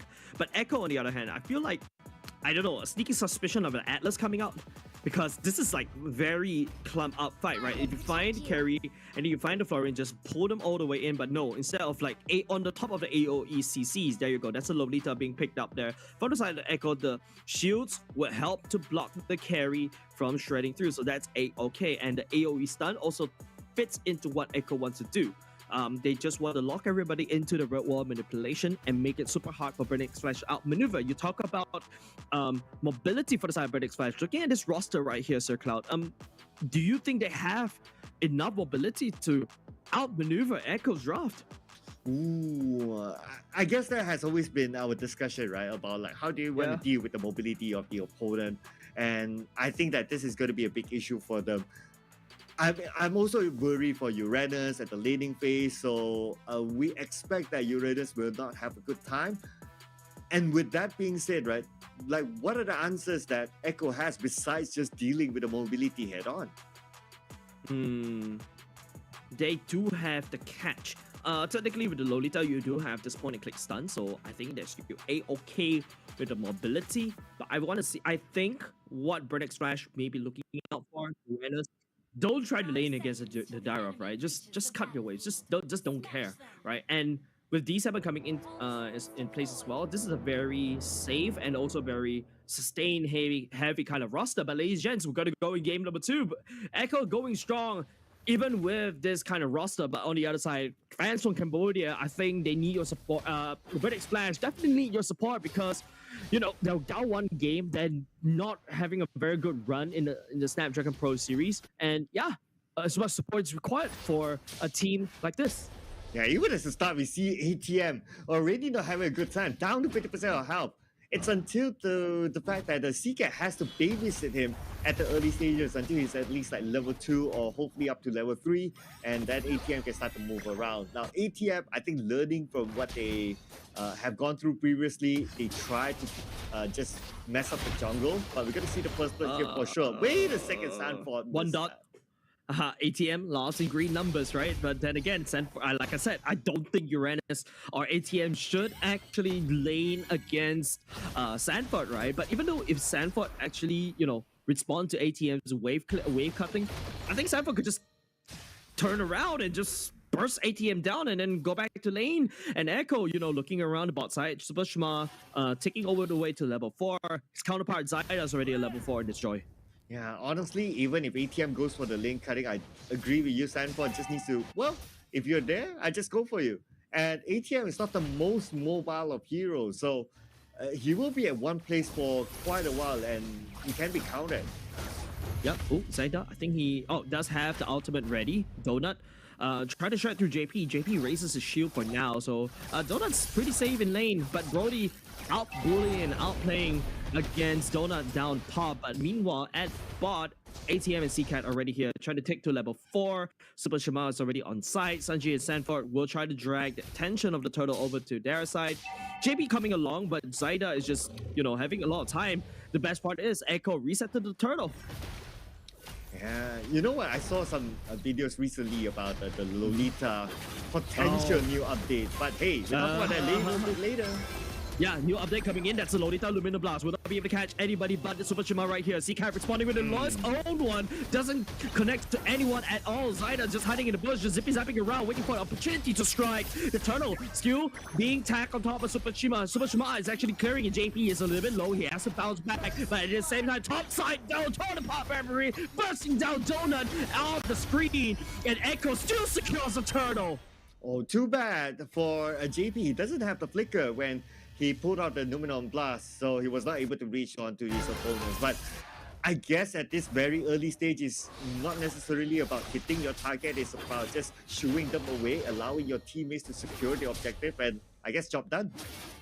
BREN's Flash is trying to shoo away Echo. These orcas, no, they're pigeons. They're annoying flying rats, right? They're just hungry, walking around Super Shima's side of the turtle. They have the lane, the turtle priority. And BREN's Flash, like what you said, trying to shoo them away. Zyda comes in, still takes the turtle away. That's absolutely disgusting. Yeah, and that is just like the start of it, right? I expect to see more disgustment, but hey, CCAT in trouble. I see Luminum Blast on both sides. E7 and Bloom popped off, but the amount of burst damage by Echo is still there. Zyda and Sanji will be working down CCAT, and all of a sudden up top there is going to be the carry going up against Outplayed. Donut torn apart memory just a little bit short. JP coming in to also try to secure the kill. Concussive Blast will be there to secure that kill. And he'll be tanky enough. D7 just tickling JP there, so D7 just letting him go for now. Super Shima joins it onto the fight with Sanji there. That's the taunt coming out. That's also the stun. JP looking a little bit low. Zyda needs to try to avoid crystals. Slowing down D7's retreat right here. Zyda's on him as well. Pop the ultimate, looking for more. Shima a little bit down low. Does not have the Appraiser's Wrath. Outplay will absorb some damage from CCAT, but they're unfazed. They have solid map control up top and down bot as well. Yeah, we talk about ATM cutting the waves, going behind, but look who's going behind. It is Sanford, and Sanford got a kill in the process. At this moment, ATM, he's not able to play at all. Oh, BREN's Flash is pandemonium. It's a flashbang and also a crash and burn. Flicker. CCAT does have a flicker. Doesn't want to use it at all. Decides to save it up, but JP still has the Luminum Blast. BREN's Flash doesn't have it, unfortunately. Right now, second round. Here we go. The total. So at this moment, BREN's Flash seems to be in control of the situation, but Echo, they are waiting for the rest to come, and we'll definitely see a fight. Zyda has arrived, outplay as well. Everyone's just waiting for the turtle to go down. Yep. Oh, D7 spotting out 2. JP right here, walking all the way in. He does have the Luminum Blast, don't forget. That's a stun coming, a real warm manipulation from Sanji, just laying down the damage. Unfortunately, get cancelled. Super Shima. Zyda will be able to secure the kill on top of D7. Super Shima next following suit. No Appraiser's Wrath at all, gets denied. Retribution at the same time. Zyda secures the turtle. Zyda looking for more, but will be clearing the mid lane and pushing down mid. 0-7. Make that 0-8 now again at the bottom lane, Jace. The bottom lane again, and Stanford is just to a certain extent having fun. He doesn't mind giving himself away to the turret because I guess it allows him to go back faster. I don't know. No way, no way. Stanford actually duked out against ATM down bot. ATM didn't do any damage towards him. It was the turret that executes him instead. So no EXP, no gold. Give it over to ATM. ATM is starved. This is a ATM where you click on it and it doesn't want to give you money. Yeah, go to the next register or use e-wallet instead. Damn annoying. Yeah. Please. Anyway, Super Shima now in the mid lane. JP's gonna come in. Your one manipulation by CCat right here. Sanji's gonna respond the same as well. backline. But he has the back one and Zyda. alongside Zyda, the atomic bomb landing down. And D7 has to roll D7. no. He is down in the ground. Dona following suit. No more circle. No more bread. For the side of the Burnix Flash. Echo. Echoing out loud and proud. Mid lane crack open. Top side gone. ATM successfully shut down by Sanford. They thought they would have at least got Zyda, but Zyda had backup together with him. I mean, the backup from Echo on point. This is the chemistry that they talk about. Train for 12 hours. This is the result. I don't know whether like this is basically like I don't know. This is like how many how additional. Okay, I'm going quick math right here. Oh, sorry, 4 hours additional OT. All right, this is exactly what Echo has to go through in order to play at this top shape right now. Look at the damage leaving the board. Sanji's taking most of them, but Super Shima speaking about damage. Appraisal's Run doesn't land. Outplay, shut him down before he could do anything. Zyda looking at C-Can, gets electrocuted like a little mouse. Unfortunately, Burnix Flash slipping away. Luminum Blast will be landed, but Burnix Flash, they get pushed back into their base. Echo focusing on the bot lane turret. Dude, look at where ATM is at right now. But the rest of Echo, they're just ignoring him. No one is really going back. Okay, maybe Sanji, but hey, why not get a kill before you do so? Okay, we joked about ATM, you know, running low gold, so he decides to go and cut the waves, 2 waves at the same time. But this ATM is weak. Look at Sanji, he's doing a lot of damage against ATM. JP. ATM knows. ATM knows. ATM knows. He's going down. Yeah, He's going down. There's 2 men on him. He's got to sacrifice himself to Sanji. Oh. No, Outplay steals it away. Rude. Yeah, it feels like they were waiting for like, okay, Outplay, you come here because you want to give you the gold, the experience, you have to go later anyway, and secure that kill. They were just buying time for Outplay to come get it. Yeah, it's just last-ditch effort for the side of ATM right now. Zyda securing the Lord right now. Burnix Flash diving for gold. Look at the gold lead, leaning in 10k in the favor of Echo. That gold lead translates into items. BOD on the way for the side of Outplay. Malefic Roar already built by the Brody. It's beginning of the end for the side of Burnix Flash. Unfortunately, Echo sending the Lord down bot. Yeah, still tons of defensive items for the side of Burnix Flash, and that's not going to be enough to answer back to Echo. I mean, it is a 11k gold lead that we're talking about. Echo going for all-out damage again for their side. Yeah, 1 Dom Ice, and that's about it. Everything else is just focusing on the burst, focusing on the physical damage.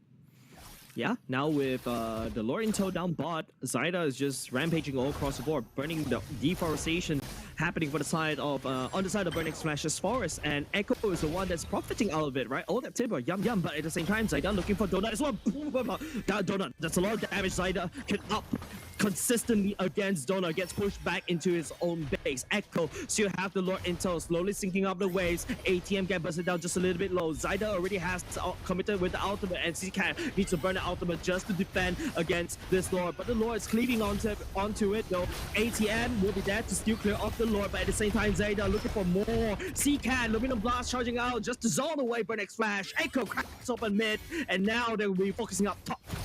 Yeah, the top will definitely be taken down, but CCat, nowhere for him to go. He tried to join onto the fight, but there was no way he could survive that. Oh, Sanford unleashing the combo right here. Still fights D7 though. No healers on the side of Burnix Flash anymore. They're crashing a burn. Echo right here leading the charge. Sanford fighting Donut in the back line. Zyda has to just zip away, but still catches Donut though. The proc, and ladies and gentlemen, Echo solid 2-0 against Burnix Flash. 0-19. That was the final score before the game ended. A perfect game for Echo. We did thought about like, oh, there's no answer to a lot of these things. Like Uranus had nowhere to play. Oh man, it is just massacre from Echo.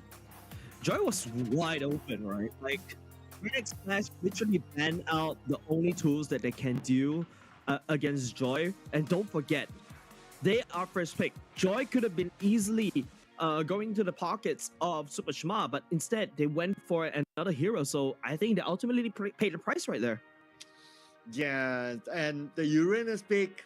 I mean, we've seen enough games by now in this tournament, right? Like during the early stage of the tournament, like, oh, how are you going to deal with the Uranus? Are you going to go for the cut wave versus cut wave and all that? Nah, the moment the Uranus been picked, you just pick a Tero. That's it, done deal. Yeah, and I was talking about this before during the draft, right? I don't think the Uranus wants to face a Dyrov head on. The Uranus needs to try to be smart about it, right? Cut even more waves, cut even deeper, perhaps force the Dyrov to return all the way back into base, and then Dyrov will lose in gold. And maybe that's the only thing that they could do by then. But when ATM decides to do so, I believe it's a little bit too late. And I guess if we look at the items, very unfinished from Burn X Splash. I mean, it's 0-19. The last time we saw the numbers, it was like a 12k gold lead. And even for Echo, well, they're not really complete as well. But hey, it doesn't matter. They're just going all out damage. How many defensive items do they have? Like 1, 2, rough count, maybe like 2 or 3, and that's about it. Everything else is just going out for all out damage. 3, I counted for you. 1, 2 Dom Ices, 1 Immortalities. Whereas Burn X Splash, right? There's a lot of defensive items all across the board because they're just too squishy. They feel like they're always getting bursted down. But don't forget, look at the kill score. No kills given over the side of Burn X Splash. It's a perfect game for Echo. Yeah, it is. Perfect game. Maybe only the fact that they lost 1 turret. But anyway, that's okay, right? At the end of the day, it's a quick win. And this is what Echo wanted. Echo wanted to learn how to finish close games fast. And yeah, objective done for them. Damage dealt. Sanji just outputting damage like an absolute beast, right? Zyda, on the other hand, just there to just shut down Donna before Donna could do anything. Yeah, I was thinking about, carry is, I was wondering whether carry is a good pick for the side of Burn X Flash. Now that looking back at it, I don't think it's a good one at all because, like, I mean, it just doesn't work because you are constantly getting chased down. You can't really kite against, a Joy that's running straight at you. There's nobody for the side of Burn X Flash to successfully lock down this Joy, right? Yeah, unless if the carry was played by Echo, then that will be like the cherry on top. Because you got like 2 tank shredders. You got the Dyrov, you got the carry, perfect. But anyway, no harm done for Echo. I mean, we cannot deny the 19-0 score, right? I also cannot deny 0 damage to tower as well. It's just salt on the wound that's really festering, and it's not a very good sight if you're a Burn X Flash fan. But Echo, on the other hand, man, they held their heads wide out proud because Outplayed was just really busting down Donut like nobody's business. And then at the same time, you also got Zyda just running for the hills, gunning down C-Cat and also Donut and Super Shima, even though as a Fresian, you can technically stun lock somebody, but you don't see that at all. Super Shima mostly just get shredded because Sanford farmed from ATM, using ATM as a way to get gold, and then start to transfer that damage over to Super Shima, and Sanford just escalate out of control. I guess that 1 turret that Burn X Flash got from the previous stat was because of the minions, and that's about it. From them, it's obviously 0 now. Total heals, I guess no surprises here. ATM definitely the one with the highest heal, but the amount of heals from Echo, that means they took a lot of damage as well in those fights. But they know how to swap in and swap out, and also back up each other. Like one of the fights we saw, I believe we'll see that in the highlights later on. Zyda was super duper low, but he managed to just run away just in time. But his teammates were there to cover him up and allow him to escape. Yep, Zyda takes the MVP this time around. Like I said, a very surprising emblem choice instead of going for, the assassin emblem that we always usually see, went for the mage emblem. Like I said, maybe because you want to abuse the fact that the scaling of Joy is a lot better now as compared to previous patch, and a little ignition. The go-to emblem for now for all the healthy Joys out there. Rupture for good measure for more penetration, and also the Season Hunter, a mainstay for all junglers. But we also do start seeing some junglers opted not for the Season Hunter, opted for the Master Assassin emblem. So that's a-okay. But of course, Zyda being a Joy that really wants to run people down, no deaths. Man, this guy is an absolute beast.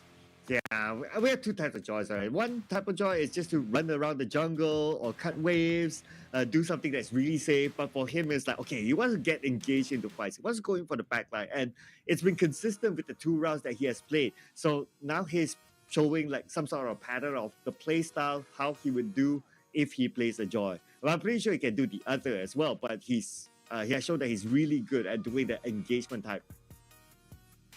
Yeah. Now we're gonna have to take a look at the highlights, right? You can see Joy really enjoying this game. Zaida really enjoying this particular game, right? I think it all started when, I think this is the first turtle fight. Yeah, this is the one where it's very very crazy, right? And you saw the Luminum Blast being stolen by CCAT. Not able to find anything at all. Just JP at the same time. Just Zaida just zapping around. All these people from the side of Burning Splash. You notice how short each clip are. It's just goes to show Echo is just bursting everybody down for the side Burning Splash because there's nothing to show after that, right? Yeah, true. I mean, it's all the Echo show here. So all the clips, definitely theirs. And because they have so much damage, right? From the item builds we did discuss, it's all out damage, whether it's burst, whether it's physical. So this is the Zaida thing. Okay, just look at how low he is. And the moment he goes back, the follow-up from the rest of the teammates is just beautiful. Yeah, and also if you notice, that's a very nice appraisal drive just now, but Super Shima got bursted down before he could actually use it, and by then, Outplay is just outplaying Burning Splash and ATM. This is just this is the saddest part ever.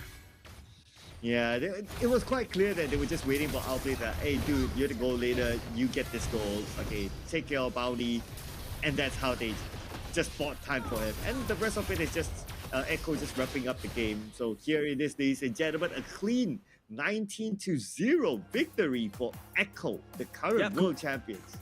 Yeah, congratulations over to Echo. It feels like, the 12-hour work schedule definitely works very well. And I believe the game ended around 10 minutes as well. So it's a very fast game for Echo.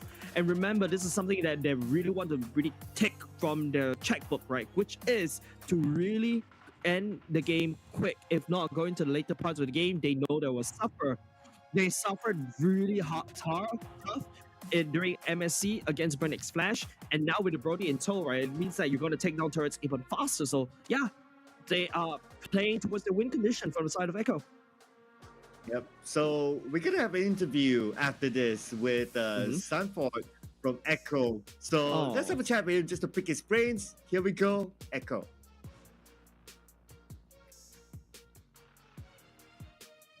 Hey, it's Sanford. Hello.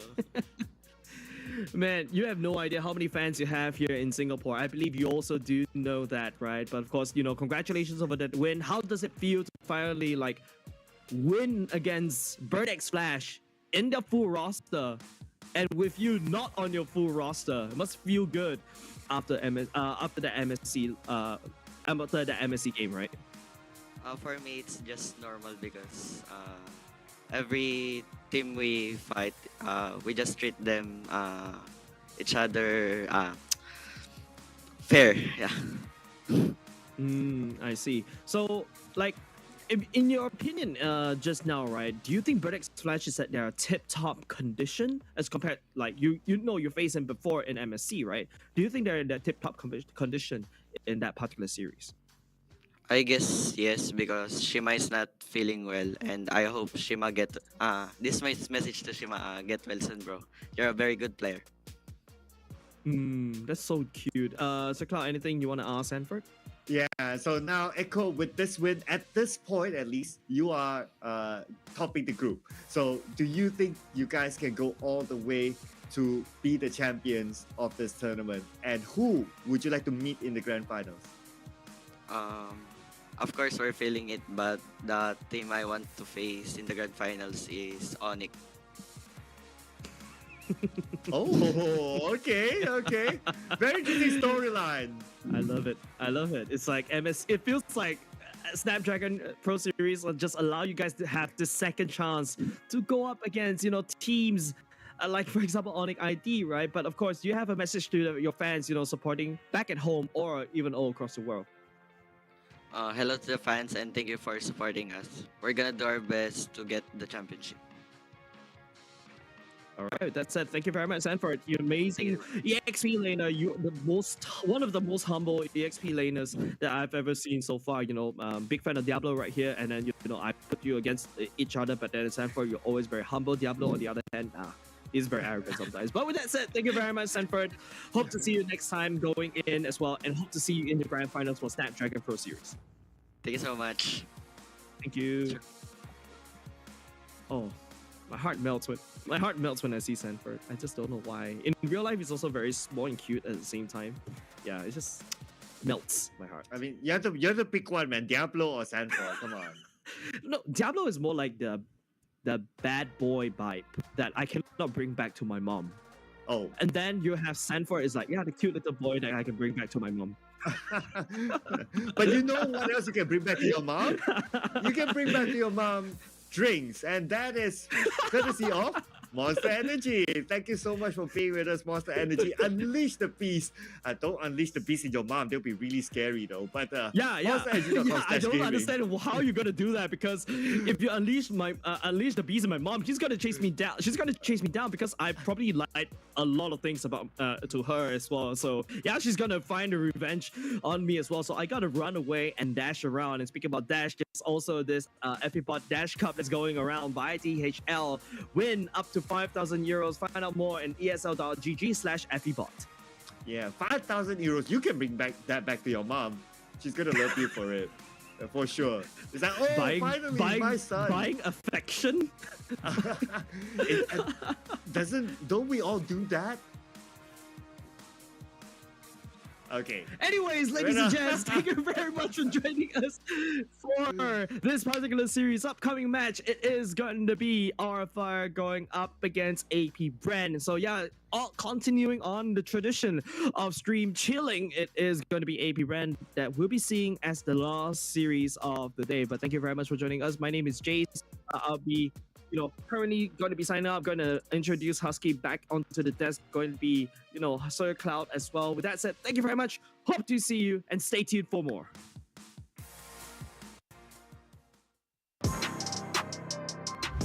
In my personal opinion, I would say Balang, Khalid and Benny, because not because I only can play them, but to me they are the strongest heroes that I think if you use them right, they'll bring you the results that you need. Yeah, so to me, I mean, maybe different people have different opinions. But okay, not sure how.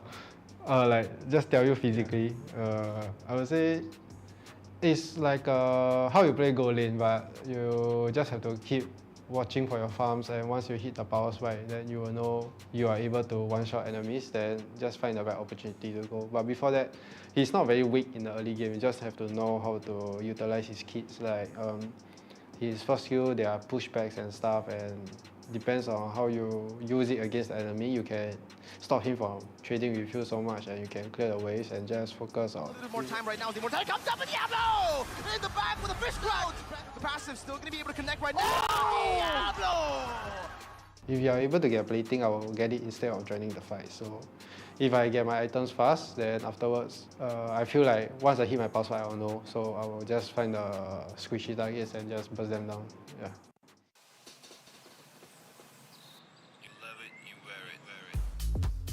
Wear your passion. Share your passion. Wherever, whenever. Gaming is a lifestyle. Get your merch at shop.eslgaming.com.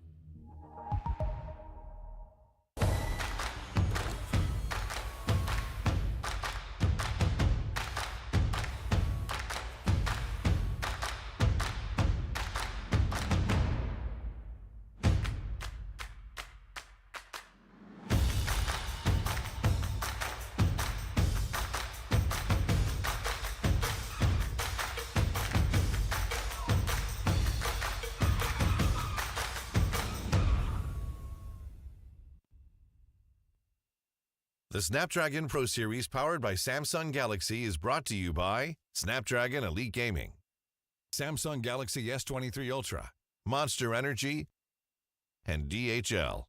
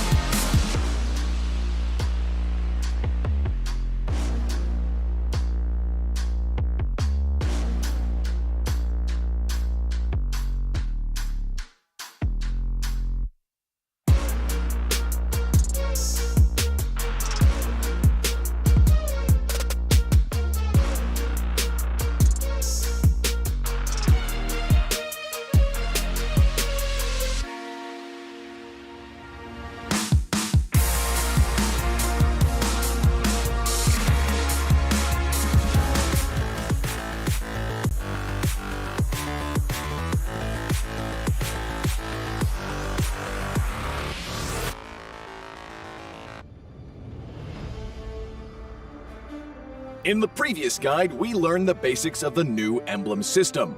This time, we will take a closer look at the core talents unlocked with the basic common emblem, tank emblem, and fighter emblem. Core talents unlocked with the basic common emblem. By upgrading the basic common emblem, you can unlock 2 core talents, Impure Rage and Quantum Charge. Both are suitable for most heroes. The new Impure Rage talent now deals adaptive damage, making it a good damage-enhancing talent for a variety of heroes, such as Eve, Nathan, and Diggy. Eve is a hero with great poke and control abilities. She can use the extra damage and mana regen from Impure Rage to constantly wear down enemies. The new Quantum Charge talent now restores HP based on the hero's level and not their physical attack bonus, making it viable on more heroes that want HP recovery and mobility, such as Edith, Leslie, Layla, etc. When equipped with Quantum Charge, Edith in both forms can use the movement speed bonus triggered by her basic attacks to keep a safe distance from the enemy and the extra HP regen to stay in the fight. Core talent unlocked with the tank emblem.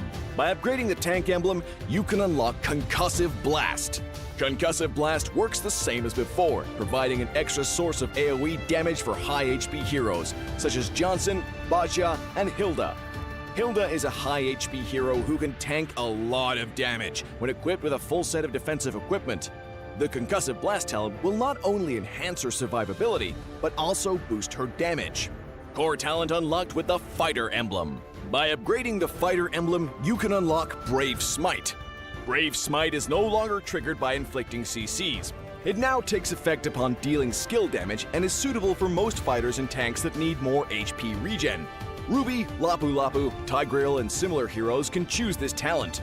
Ruby can trigger Brave Smite repeatedly by casting skills, and with her own regen abilities, she'll have even greater durability in teamfights. Choose the core talent based on the strengths of each hero to maximize their effectiveness. We look forward to seeing players discover new ways to play their favorite heroes on their way to becoming a legend.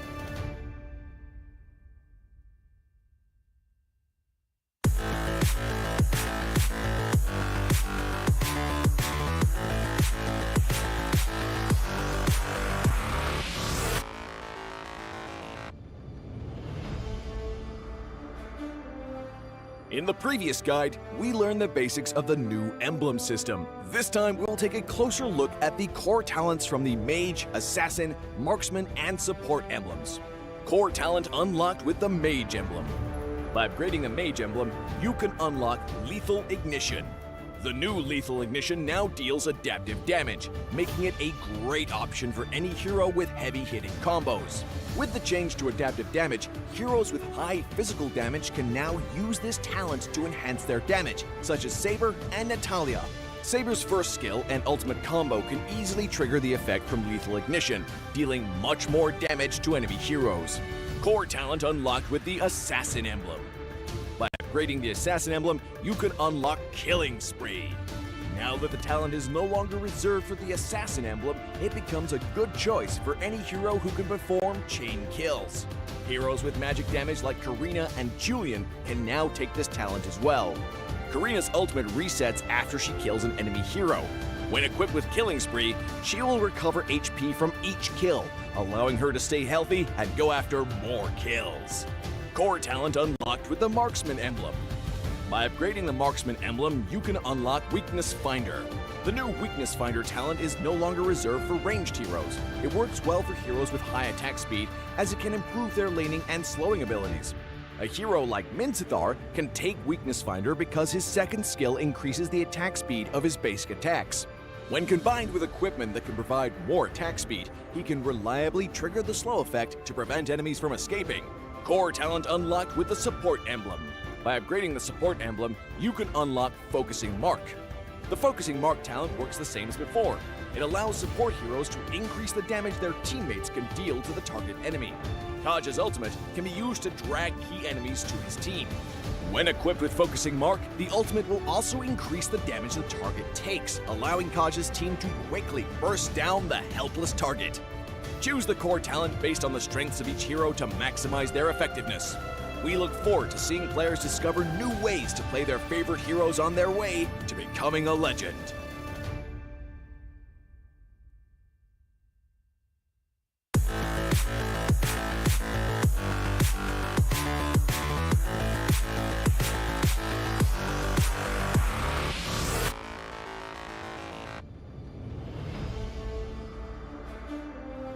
When upgrading your emblems, you will unlock talents at specific levels. Different emblems will unlock different talents. You can choose an emblem by role and use the talents it unlocks directly as your default setup, or you can freely mix and match different emblems and talents to create a custom emblem setup. We're going to show you how to create your emblem setup for your heroes. Emblems. First, let's take a look at the revamped emblem system. There are now 7 emblems in the game, 1 basic common emblem and 6 role emblems. Different emblems can provide different attribute bonuses. It is recommended to use the emblem that matches a hero's role. Standard talents, Tier 1. After selecting an emblem, you can then choose from 8 standard talents at Tier 1. These talents provide mostly straightforward bonuses to heroes. Of the 8 talents, Thrill and Swift are good on almost any hero, while other talents are more catered to certain roles. Standard talents, Tier 2. At Tier 2, you will also have 8 standard talents to choose from. The Tier 2 talents trigger or work under different circumstances. We still recommend choosing one that matches the role of your hero. But if you're an advanced player, you are free to choose any of the talents to fit your playstyle. For example, if you're playing the core hero on your team and want to focus on gearing up fast, you can choose the Bargain Hunter talent regardless of how your hero deals damage. And heroes who rely on their skills for sustained damage, whether it be a mage or fighter, can use the Festival of Blood talent for more spell vamp.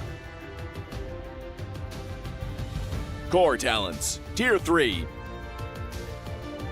Finally, let's talk about the most important talents, the core talents. There are 8 core talents available in the game, and each provides a unique and powerful effect. We recommend choosing the core talent to match your hero's role and only use core talents from other emblems for advanced or unconventional tactics. The revamped Weakness Finder talent is no longer reserved for ranged heroes. This talent is now a viable option for any hero that relies on basic attacks and wants better laning and the ability to slow enemies. The Lethal Ignition talent now deals adaptive damage, making it a prime choice for any hero that has heavy-hitting combos. While the revamped emblem system still uses the existing talents, we have removed the restrictions between emblems and talents, opening up new possibilities for many heroes. We look forward to seeing players discover new ways to play their favorite heroes on their way to becoming a legend.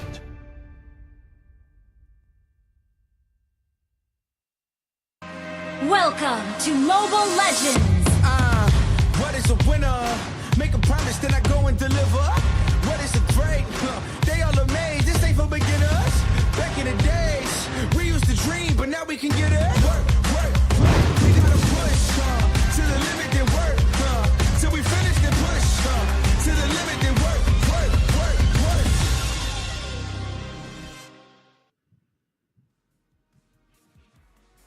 Welcome back to the Snapdragon Pro Series Mobile Legends Bang Bang Challenge Finals Day number 3. Last day of the group stage and last best of 3 for Stream C. Well, this one is going to be a doozy because Bigotron Alpha, they take center stage again. And this time, they're going to be facing off against EVO's Legend. So, well, actually not Bigotron Alpha, BREN, AP BREN against Aura Fire, because that series is what we'll be looking at. I'm Husky, and of course, I'm with Sir Cloud. Yeah, this is going to be one of the biggest series today because this is going to be fight for survival between AP BREN and Aura Fire. Right now, at this moment, AP BREN, they are number 3 in Group B, Aura Fire number 4, but the point difference between them is only 2 points, meaning that assuming Aura Fire wins this game clean, they will go up to the top 3 and they will push down AP BREN to bottom 3. Yeah, and that is a very scary thought, right? I think at the start of the day, we did say that there's this 3-way tie happening, and there's a very good chance that, you know, 2 out of the 3 teams that are tied up will not make it through. At first, we established that, okay, AP BREN, they have a pretty good record, right? 3-0. Then they drop a series against Bigotron Alpha, and now this is do or die. Yeah, if only they won against Bigotron Alpha, then it will be a different story for AP BREN. AP BREN can take a chill pill on playing this game. But now, because they lost that game, this is going to be a very important series for them. And again, ladies and gentlemen, it's going to be Aura Fire and AP BREN It's going to be a huge one. It's our last series for Group B in Stream C. Yeah, and the craziest part is that, because Group A, they have played all of their matches. So right now, we actually have no idea who is going to make it through the top 3 until the end of the broadcast, because Toda is going to be playing, eVo's Legends is going to be playing, everyone will be playing this series in Group B at the same time.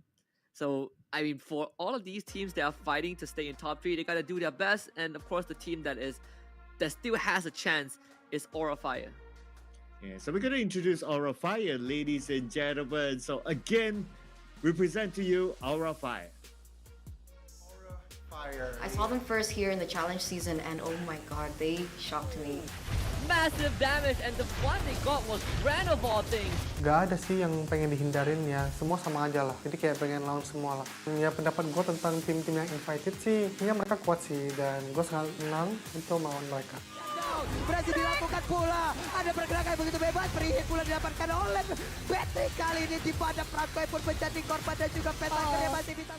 Gue cuma main biasa aja sih di season 9 dan season 10. Dan kayak gue lakuinnya tuh konsisten lah. Kayak bangun pagi gue main-main terus. Dan kalau misalnya untuk apa yang kalian harapkan, mungkin semoga gue masih bisa tetap konsisten terus-terusan. Is this their peak?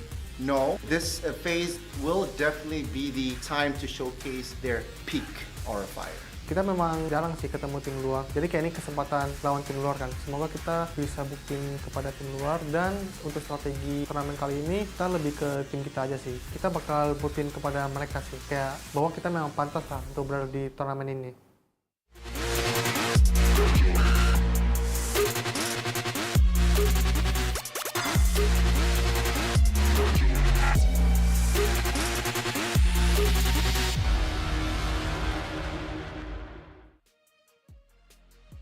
There it is, Aura Fire on the screen right now. Kimura, Van, Sin, Kabuki, and Hai. One last ride, one last best of 3.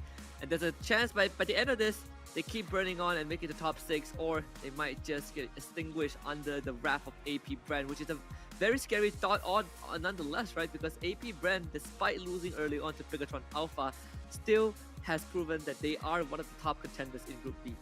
Yeah, what makes it even more interesting is that this is pretty much the El Clasico region, the Philippines versus Indonesia. It's always the talk of the town whenever any of the teams from this region go up against each other. As for Aura Fire specifically, they are coming into this round on a win as compared to AP BREN. So they definitely have the motivation. They're on a high right now. So we can expect to see the best of Aura Fire coming soon.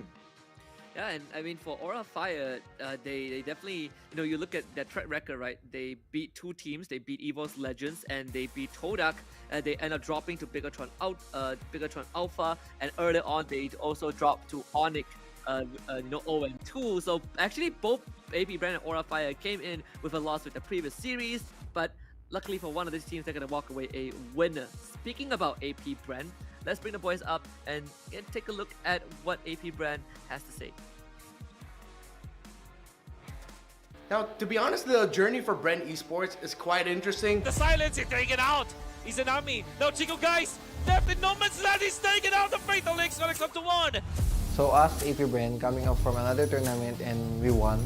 I think we are more comfortable and well prepared in this tournament, and I believe that we will reach the highest result ever. They proved it in Cambodia. They won a gold medal for the Philippines in the 2023 SEA Games. I'm expecting them to bring home another title in the form of the Snapdragon Pro Series. Out, Sword, super low. Gotta be safe for now, but will be taken up by Riquitiano, the cleanup. They dominated in their group, and honestly, they still look like they're in their gold medal form. BREN here in the challenge season reminds me of BREN eSports in season 11 regular season, where they've been on top week after week after week, and they're so clean. We already know our attitude inside and outside the game, and we respect each other. That's why our team is really strong. So recently, we won a couple of tournaments, so I don't find a reason why we couldn't win it here.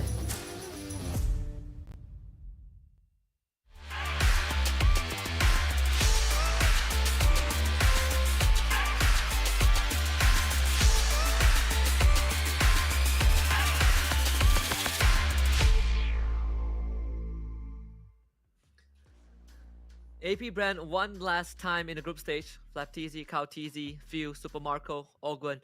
I gotta say, Cloud, out of the 5 series that they've played in the group stage, we've been able to witness 4 of them. This one being the 4th. So it feels like we've been following AP BREN's story from start until end, and this is either going to be a fairy tale or this is going to end in tragedy.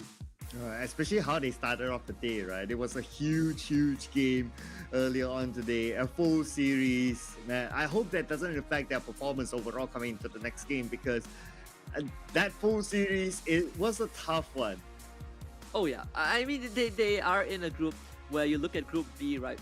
Out of 6 teams, 4 of them are from Indonesia. They had to play Onyx, they had to play Bigatron, they had to play EVOS Legends, and so far out of the 3 in ID teams, they've beaten 2 of them. They beat Onyx 2-1, they beat EVOS Legends 2-0, they rolled over EVOS Legends 2-1, sorry. They rolled over Todak 2-0, and they just dropped the Bigatron Alpha 1 and 2. So far the record between AP BREN and the rest of Indonesia is 2-1 in their favor, but Aura Fire, kind of the last bastion of the Indonesian region, and just so happens Aura Fire wants top 6 and AP BREN stands in front of them. Ooh, it's going to be a tough one between these two, right? And when it comes to hero matchup, they have fairly different type of hero matchups that they like to play. Interestingly, Aura Fire play like the Grok on the XP lane, so we don't get to see that much. We normally see it on the roam, but let's compare these 2 players before we get into the draft. We have Kabuki here, who was the MVP before, and Super Marco as well, multiple MVPs to his name. Super Marco is literally one of the best marksmen that we've seen, at least on Stream C so far. You look at this goal lane matchup, it's easy to just look at Super Marco and be like, this guy is going to crush his lane. We saw him perform earlier on against Sakin from Bigatron Alpha. He also pulled his weight. I think this is going to be a big challenge for Kabuki, right? He has been a consistent player, from MPL ID Season 9 and 10, and here they are, one of the best journeys from the Open Finals all the way until the challenge stage. I would say that, in this gold lane, Super Marco is going to be the biggest challenge that Aura Fire has to face. Yeah, can you imagine that? He only has a single digit death to his name for Super Marco. That is insane, especially when you're a gold laner and you're always targeted by assassins. People want to try to go in for the backline, but somehow he still managed to maintain that as a single digit as of now. That also feeds into his damage taken per minute. It's like what, 1,600 lower than Kabuki. So that also tells the story of like during the laning phase, when it comes to poking each other, Super Marco evades poking really well. Yeah, and you even see yesterday against EVOS Legends, right? Super Marco is just out-trading brands in the gold lane with a losing matchup, which is insane. And when we, kind of also go through the emblems that he takes sometimes in losing matchups, he does go for the tenacity as well for the extra resistance to, kind of deal with the burst damage of assassins. So overall, Super Marco, he just spends less time dead and more time farming and dealing damage. Yeah, but one thing about Aura Fire is that they have a good level of versatility in their draft. So I did mention about the Grok. They played it in an XP lane. They played a lot in the roam.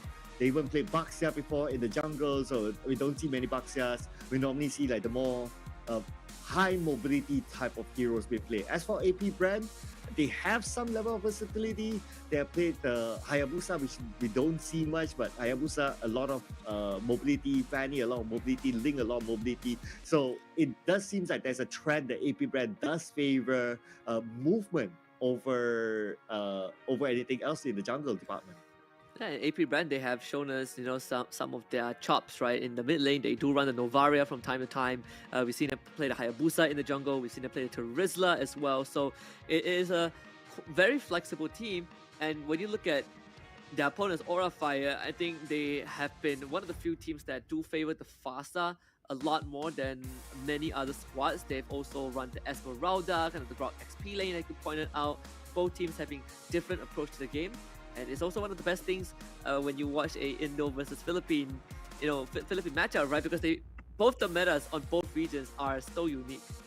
Yeah, but we think it's unique. Do you guys think it's unique there? Let us know in the comment section. Do tell us your prediction because this is going to be huge. It's going to be the regional clash here between RFI and AP BREN. Leave it in the Twitch chat comment section because if you notice that there's a lower third when names pop up, yeah, you could be featured on the show as well. So do not miss out on this opportunity here. Put it in the comment section right now. Yeah, we've seen a lot of very supportive comments from the fans out there that we could not possibly gather everything because everyone is just, I would say, very invested in their respective teams. But I also want to look at our predictions because, frankly speaking, I think this is going to be a fairly close series. And just like the first series that between AP BREN and Bigatron Alpha, I want to see teams put up some fight. I want to see Aura Fire draw some blood from AP BREN, and this time I still think that AP BREN will overtake Aura Fire. Yeah, that's why to us it's not going to be a clean series. We predict it to go all the way full series. But that also means that for AP BREN, another full tiring series for them. Can you imagine for the last two series that they played, it has been full series. So AP BREN has played more games as compared to Aura Fire, which also translates to giving away more of their stress for Aura Fire to analyze. Yeah, and let me tell you, right, AP BREN has played 4 series so far. 3 out of the 4 series are all 2-1. So they played the most games. They actually played the most games overall, I believe, in Group B. So, like you said, right, there might be a lot of stress that they have shown. And now the question is, how deep is the pockets of AP BREN? How much more do they have left in the tank? Yeah, but like what we discussed, I believe that they are versatile enough to show different type of cards. So RFI got to be prepared for this. But for AP BREN, I mean, okay, so to be fair, both teams coming out of the loss, right? So in terms of morale of like whether they bring on the momentum, I guess it's a no discussion there. It's just the fact that AP BREN has played more games. So RFI definitely will take advantage of this data that they'll be able to analyze and try to overcome AP BREN. And for AP BREN, they have lesser data. So it's the opposite as compared to RFI onto them. Yeah, I mean, with that, if you put it that way, it definitely could be a factor. I think overall for AP BREN, they just, despite the loss against Bigatron Alpha, it was a hard-fought series, right? So I think you don't really, I feel like you still give yourself a pat on the back. Look forward to this final series. I think for AP BREN, there are a lot on the line. They are the sole Filipino representative in Group B, and yesterday when we talked to them, they predict that they will be in the top 6 alongside Echo and RSG Philippines. So they have a responsibility to fulfill.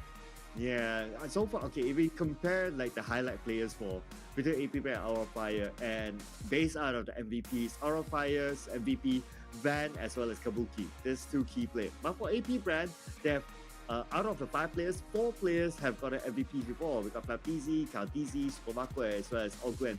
So if we talk about like distribution of MVPs and also potential individual player skill, it does look like AP BREN has a more balance in terms of how they're going to distribute the skill level of the players. Yeah, I think that when you look at the teams that have made it, from Group A, we've already found like our top 3 teams, which is pretty crazy, right? RSG Philippines, Echo, and Red Giant eSports. All these 3 teams have already made it. So the final 3 slots really comes down to the end of today's broadcast. We know that it's between contention of 4 teams. Onyx eSports, Bigatron Alpha, AP BREN, and Aura Fire. These 4 teams are fighting for the final 3 spots, and one of them eventually will have to go. Yeah, I mean, this is the tradition of a competition, right? Somebody has to bite the dust, bite the bullet at some point. So it's going to be either one of these. Sadly, both of these are great teams. I would like to see them in the playoffs, on the stage. But yeah, it is just part of the game. Somebody has to, say goodbye. I mean, we talk a lot about AP BREN. Right? I think coming to this, a lot of fans would consider them the favorites to win the series, but Aura Fire, right? We were able to witness one of their games, I believe, on day 1. What do you think is going to be kind of the advantage that Aura Fire can bring into this to hopefully overcome AP BREN? I think for Aura Fire, Okay, one thing about AP BREN is that they like to play the Uranus. They played it a couple of times before. One of them with a win, one of them with not. And with the games that we have seen in recent time, Uranus have been pretty popular, especially at the start of the tournament. But towards like the last, I think like towards the second half of yesterday and also like today, we see how the Uranus has been easily countered by just picking the Tyroff. So if they want to play that, they have to make sure they ban out the Tyroff. But Aura Fire, it's not only about the Tyroff. If they don't have the Tyroff, they can still go for the carry. As long as they can get a tank shredder, Uranus will not be able to function. So for AP BREN, perhaps because of that and the current state of how Uranus is being played, they might want to consider to not play the Uranus at all. Yeah, and I think we also saw like what was that hero? Esmeralda getting picked up, right? Esmeralda, we saw early on Bigatron Alpha Game 3 against AP BREN. AP BREN had a Uranus, and Bigatron Alpha, they just completely ignore the Uranus, right? They make quick work of it, of that hero from that mid to late game. I do wonder if AP BREN will just fall back to the Novaria. When we talked to them on day one, they say that Coach Ducky asked their mid lane to play Novaria, and he just played Novaria all the way. And we also saw how a hero like Angela is more favored in the Indonesian region, and Bigatron Alpha proved that this hero could be a big headache for unprepared teams. Yeah, Aura Fire has played Angela before, now that you pointed that out, and they got away with a win with that. So it could be banned out. Even in like the previous series, Angela was banned out, even though it was between BREN X Splash versus Echo. But I guess they were just being prepared on what they might face in the playoffs later on for Echo. As for AP BREN, well, they might want to learn from that and just straight up ban out the Angela during the first phase ban. Yeah, and that has been kind of like a debate, right? A discussion between me and Jace. We were talking about that during the Bigatron series. But here they are, 20 seconds until we head into the draft. Definitely the atmosphere is a bit more tense. I think if you're on the side of AP BREN, you kind of let the previous series slip away, and now you put yourself kind of in the hot seat. Obviously, we are going to have a potential tiebreaker if Aura Fire, if the other series kind of go in an unexpected manner. But for Aura Fire, right, you get that win, you get that extra points, and we are going to see them overtake AP BREN. So I feel like if you are AP BREN, this is a must-win series, and you gotta do it as cleanly as possible. Yeah, it's absolutely a must-win. This is the battle for survival for both teams. Now I don't want to go home as we head on to our first games draft. Here we go. So the Paquito as well as the Valentina banned out. With the Paquito being banned out, Paquito is one of the counters towards Uranus. I don't know if AP BREN still wants to go for it now that they banned it out. But if they do plan to go for it, then they have to ban out the Daroff at least. Yeah, I believe the Daroff was used as well. I'm trying to figure out if Aura Fire did pick that up. I know that yesterday in one of the games when when was it Onyx or was it Aura Fire against Todak?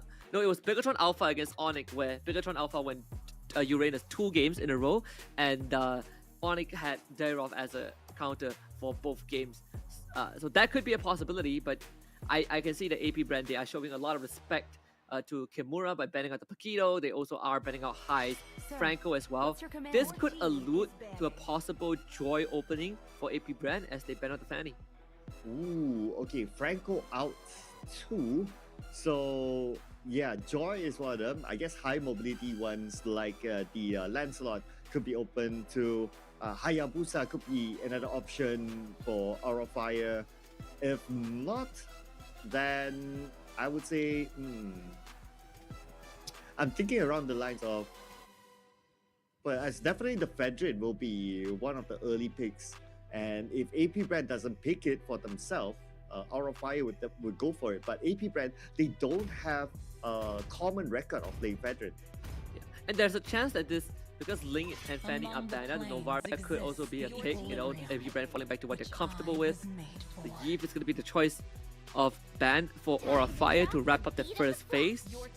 Many openings to be taken, and there it is, the Joy picked by AP BREN. Very, very straightforward. Yeah, so now when it comes to the mid lane, Vedri is definitely going to be picked up by Aura Fire.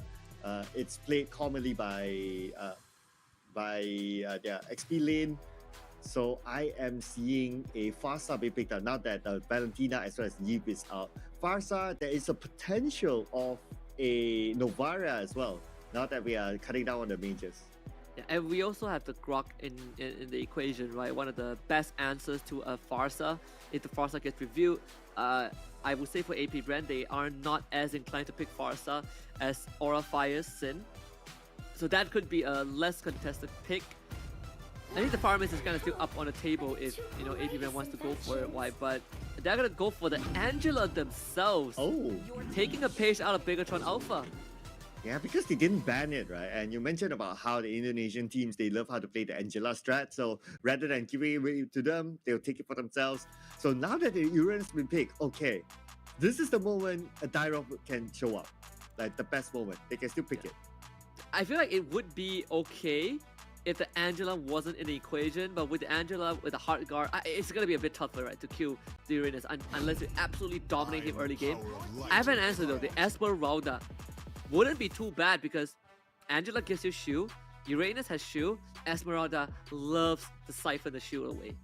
We'll see if that's going to be the case for AP BREN. Okay, so the Kaja pick is really to try to catch the Joy when the Joy starts running into team fights. And if he's able to keep like the flicker, like for later use, at least he can protect the backline. And that will be really important because the Joy will try to target Claude, who will be at the backline. But now we're going to the second phase ban, and we still see the Dyrov still open though. I'll be surprised if RFI don't pick any tank shredder. If it's not Dyrov, then I want to say carry, but unfortunately they already got the Claude. Who else can? I also think the Esmeralda would actually be a fairly decent pick, but that also means that they're relegating this Fredrin into jungle role, which is completely fine. You can see that they're taking out. They took out the Leslie because you don't want anyone to shred the Fredrin. There's a high chance Aura Fire also bans out the carry because they don't need a marksman anymore and they want to keep the front line as robust as possible. Yeah, there is that. And there is also the... Okay, taking the time to ban though. Alright, so it's still a Kadita. So no Dyrov ban still. I will be surprised if Dyrov is not being played. Because yeah, you can move the Fredrin into the jungle, Dyrov goes to the XP lane and go with a 1v1 matchup with Uranus, just pushing him back and drop that. Even if Uranus chooses to like cut the wave, he can just turn back and either he goes onto the Uranus, just pokes him directly, or he goes in and cut the wave himself as well. Dyrov is pretty flexible in doing that. So Aura Fire bans the Grok. They're still missing a mid laner, so this could be a Farsa mid lane still. The final bet is going to be the Esmeralda. There we go. AP BREN reading it correctly. I think the Esmeralda would have really ruined the plans of AP BREN because you just take away what Angela and Uranus are good at. Aura Fire, they're going to get the Farsa for Sin. The Grok ban is very telegraphed of it. So far, Aura Fire is still playing within the confines of their comfort. Yeah, I see the Farsa pick because the Feather S-Ride combo with Kaja can be very disruptive, especially at the early stage. You got good enough burst damage at a long distance even. So you don't need to worry about, okay, I'm not in the right position when Kaja jumps in, that's fine. So now they can still pick an XP lane or a jungler, but if they do either one of that and they go for Dyrov, that means they will be sacrificing mobility instead. And that will be a risk of trying to catch the Joy then. AP BREN gonna take for themselves too. Still looking for a potential jungler and marksman. I mean, there's the Beatrix available, and there it is. The Beatrix and the Rome actually will be the Minotaur. So we do see the Angela mid, just like what Bigatron Alpha did earlier on. I do love what AP BREN has. Beatrix is one of Super Marco's best hero as Aura Fire. They're gonna lock in the Teresa to finish things off. So this is gonna be a jungle Fredrin. I mean, how do you feel about the drafts? A lot of mobility on AP BREN and they have Uranus that will be very disruptive. But the good side about Aura Fire is that they have a lot of team fight stuff. So you got the Terisla who can open up the fight as well, or you have the Kaja who can open up the fight. You have good follow-ups from Claude, good follow-ups from the Fasa. So I think they're going to go for more team fights instead. But they need to be aware of AP BREN just being annoying, like cutting waves or going for, I wouldn't say split push, but at least cutting waves to just try to dominate a certain lane. And there's not much ways to stop the Uranus in this game. I suppose with the Terisla is not the worst, right? But in terms of cutting waves, Uranus, he won't face as much resistance in this game. We see the thumbs up from both AP BREN and Aura Fire, which means that we are getting locked and loaded to head into game number 1 between AP BREN and Aura Fire. The El Clasico, the Wild Wild West, the final showdown, the last ride, one best of 3 to determine who makes it to top 6. Okay, here we go. Keep your eye on the SP lane. I really want to know how FlapDZ is going to play, or how Aura Fire is going to deal with FlapDZ during the laning phase. Because when he hits like what, level 3 or level 4 especially, he can start going backline, he can start going into the base, and we have seen that multiple times. He can cut 2 waves at the same time in a certain position, and that allows him to scale even further. Oh, yeah, Kimura, he might go down to flicker forward and knock him down enough, Kimura! No way, just walks out like that. That's 2 for the start of Aura Fire. I mean, Kimura surviving. Brace might heal. His passive damage reduction at low health. That is unfortunate for AP BREN. That was insane from Kimura. Unfortunate for AP BREN, but that was insane for Kimura. Like, he really trusted his teammates to come follow up to him, and he has measured the amount of damage that he can take all at once. By the way, they blew 2 flickers just to kill him, and they could not. Kautizi in the meantime, really level 4, trying to run after High, does have the ultimate to work with. High will flicker over the wall. Kautizi just could not get the finisher. As Sin shows up, I mean, Aura Fire off to a great start, and this does give a bit of problem to FlapDZ, right? He's 1 level behind. Kimura's going to have the items to deal with, and now he can really start pushing back on this Uranus.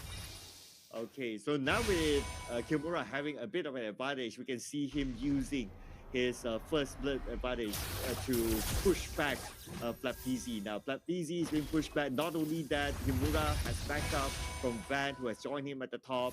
So they really want to lock down the Uranus, not letting him play the top lane like his playground. Yeah, and you can see they're just gonna do it in tandem, right? Both, both Van and Kimura working together. Van's gonna start on the turtle just a little bit. AP BREN will see this happening, but it's not that easy to get close to BREN. Not when Kimura is around. Forcing the flicker for few already. He's gonna go for the recall. Turtle is pretty much gonna be going to Aura Fire, no contest. Oh yeah, great start here. They not only got the 2 kills with the first blood, they also got the first turtle as well. So far so good. But keep your eye on the top. We see a little bit of a skirmish here as they try to steal away the purple buff. And yes, they did. Van, they would want to secure it. Again, another mini win for Aura Fire.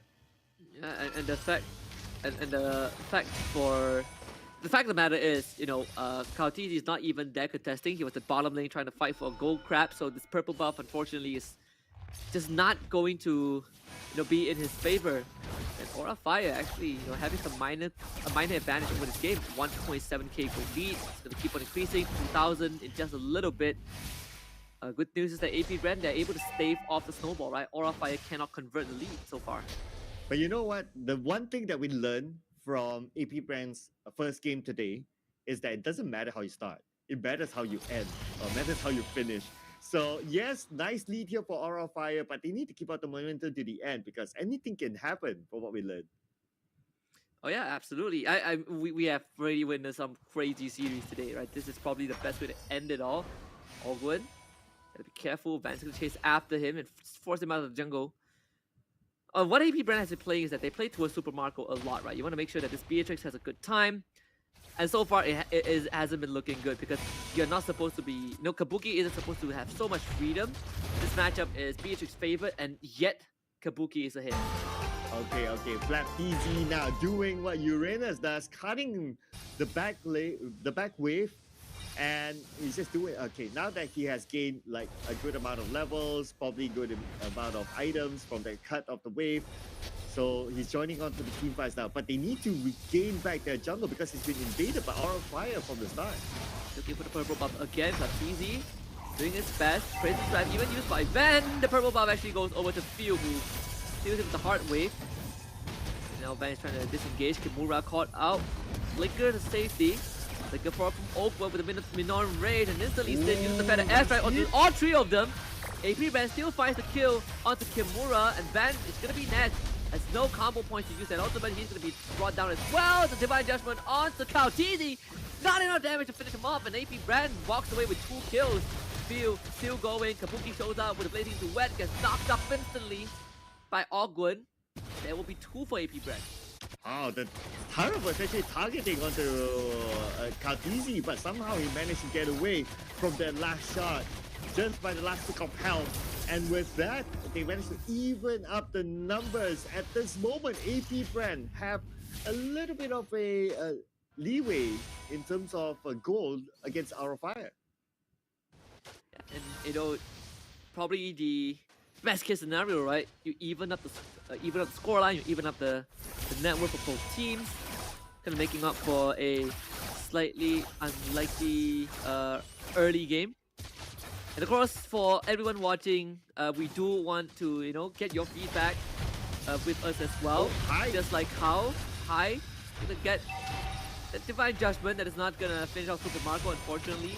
But yes, do share your feedback with us using the link down below, bit.ly/SBS-MLBB-EN. Let us know what you like or what we can improve on so that you will continue to enjoy our broadcast for Mobile Legends Bang Bang. We would love to hear your thoughts. Yeah, enjoy, just like what literally Joy is doing right now. Just being a nuisance towards Van, who invaded their jungle. And now Sin as well as Kimura is here to back him up.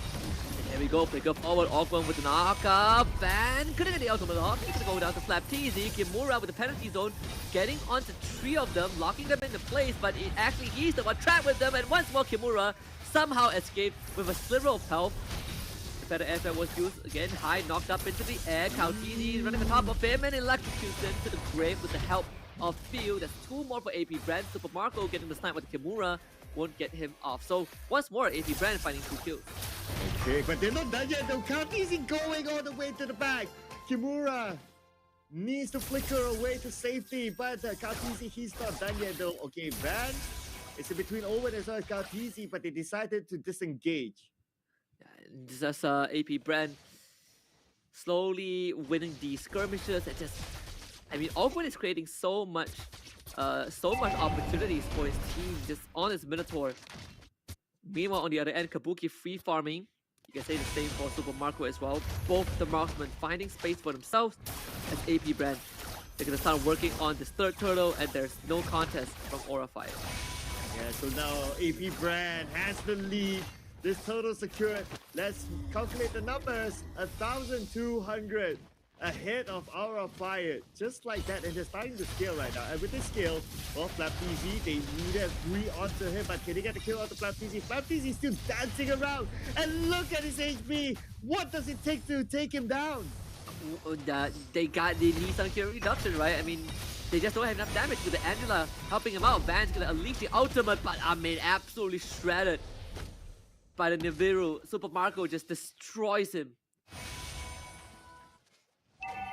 AP Brand. Okay.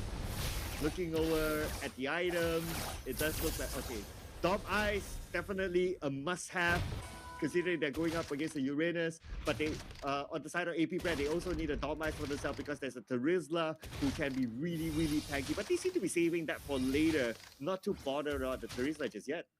Oh yeah. The Kautizi is having a field day, just running to the backline of Aura Fire, who are trying to defend this tier 1 mid as best as they can, and so far they will be able to hold the structure, but at the same time, if you're clumping up as 5 so early on, you are essentially giving space up on the rest of the map. Alright, speaking about space, now Flapteezy moving down to the bottom lane, trying to find space and opening up the map for his teammates, but nobody's gonna have a care for Flapeasy for now. It's just not going to be worth it because they don't have the damage or the type of heroes to be able to take him down. And you kind of also want High to be kidnapping people with the Divine Judgment, right? So you can kind of get these pickups. Easier said than done though. It feels like Aura Fire, they just do not have the means. Like sure, every time High drags someone back, the Angela's going to use their ultimate and suddenly all that effort will be for nothing. And does get the taunt though. Massive damage for Kabuki on the field, but unfortunately not enough. Yeah, now that the Lord is up, we can see both teams prepared to take it. Aura going towards the Lord. Van will open up the Lord first, but Flapeasy is there, and there's nothing they can do about Flapeasy now. Yeah, he's just going to put his body in front. It's a harass Aura Fire as slowly, little by little. And the best part about AP BREN right now is that you can send Field to a side lane, which is where he's at now. So he's gonna push out the side lane, and whenever he needs to join a fight, he's just gonna pop an ultimate and show up, right? Just attach himself to a teammate that needs him the most. So while Aura Fire is jostling for control over the Lord Pit, you are going to have a side wave that's getting slowly shoved out by the Angela. This Lord Dance, quite a while. See a tangle here between the two, but now the Lord is down to 50% of health.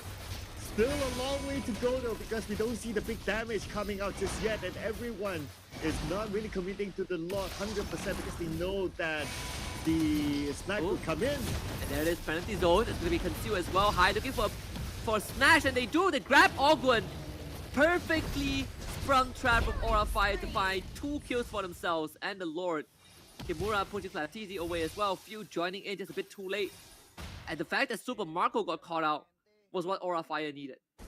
Yeah, Aura Fire needed that. Aura Fire needed the turtle because they don't want the gap to be too big. But overall, Flapeasy still stands tall. And not only that, he managed to get a couple of kills in the process. So he's not only a big chunk of wall, but he's also able to be a brick that can be thrown onto the opponent and take them down. Yeah, Aura Fire, they do have a silver lining with just the Lord. So AP BREN will have to defend against that. So oddly, it's definitely a slightly slower game, right? Slightly odd. AP BREN, I do not believe I had seen them run this Angela Joy before. I think they definitely are, learning a little bit from what Bigatron Alpha has brought to the table. But so far, both teams are kind of at a stalemate. Yeah, playing a very disciplined game. Yes, they do have a Joy that has a lot of mobility, but Joy does not necessarily give you that instant burst damage up front. So it's not like they can go for pickups that easy. And plus, they need to be careful of the Kaja on the other side as well. Yeah, the bottom tier 2 has already been taken down thanks to the Lord. And now this High's Divine Judgment becomes slightly more deadly. AP BREN will need to show a lot more respect to this Kaja down the road. Oh, okay. They're just pulling them back right now, okay? Bringing them to somewhere that they can start a fight. Flapeasy now at the front. High will be the first target, but High is not the target that they want. There's no flicker for Oakland, but the airstrike used already. Unfortunately, Flapeasy is still alive. They go to the penalty zone. Big knockout from Oakland. Should be 1-for-1 trade so far. Super Marco able to take out Kimura, and Sin gets run down by Kaltizi. Van staying alive as much as possible. Big Appraiser's Wrath for a kill. But it's still AP BREN coming out on top. And meanwhile, Kabuki in danger. Kaltizi almost grabs him down. 2-for-3 trade in favor of AP BREN. That was a close one. Nice sidestep there by Kabuki. But after all that, the first turret is still up, but it will go down really soon. There's nothing that High can do about this. Kabuki joins in. High cannot catch anyone because he does not have the Divine Judgment to his after, and plus he doesn't have the flicker as well. 95 seconds more to go. It's going to take a while. Oh, it definitely is. I mean, look at this replay, right? This fight, Flapeasy doing so much nuisance, and Open instantly just engages. All the while, the Aura Fire was not able to get to Super Marco, and he just shreds the health bars of Aura Fire. Yeah, and look at Van. He's tanking this like a champ. It took Super Marco, the one with the highest damage dealing hero on the side of AP BREN, to take it out finally, but that is after suffering like 3 casualties at least. Aura Fire once more calling dips on the Lord.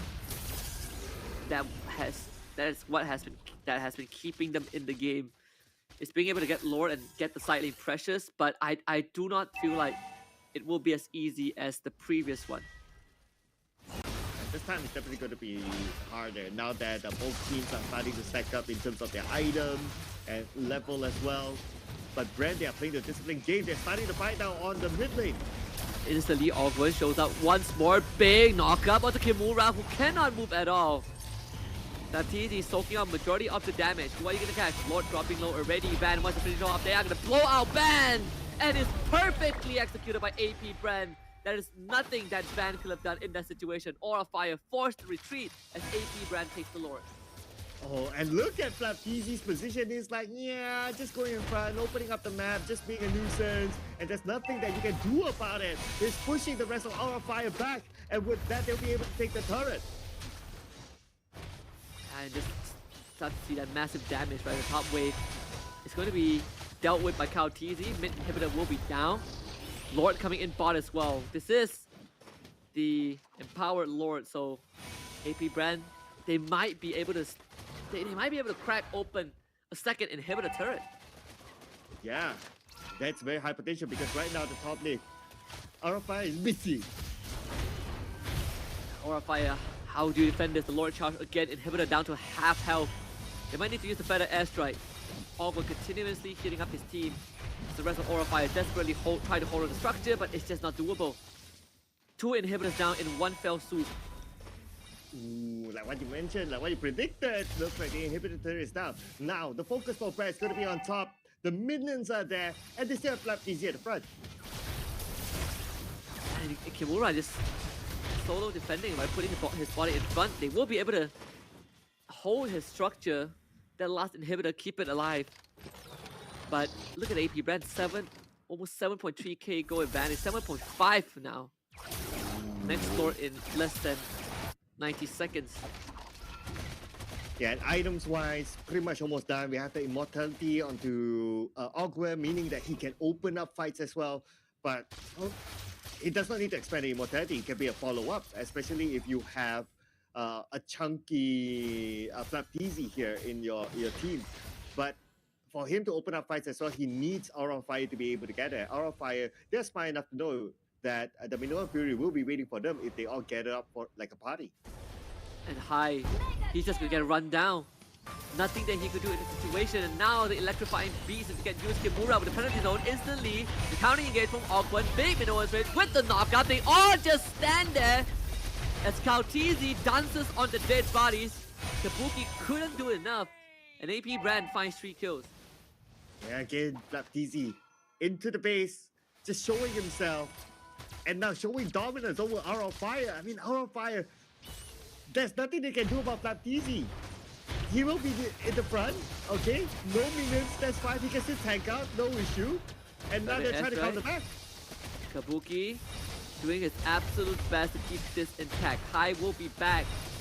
Does have the Flicker and Divine Judgment. This could probably be the last chance. You can see the Consume play. High instantly goes in, gets the pull, knocked up as well. Can they do enough damage to defend the base? And they can. No kills for Aura Fire, but the base stays intact for now. Well, that is also because the Lord is already up. So for AP BREN, it's like, yeah, it's okay. You can defend that spot, but you won't have enough time to come and take the Lord away. You can see the movement here coming in from BREN, but there's not much you can do, especially with Flapteezy at the front being the bodyguard. Yeah, a very hopeless situation for Aura Fire right now. I mean, how do they come back from this? Ooh, I guess they need to deal with Super Marco, which is way, way behind. But the problem is, how are they going to get to Super Marco? Okay, who has the mobility to go onto the backline? If you kind of think about it, none of them from Aura Fire. They don't have like a Lancelot or that kind of like assassin who can go in behind. Probably the best bet is for High to be able to catch Super Marco, but even so, the distance will be too far for him. Many things. I mean, I guess if they hit to the late game, you have your fair share of damage, right? You have Fasa and Claude, but I honestly do not think that they are going to get to that point at this rate. One last push, the third Lord charging down the middle lane. Aura Fire needs to do with it as best as they can. You can see Kabuki just churning all of his damage to the objective. AP BREN continues to slowly poke and prod at them. Flapteezy absolutely fearless. The Lord will drop. But Aura Fire, they gotta do something there. They're letting AP BREN run circles around them. Yeah, and they gotta be careful about gathering up as well because the Minoan Fury is active. Well, they can somewhat counter with a penalty zone, but that is also with the condition that Kimura is not caught in the fight. Van sustaining massive damage again. Ogwin fading back. Kabuki once more forcing AP BREN to retreat. I guess we're going to be waiting for the 4th Lord to possibly end this. 80 seconds until that happens. Yeah, and we have more than 50k goal for these two teams. So in general, these teams would have completed their items. So items or goal lead will not be a big issue for now. It's all about who can make that right execution or who will make that first mistake. Will be punished because we're heading into the 20-minute mark game. Potentially, which team gets wiped out can be finished off in just one push.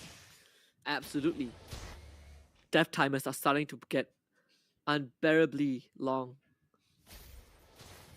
Aura Fire are taking control on the bottom side. Let's make sure that Lord spawns. They will have some sort of presence, but they just still know what to do with LabTZ, right? The best candidate is going to be Kabuki. As he hits that late game, he's starting to do massive damage, but even then, getting to AP BREN is a tough task on its own.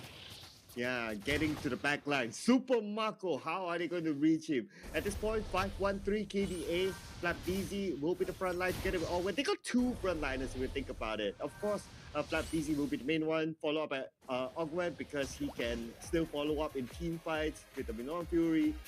But if you look at AP BREN, they can deal with the backline. They have Kartizi, they have a George who can just run onto the backline. So they have that versatility, that option to deal with Aura Fire in the fight. Oh yeah. 4th Lord spawn already. Van does see this happening. But he needs his team with him, right? Kabuki will have to be the difference maker. Kabuki and Sin. Somehow get to the backline. If they can catch Super Marco, it's gonna be not a win, but they will save the game and put it back where it belongs, neutral state. Oh man. Okay, Van just poking. I hope he's not doing favors for BREN. Just winding out the life of the Lord and then BREN just finishes it off. It will be heartbreaking because he's doing a lot of work now. FlapDZ still at the mid, just taking care of Kimura, but that will be the main target. At some point, once they see that the Lord is low enough, they will go in onto Van. Kabuki's gonna be in the brush as well. Trying to chunk it down a bit more. FlapDZ taking massive damage. There it is, a concealed play into Divine Judgment. Not enough to catch KaoTZ. You have the hard guard on top of him. KaoTZ now is gonna jump back in. Can they secure the lock for Aura Fire? He needs it, but no! KaoTZ! Oh, the hero for AP BREN steals everything from Aura Fire. Now Aura Fire gonna win this. Kabuki needs to go massive on this plot. Blazing to West still in hand. Kabuki, can you save the game for your team? FlapDZ taking massive damage, losing in terms of health. AP BREN, they already lost Ogwen, but Aura Fire decides that this is not the fight that they want to commit to. Well, they lost Ogwen, they lost the tank, that's fine. They still have FlapDZ as the main tank, so it's not going to be an issue for them. Unfortunately, the purple buff will not be secured by Van. And now, for AP BREN, they can march in together with the Lord. Could be the final push. Kimura needs another 20 seconds to be back on the Terizla. All 3 lanes are getting shoved in. The Lord down mid. They will have to deal with that first. Kabuki doing as much damage as possible, but he's going to be pushed back by KaoTZ with Angela on top, and they're just going to try and run it down. AP BREN trying to force the end. Kabuki is going to be there. The Lord dropping low, Blazing to Wet Unleashed as well. Crystal still fairly healthy. The Lord has dropped, but it's going to be Mega Q3 for KaoTZ as he runs out Kabuki. The Angela keeping him alive for so long. Kabuki is still alive. Aura Fire is still alive in this game. Somehow Aura Fire managed to defend this, and now they need to clear out the minions. But there was a great move by KaoTZ going on to the back line to catch High because he saw High was slow. He was about to go back. And now Kabuki, look at the amount of damage taken as well as dished out by Kabuki. And the Feather Airstrike just to keep AP BREN back, only temporarily. Kabuki has no Blazing Duet right now, so if there's no Blazing Duet, then it's harder to clear the wave. That thing just came back off cooldown. Aura Fire, they have potential opportunity. KaoTZ concealed up. Watch out for Sin. Awkward straight in with the knockup. Instantly taken out by Sin, but they're gonna try and run circles around Aura Fire. Sin back in the fountain. Dies in this fountain of all places. Kabuki pushing Kautisi back. As the rest of Aura Fire trying to keep the base alive. Kimura barely surviving. Van and Still fell. Kabuki going huge. Few down low. Kabuki still firing away. And Aura Fire again keeping AP BREN away from their base. Oh, Kabuki cannot continue on firing because he needs to defend his base. Oh man, this is hard for Kabuki. He wants to get the kills, but he can't because the base isn't being invaded by the minions. And now again, another reset time for AP BREN. But let's watch this replay for the previous fight. I mean, look at Sin, right? This guy just dies in front of his fountain thanks to the love waves from Few. So unfortunate. That he probably could have went for more chase if this Farsa was still in the game, but she will respawn just in time for the Lord to respawn as well. The 5th Lord of this game. Surely if AP BREN gets it, there's no way Aura Fire will be able to defend against it.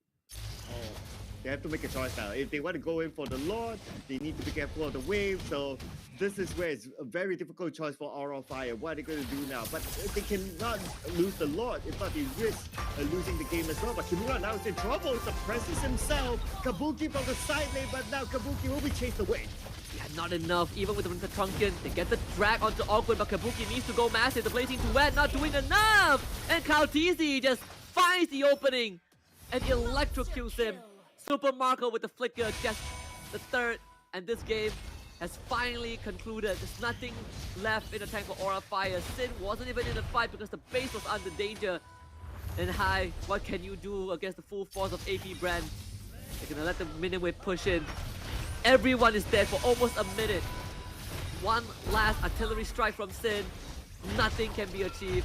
And AP BREN looking to close this out. Sin dies to Super Marco. And game 1 in the hands of AP BREN.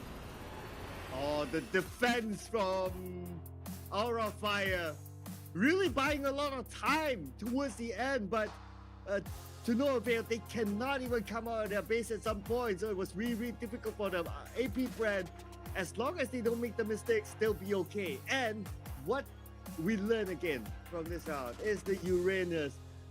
If you don't have a tank shredder, there's almost no way to take him down. Yeah, absolutely. Nothing, right? It was such a tough game for for Aura Fire to kind of hold because they didn't have enough damage, and we saw a lot of maneuvers from Hai to try and drag and kidnap the members on the side of AP BREN. Even then, it wasn't enough. Kabuki, you can see that this guy, he was doing he's used every single resource, but the claw just couldn't do enough. Yeah, they were very dependent on Kabuki towards the end to deal the damage. And the moment Kabuki was taken out, and they know, and for AP BREN, they know they need to somehow target the Kabuki. They need to take the advantage. And when Kabuki was coming from the right lane through the jungle to the mid to join in on the fight, he was caught off position. And AP BREN, they took advantage of it. They know the moment they got the kill, that's it. They can end the game. Because AP BREN was the only one standing between them and ending the game since AP BREN, since Kabuki is the one to clear off the lane. Yeah, it's such a rough game. I mean, look at this, 23-8, Aura Fire.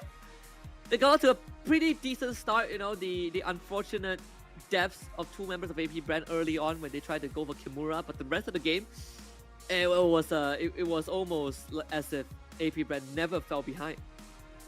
Yeah, although it took a long time for them to end the game, right? 25 minutes and 51 seconds, but AP BREN, for 80% of the time, they were in control. Maybe during the start, Aura Fire tried to be in control of the situation by ganking onto AP BREN at the top lane where Uranus was at. They got the first blood that time, but that was pretty much their only moment. After that, the moment Uranus comes online, gets onto level 3, level 4, then AP BREN just takes control of the map.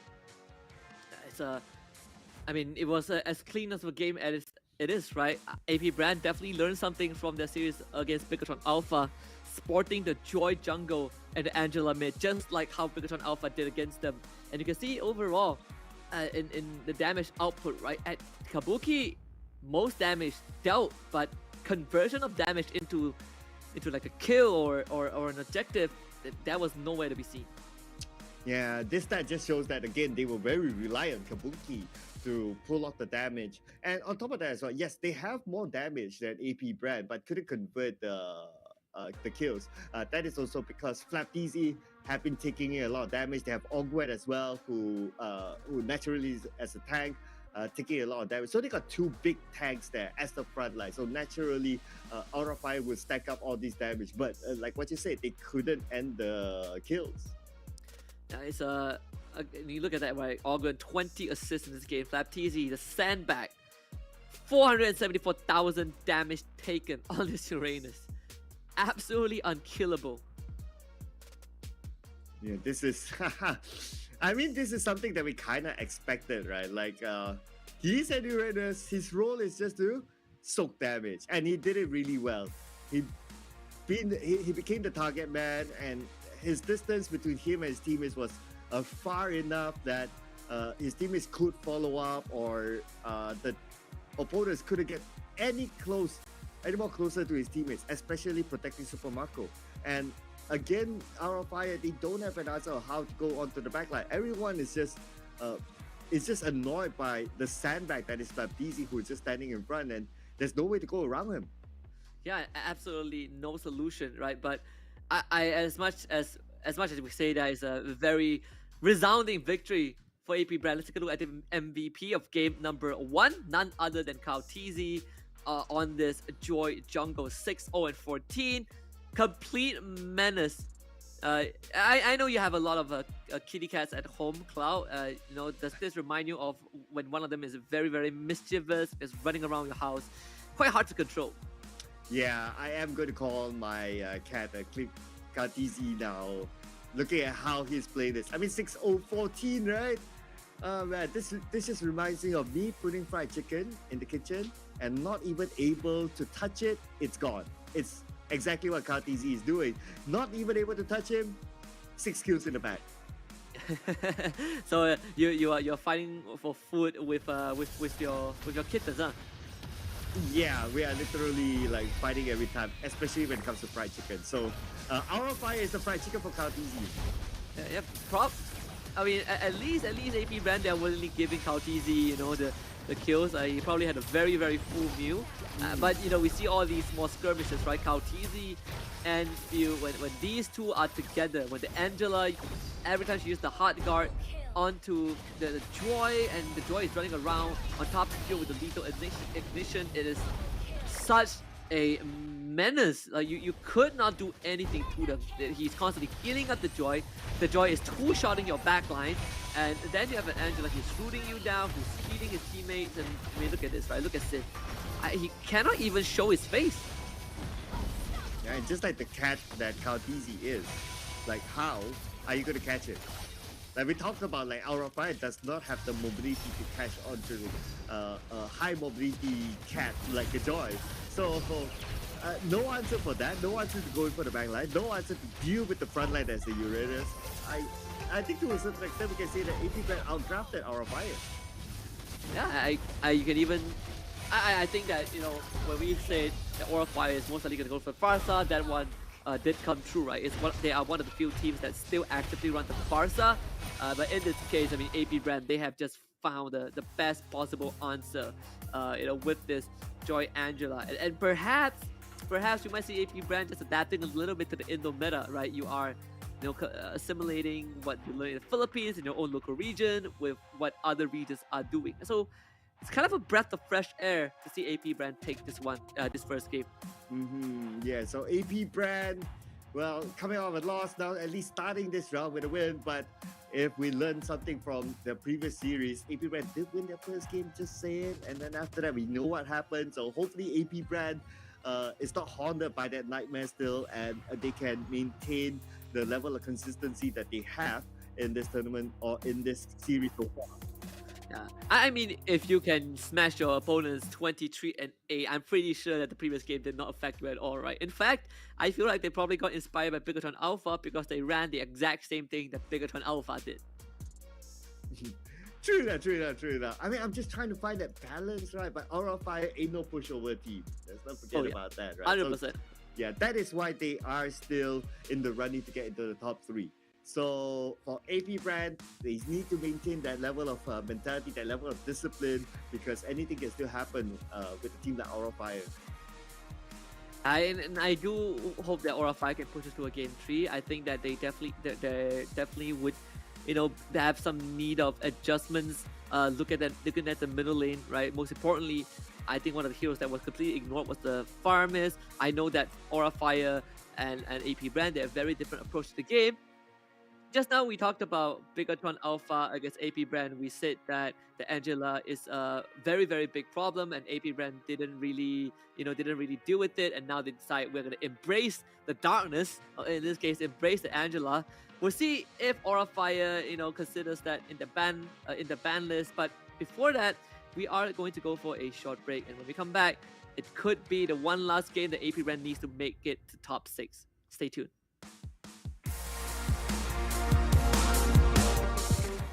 Kalau untuk perubahan emblemnya, gue kurang tahu sih secara signifikan. Cuman gue suka sih sampai sekarang karena bisa kita mix-mix emblemnya. Yang pasti sekarang tuh emblemnya lebih seru dan bervariasi lah. Tergantung player ya. Contoh kalau kayak dia main satu hero, pasti kadang tuh hero-nya bisa emblemnya berbeda tergantung gameplay dia seperti apa. The new patch consists of new emblems which you can use 2 emblems at the same time, like Killing Spree, and at the same time you can use Weapon Master. This patch is really good for those players who like to explore like me, and I really like it. គេថា emblem ថ្មីគឺបានផ្លាស់ប្ដូរច្រើននៅក្នុង patch ហ្នឹងដោយសារតែពេលដែល emblem change ភ្លាមគឺខ្ញុំគិតថា assassin OP.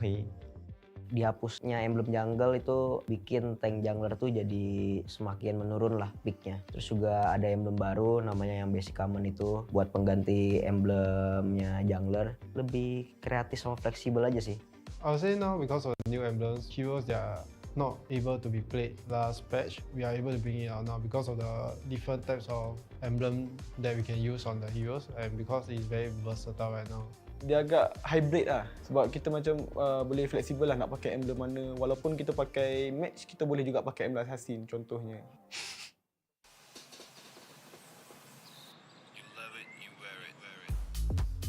Wear your passion. Share your passion. Wherever, whenever. Gaming is a lifestyle. Get your merch at shop.eslgaming.com.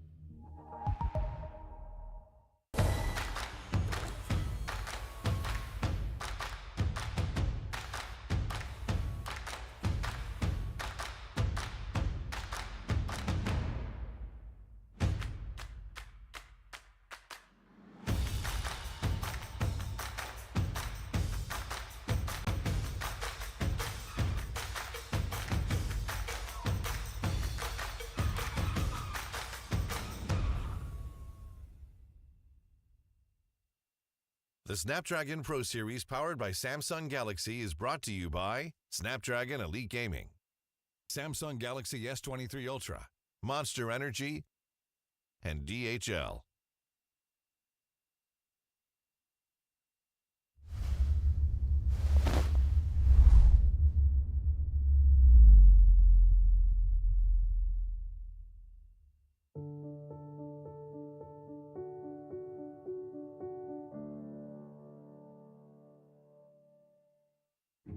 Minat dengan game ni first kali bila abang ada bagi tahu, dek, jom kita pergi cyber cafe nak. Lepas tu daripada situlah Kita orang selalu cakap dengan mak kita orang nak pergi surau lah, kita orang nak pergi sekolah lah, kadang-kadang ada koko ke apa. Tapi kita orang sebenarnya pergi kepada cyber cafe untuk bermain game lah. Dia keluar rumah macam biasa pakai baju uniform apa semua, tapi dia tak pergi sekolah. Dia pergi duduk kat sisi. Dia ponting lah kiranya kan. Dek, ingat tak dek masa kecil-kecil dulu? Asyik nak pergi terawih je. Rupa-rupanya bukan pergi surau, bukan pergi masjid. Pergi main game kat sisi. Macam mana boleh kantoi yang main tu? Yang Umi pergi surau. Oh, Umi pergi surau. Cek kita orang tak ada. Bila dah dapat tahu, sebab surat datang dekat rumah kan. Ayah balik and ayah buat apa yang patut lah. Basically rotan ke apa. Kayu dia pun ada lagi, tahu mana lah tak tahu. Bermula daripada hari itu saya slow down sikit lah. Actually ayah dia tak tahu kita orang ada laptop tau kat rumah. Bila saya dengar je bunyi motor tu dah bergerak, dah berjalan, time tu lah saya akan turun, saya akan main game sampai dia balik. Waktu tu lah saya akan macam terus shutdown PC apa semua, macam tu lah. Try main senyap-senyap lah. Sama lah antara kita orang 3 beradik pun lalui benda yang sama.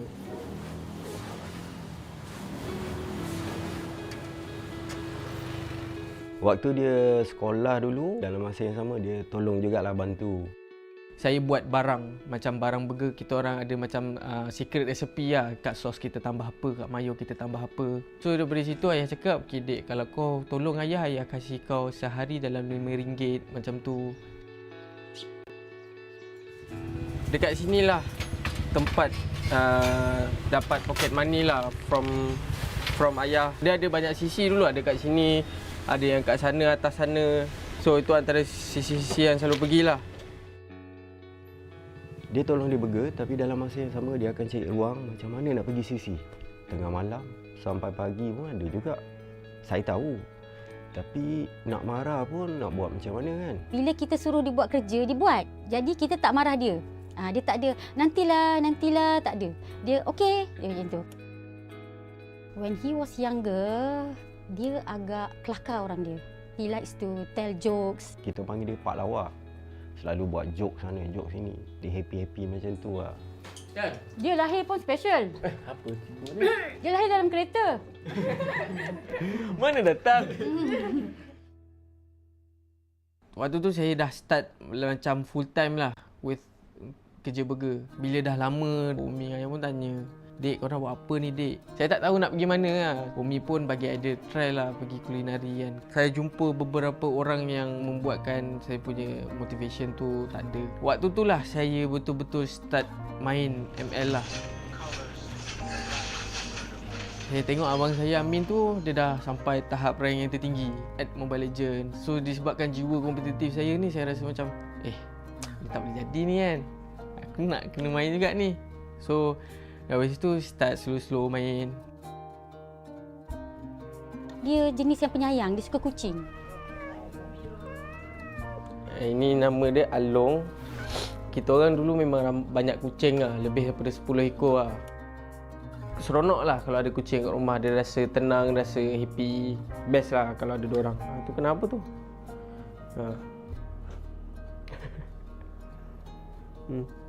Tos.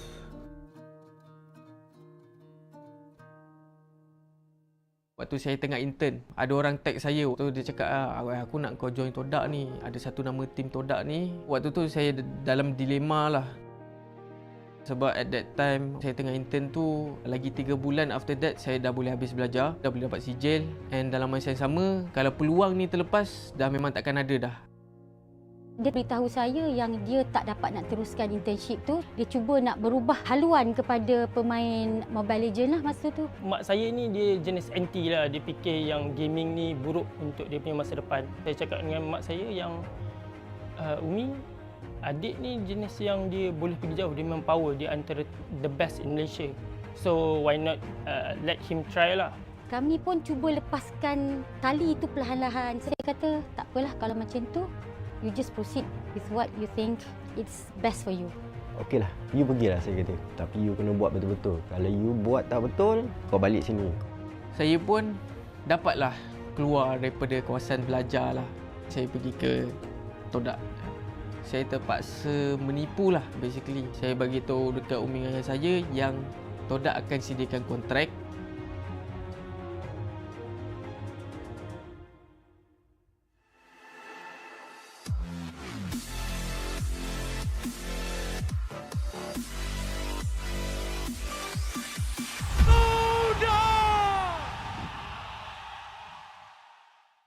Permulaannya macam mana kita orang dapatkan kontrak is kita orang nak kena lepas that task, iaitu task kita orang kena lepas ataupun dapatkan top 3 lah untuk Todak Fest 2019.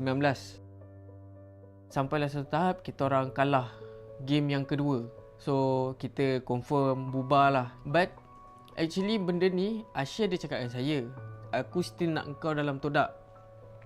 So biarlah diorang bubar pun aku nak kekau dalam todak. Saya stay dekat gaming house, saya tak pergi mana-mana. Dengan lagi beberapa orang ni, kita orang tak ada makanan kat situ. Dia pernah telefon saya tak tahu dia tak ada duit ke apa kan. Dia kata dia nak pizza. Saya orderkan dia 2 kotak pizza. Dia makan dengan kawan dia 2 orang, large pizza. Actually pasal yang kontrak tu, saya bagi tahu diorang selepas beberapa tahun punya cerita. Saya sikit pun tak komplain apa-apa tentang that struggle that I've been through. Saya bagi tahu mi ayah saya waktu dalam kereta, random things. So waktu tu lah saya baru cerita mana datangnya, kenapa tiba-tiba adanya suruh order pizza datang ke rumah. Yang pertama reaction is diorang shock lah dengan apa yang saya dah bagi tahu diorang, sebab diorang tak expect saya akan buat macam tu and saya boleh sampai ke tahap yang macam tu saya boleh buat kan. Ayah dia sampai menangis. Ayah dia kata tak sangka anak dia susah, dia kata tahu. Touching sikit lah. So sedih jugalah. Saya dengan family support dia lah. Sebenarnya semua ibu bapa mahukan yang terbaik untuk anak-anak. So that is the moment that it hits me hard lah.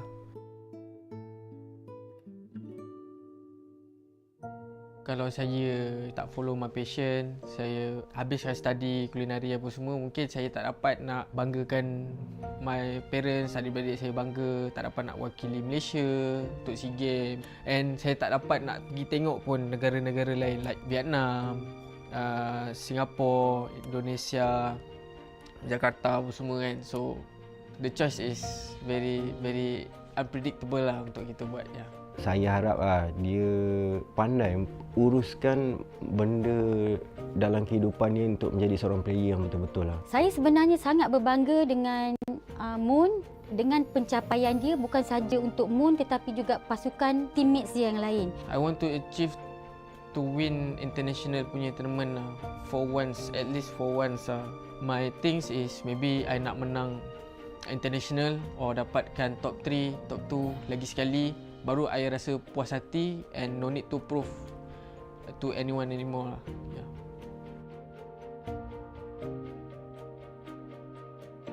Saya Moon dan ini adalah cerita saya. Saya harap daripada kisah ini dapat memberi makna dan semangat untuk korang terus berjuang.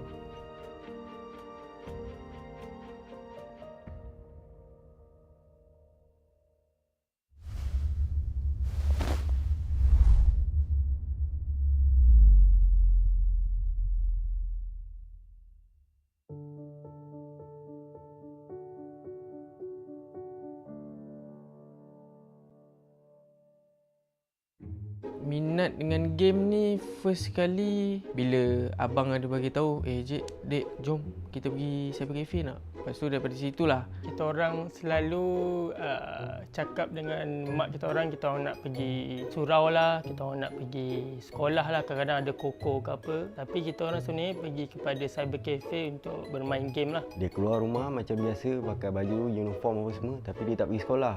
Dia pergi duduk kat sisi. Dia ponting lah kiranya kan. Dek, ingat tak Dek masa kecil-kecil dulu? Asyik nak pergi terawih je. Rupa-rupanya bukan pergi surau, bukan pergi masjid. Pergi main game kat sisi. Macam mana boleh kantoi yang main tu? Yang Umi pergi surau. Oh, Umi pergi surau. Cek kita orang tak ada. Bila dah dapat tahu, sebab surat datang dekat rumah kan. Ayah balik and ayah buat apa yang patut lah. Basically rotan ke apa. Kayu dia pun ada lagi, tahu mana lah tak tahu. Bermula daripada hari itu saya slow down sikit lah. Actually ayah dia tak tahu kita orang ada laptop tau kat rumah. Bila saya dengar je bunyi motor tu dah bergerak, dah berjalan, time tu lah saya akan turun, saya akan main game sampai dia balik. Waktu tu lah saya akan macam terus shutdown PC apa semua, macam tu lah. Try main senyap-senyap lah. Sama lah antara kita orang 3 beradik pun lalui benda yang sama.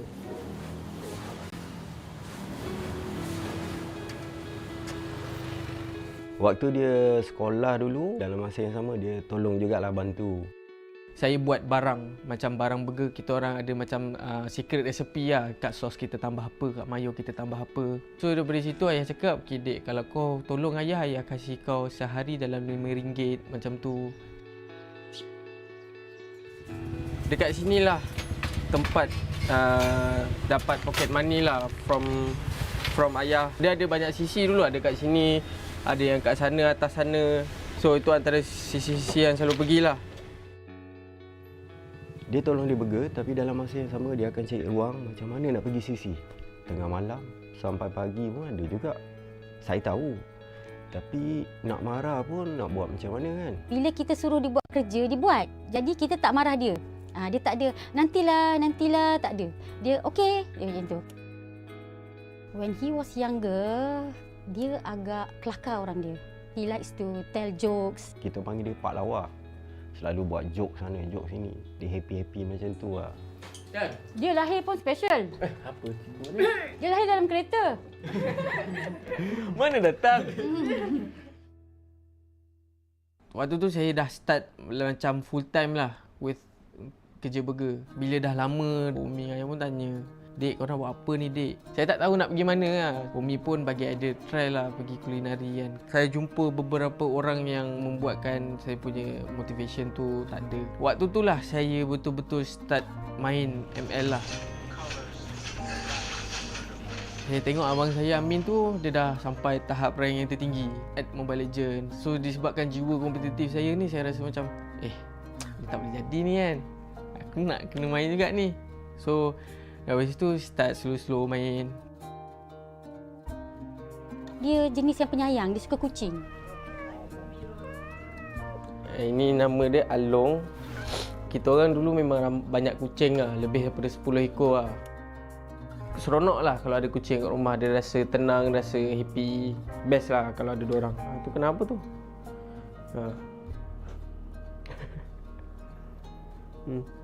Tos.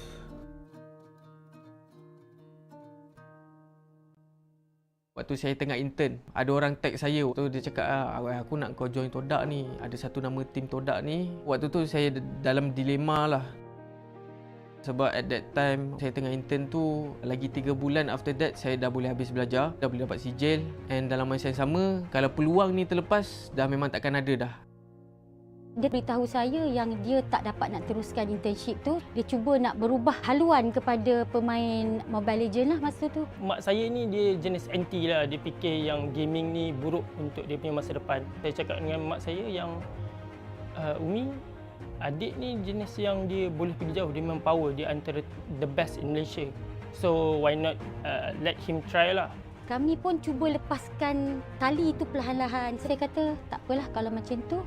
You just proceed with what you think it's best for you. Okeylah, you pergilah saya kata. Tapi you kena buat betul-betul. Kalau you buat tak betul, kau balik sini. Saya pun dapatlah keluar daripada kawasan belajar lah. Saya pergi ke Todak.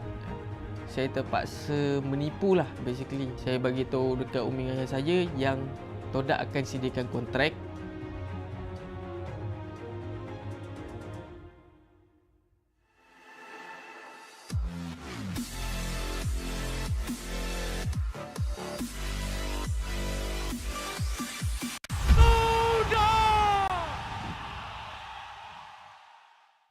Permulaannya macam mana kita orang dapatkan kontrak is kita orang nak kena lepas that task, iaitu task kita orang kena lepas ataupun dapatkan top 3 lah untuk Todak Fest 2019. Sampailah satu tahap kita orang kalah game yang kedua. So kita confirm bubar lah. But actually benda ni Asya dia cakap dengan saya, aku still nak engkau dalam Todak. So biarlah diorang bubar pun aku nak kau dalam Todak. Saya stay dekat gaming house. Saya tak pergi mana-mana. Dengan lagi beberapa orang ni, kita orang tak ada makanan kat situ. Dia pernah telefon saya tak tahu dia tak ada duit ke apa kan. Dia kata dia nak pizza.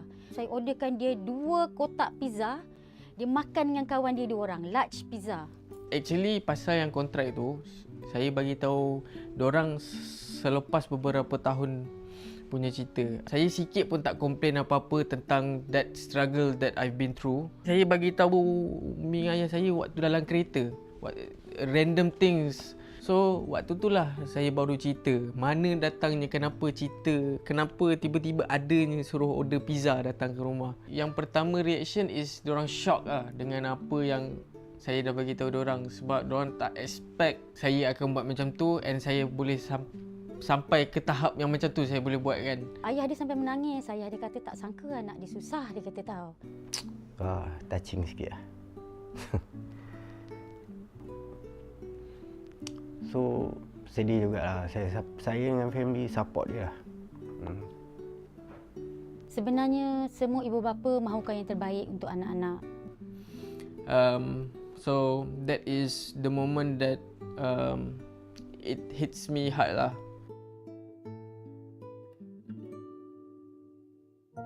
Kalau saya tak follow my passion, saya habiskan study kulinari apa semua, mungkin saya tak dapat nak banggakan my parents, adik-beradik saya bangga, tak dapat nak wakili Malaysia untuk SEA Games, and saya tak dapat nak pergi tengok pun negara-negara lain like Vietnam, Singapura, Indonesia, Jakarta apa semua kan. So the choice is very unpredictable lah untuk kita buat ya. Saya harap dia pandai uruskan benda dalam kehidupan dia untuk menjadi seorang player yang betul-betul lah. Saya sebenarnya sangat berbangga dengan Moon, dengan pencapaian dia bukan saja untuk Moon tetapi juga pasukan teammates dia yang lain. I want to achieve to win international punya tournament lah. For once, at least for once lah. My things is maybe I nak menang international or dapatkan top 3, top 2 lagi sekali, baru I rasa puas hati and no need to prove to anyone anymore lah. Yeah.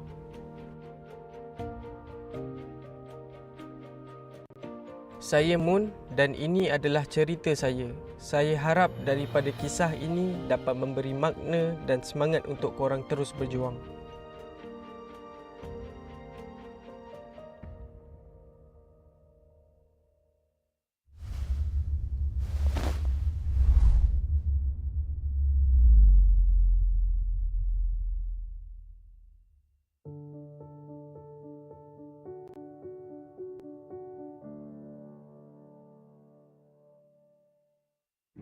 Minat dengan game ni first kali bila abang ada bagi tahu, Dek, jom kita pergi cyber cafe nak. Lepas tu daripada situlah kita orang selalu cakap dengan mak kita orang nak pergi surau lah, kita orang nak pergi sekolah lah, kadang-kadang ada koko ke apa. Tapi kita orang sebenarnya pergi kepada cyber cafe untuk bermain game lah. Dia keluar rumah macam biasa, pakai baju, uniform apa semua, tapi dia tak pergi sekolah.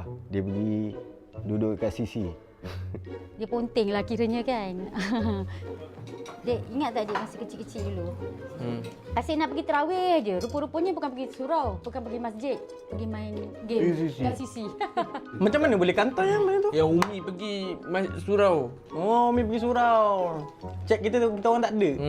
Bila dah dapat tahu, sebab surat datang dekat rumah kan. Ayah balik and ayah buat apa yang patut lah. Basically rotan ke apa. Kayu dia pun ada lagi, tahu mana lah tak tahu.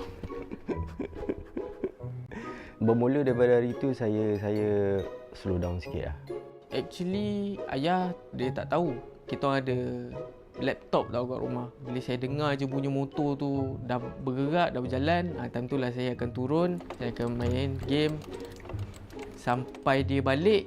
Waktu tu lah saya akan macam terus shutdown PC apa semua, macam tu lah. Try main senyap-senyap lah. Sama lah antara kita orang 3 beradik pun lalui benda yang sama.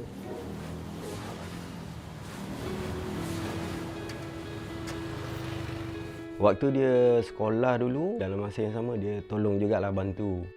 Saya buat barang, macam barang burger kita orang ada macam secret recipe lah. Kat sos kita tambah apa, kat mayo kita tambah apa. So daripada situ ayah cakap, okay Dek, kalau kau tolong ayah kasih kau sehari dalam RM5 macam tu. Dekat sinilah tempat dapat pocket money lah from ayah. Dia ada banyak sisi dulu, ada kat sini, ada yang kat sana, atas sana.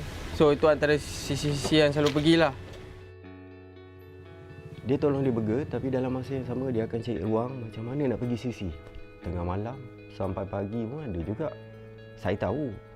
Tapi nak marah pun nak buat macam mana kan. Bila kita suruh dia buat kerja, dia buat. Jadi kita tak marah dia. Dia tak ada nantilah, tak ada. Dia okey, dia macam tu. When he was younger, dia agak kelakar orang dia. He likes to tell jokes. Kita panggil dia Pak Lawa. Selalu buat joke sana, joke sini. Dia happy-happy macam tu lah. Dia lahir pun special. Apa? Dia lahir dalam kereta. Mana datang?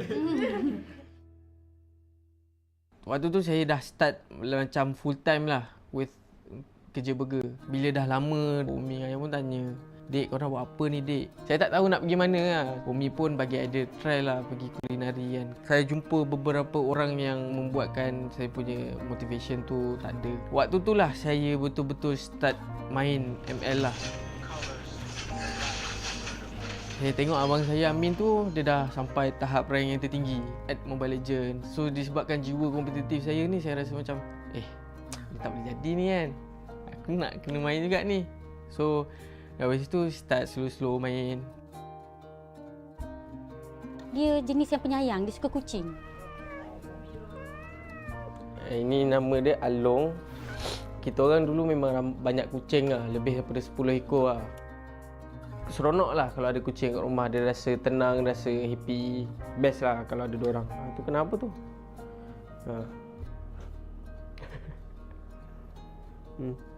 Tos.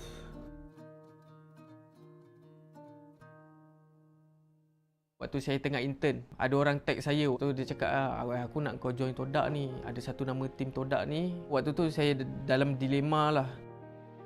Sebab at that time, saya tengah intern tu, lagi 3 bulan after that, saya dah boleh habis belajar. Dah boleh dapat sijil. And dalam masa yang sama, kalau peluang ni terlepas, dah memang takkan ada dah. Dia beritahu saya yang dia tak dapat nak teruskan internship tu. Dia cuba nak berubah haluan kepada pemain Mobile Legends lah masa tu. Mak saya ni dia jenis anti lah. Dia fikir yang gaming ni buruk untuk dia punya masa depan. Saya cakap dengan mak saya yang Umi, adik ni jenis yang dia boleh pergi jauh. Dia memang power. Dia antara the best in Malaysia. So why not let him try lah. Kami pun cuba lepaskan tali tu perlahan-lahan. Saya kata tak apalah kalau macam tu. You just proceed with what you think it's best for you.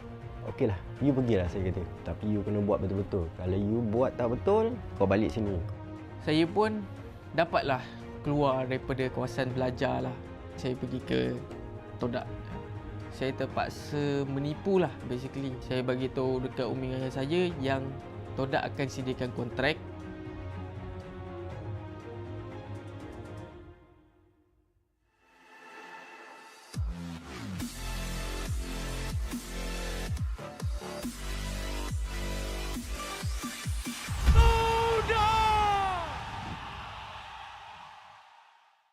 Permulaannya macam mana kita orang dapatkan kontrak is kita orang nak kena lepas that task, iaitu task kita orang kena lepas ataupun dapatkan top 3 lah untuk Todak Fest 2019. Sampailah satu tahap kita orang kalah game yang kedua. So kita confirm bubar lah. But actually benda ni Asya dia cakap dengan saya, aku still nak engkau dalam Todak. So biarlah diorang bubar pun aku nak kau dalam Todak. Saya stay dekat gaming house. Saya tak pergi mana-mana. Dengan lagi beberapa orang ni, kita orang tak ada makanan kat situ. Dia pernah telefon saya tak tahu dia tak ada duit ke apa kan. Dia kata dia nak pizza. Saya orderkan dia 2 kotak pizza. Dia makan dengan kawan dia 2 orang, large pizza. Actually pasal yang kontrak tu, saya bagi tahu diorang selepas beberapa tahun punya cerita. Saya sikit pun tak komplain apa-apa tentang that struggle that I've been through. The Snapdragon Pro Series powered by Samsung Galaxy is brought to you by Snapdragon Elite Gaming, Samsung Galaxy S23 Ultra, Monster Energy, and DHL. Welcome to Mobile Legends. What is a winner? Make a promise, then I go and deliver. What is a great? They all amazed. This ain't for beginners. Back in the days, we used to dream, but now we can get it. Work, work, work. We gotta push to the limit, then work till we finish, then push to the limit, then work, work, work, work.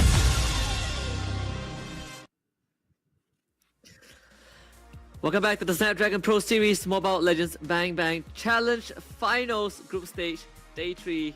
This could be the final game of this best of 3 between AP BREN and Aura Fire, because man, game number 1 was a walkover for AP BREN, and you're here with us. My name is Husky, and of course I have Sir Cloud with me. Yeah, and I have some updated news as well based on the grouping, because some games are played simultaneously with the game that we're watching right here on stream chilling. Unfortunately for Aura Fire, even though if they win this series, they would have enough points to move on to the next round. So because all the other series, while we were at break, Onyx winning 1-0, BTR winning 1-0 as well against their opponent. So basically all the top 3 teams, they have won. So they have created that gap. Oh yeah, and I think it's very, very unlucky for Aura Fire, right? Because they needed to have a perfect series, and that means they're not even dropping a single game. And unfortunately, like you said, that one loss kind of sealed their fate in the group stage. So it's fair to say that we are going to have all 3 Philippine teams in the top 6. But either way, for Aura Fire, as much as the journey has ended, I think you gotta put that at the back of your mind first, and actually put it away from your mind and actually focus on the task at hand, right? Because there is still a series to be played. Perhaps that if you want to go out, you want to go out with a bang. Leave a mark on AP BREN before your exit. Yeah, this is a playing for pride moment for them. So a little bit of a recap of whatever happened earlier on. So in game number 1, we saw that they have no answer to the Uranus. That's the one that they have no answer to the Joy, who was running around rampant and able to going on to the backline. They depended a lot on the Claude to dish out a lot of damage, which is Kabuki. But unfortunately, the moment Kabuki was taken out towards the end, the door is wide open for AP BREN to finish up the job. Yeah, and I think overall for Aura Fire, Kabuki, him and Sin, they were kind of like the biggest damage dealers in game number 1, right? A lot of these output, a lot of these team fights really comes down to whether Kabuki can get to the back, get their blazing duet going, whether Sin can get some snipes with the feather airstrike. It's just when you have a Joy who has an Angela attached to it running at you, it becomes infinitely harder. So hopefully Aura Fire is going to adjust to that a little bit. I don't know if you are looking to ban the Angela or you just ban out the Joy completely to kind of remove the threat. I feel like the Joy also is an important hero to consider. Yeah, so there needs to be a big rework on Aura Fire's draft. But speaking about the draft, we're going to head straight on to it. So this time, we see the Joy being banned out. No surprises. They had no answer to that. They banned out High Mobility League as well. They banned out the chunky one, Franco for AP BREN, and as well as Paquito. So now the Joy is out. Fedrin is still open, one of some of the early picks, and some of the top majors are open as well. The Yves as well as the Valentina could be one of the early picks. Yeah, and you see, I mean, for the side of AP BREN, right, it's very straightforward. Brandon Franco means that we don't want anyone to lock down the Joy, and Aura Fire, very, very good response. They just take out the Joy, so we're going to see AP BREN probably in going for a different approach. They did ban the Fanny as the 3rd hero in the first phase, and they're going to do it again. Fanny banned out, still opens up for the Novara if they ever want to go back to basics. So with the Fanny out, at least one mobility that they don't need to worry. Actually 3 now, 3 mobilities. But if you talk about the topic of mobility, the Lancelot is still open. We have not seen much of a Lancelot in this tournament. We could probably see a couple, but not that many. But one of the popular ones, so Fedrin is still in. Other than that, if you want to ban out the Marksman, may not be in this phase. But yeah, so I'm reminded again, the Angela now is starting to come into popularity. So now that Aura Fire is banned out, we won't be seeing it in use. Yeah, the Valentina slips through, right? And we haven't been able to see Valentina for quite a long time. So AP BREN basically getting a steal with that mid laner. And for Aura Fire, they're gonna go back to the standard opening, the Fredrin and the Claude. Yeah, basically they ban out whoever that have learned from the previous round. Both Angela as well as Joy was against them. Uranus will be an interesting one as well, considering that their first 2 picks, at least for Aura Fire, is not accounted to Uranus. But if they would have learned anything from the previous round, if you have an Uranus on the other side and you have not banned the Dairoth, or the carry, then it's still open to be counted. Yeah, and I think, you know, for the side of AP BREN, they're gonna get even more AoE. Look at that, the Terizla and the Minotaur. I mean, have fun trying to fight into them, right? With all these crazy crowd controls. I say that Valentina is a steal on the side of AP BREN. You can say the same for Aura Fire. They do get themselves the Eve, but you know, when you are a Valentina, you can also become the Eve if you want to. Yeah, now with the Eve pickup, so that means the Valentina will definitely have the real world manipulation in hand. So can you imagine this? Like penalty zone and come going in, and then you have the Minoan going in, and then you follow it up by a real world manipulation. It's just all out AoE. Team fight seems to be the name of the game for AP BREN this time. Yeah, it definitely feels so, right? Now for Aura Fire, what else? I think they have a lot of things that they need to kind of consider. In this case, we are seeing the Hayabusa ban out on the side of AP BREN. They're going to take out the Novaria as well, so they are worried that it might be a potential Novaria roam on the side of Aura Fire. I believe that was it MPL Indonesia, but Yim has been put in the roam role before. That could be a possibility, but sometimes I think it was Jace who said that Yves got relegated because the Novaria was farming so much as a roam. But overall, you want to eliminate the presence of these snipes and, you know, vision this intel gatherer for the side of Aura Fire. In fact, Humes from Tora did the Yves roam during a PR Malaysia too. So it's doable. It's unusual, but it's doable somehow. And they won that game, by the way. So I don't know if we'll see that. I think if we do see that here, it's going to be mind-blowing for me. I don't think we'll see that. I think they will pick a chunky one, because right now their 3 picks are not chunky for Aura Fire. So they could go for like a Grok or maybe even like a Kaja again. But the Grok would be the good one. At least they need a chunky frontliner. Yeah, and at the same time, right, because Aura Fire revealed the Claw so early, AP BREN, they are not concerned about tank strengths, right? You can see that they instantly locked in 2 beefy frontliners with the Terizla and the Minotaur, and not having to think about what if there's a Leslie, what if there's a carry that just stressed through our health bar. So this is going to be an XP lane Fredrin as the Lancelot gets locked in for Van. Ooh, okay, the Uranus is taken out, and finally some level of mobility for Aura Fire. So at least something for them to deal with the Valentina, able to go onto the backline, just skipping by the Terizla and also the Minotaur and just ignoring them going all the way back, because they also still need to deal with the marksman. And I think they're going to pick a Beatrix, yeah. Because why Beatrix is great? Because Beatrix also has good AoE damage at once. So you can see all of so far the picks from AP BREN, it's all set up for team fights. Yeah, and you know, there's a Lancelot, sure, but how do you get to the back, right? We're still waiting for a jungler on the side of AP BREN. It's going to be a Martis as well, so big beefy frontline, massive disruption on their end. I mean, Aura Fire, they have their work cut out for them. Yeah, at some point we're going to see like AP BREN just going around as a 5, trying to take fights, trying to catch like 2, 3 at once. This is going to be a massacre that they're planning out to take down their opponent, Aura Fire. And now Aura Fire, the last pick, definitely going to be a chunky one. A Grok is still available. I heard the sound, so I guess we're no longer guessing, but no chunky one. Interestingly, Kadida likely to play as a roam. So everyone's pissed off. They're going to hope for the Fredrin to really tank out most of the damage then. Yeah, going for the one shots, right? And there are some very good rolling potentials to kind of open up the map a little bit. You know, we talked about needing to get to the back, needing to get straight to Super Marco. The Kadida is one of those better options where you do have means to keep Super Marco in place if you reach that. But I still think it's a tall task for Aura Fire, right? This game, there are not many stakes left. They are not going to make it to top 3, but still a win would be nice.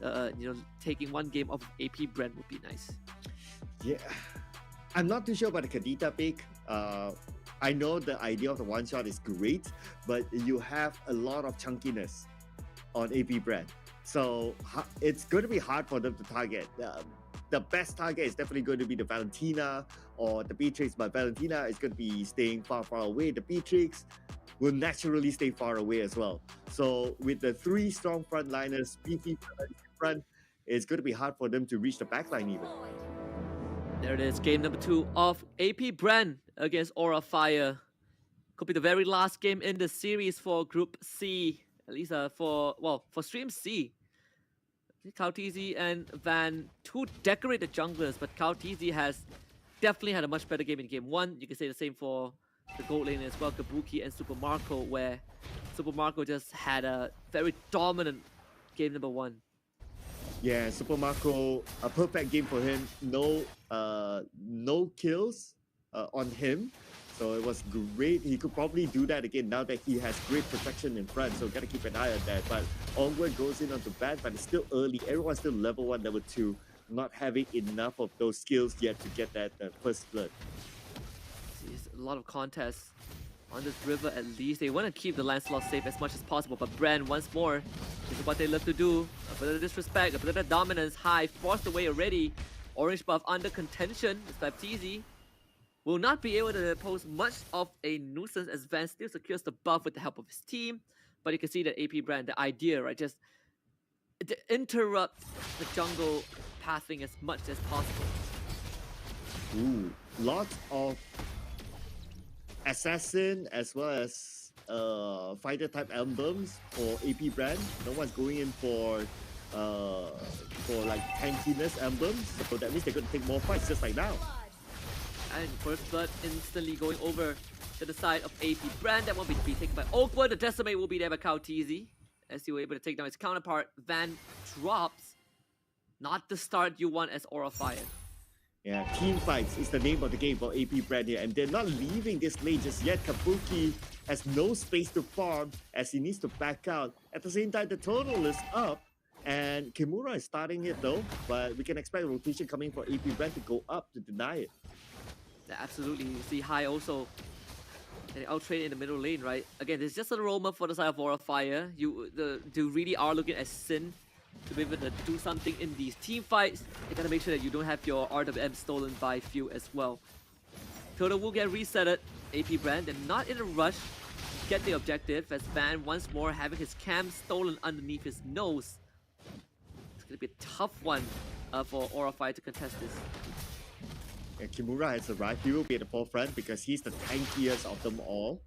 But even so, there's only so much that he can do, especially try to protect the backline. And now Van being chased away by Flapdizi, while Kautizi happily takes away the turtle.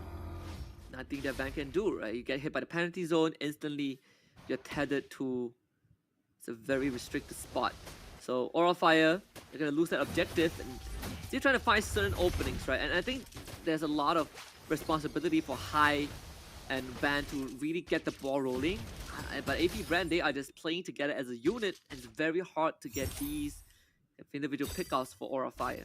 Yeah, and that's part of the idea of AP BREN, right? It's like move as a unit, try to get team fights, and as long as they can do that, Aura Fire, pick up players like High, will have a very difficult time to do his one-shot. So the only way that he can do his one-shot is, I don't know, try to get lucky that someone's left alone at the lane, I guess? Yeah, that could be the approach, right? But for Aura Fire, I think that you, as much as this game is slowing down, because you are running a Claude, so it is okay for the game to slow down a little bit. You want this Claude to be able to farm up, get 2 to 3 items before he really starts to become effective. But at the same time, you also want to make sure that Van doesn't get invaded as much and doesn't have any extra pressure put onto him. He's already one full level behind Kautizi, and it's only going to get worse because that means you are always going to lose out in retribution fights. You're always going to lose out in objective contests. Okay, Ong went down to 50% health, but no worries. He can just swap in, swap out with his teammates. Flat easy, yep, not going to be an issue. He can evade that as well. And just look at the chunkiness that they have. At this level, early stage, is still not going to be enough damage for Aura Fire to pick out anyone one-on-one. Super Marco even. Oh, the follow-up beautifully rotated by AP BREN. They have this all part of the plan. Yeah, so tough for Kabuki to deal with. Right? We are in a losing matchup against Super Marco. and your entire team was drawn to the other side of the map. So AP BREN, they was like, wow, it's a free kill down bot, we're gonna take it.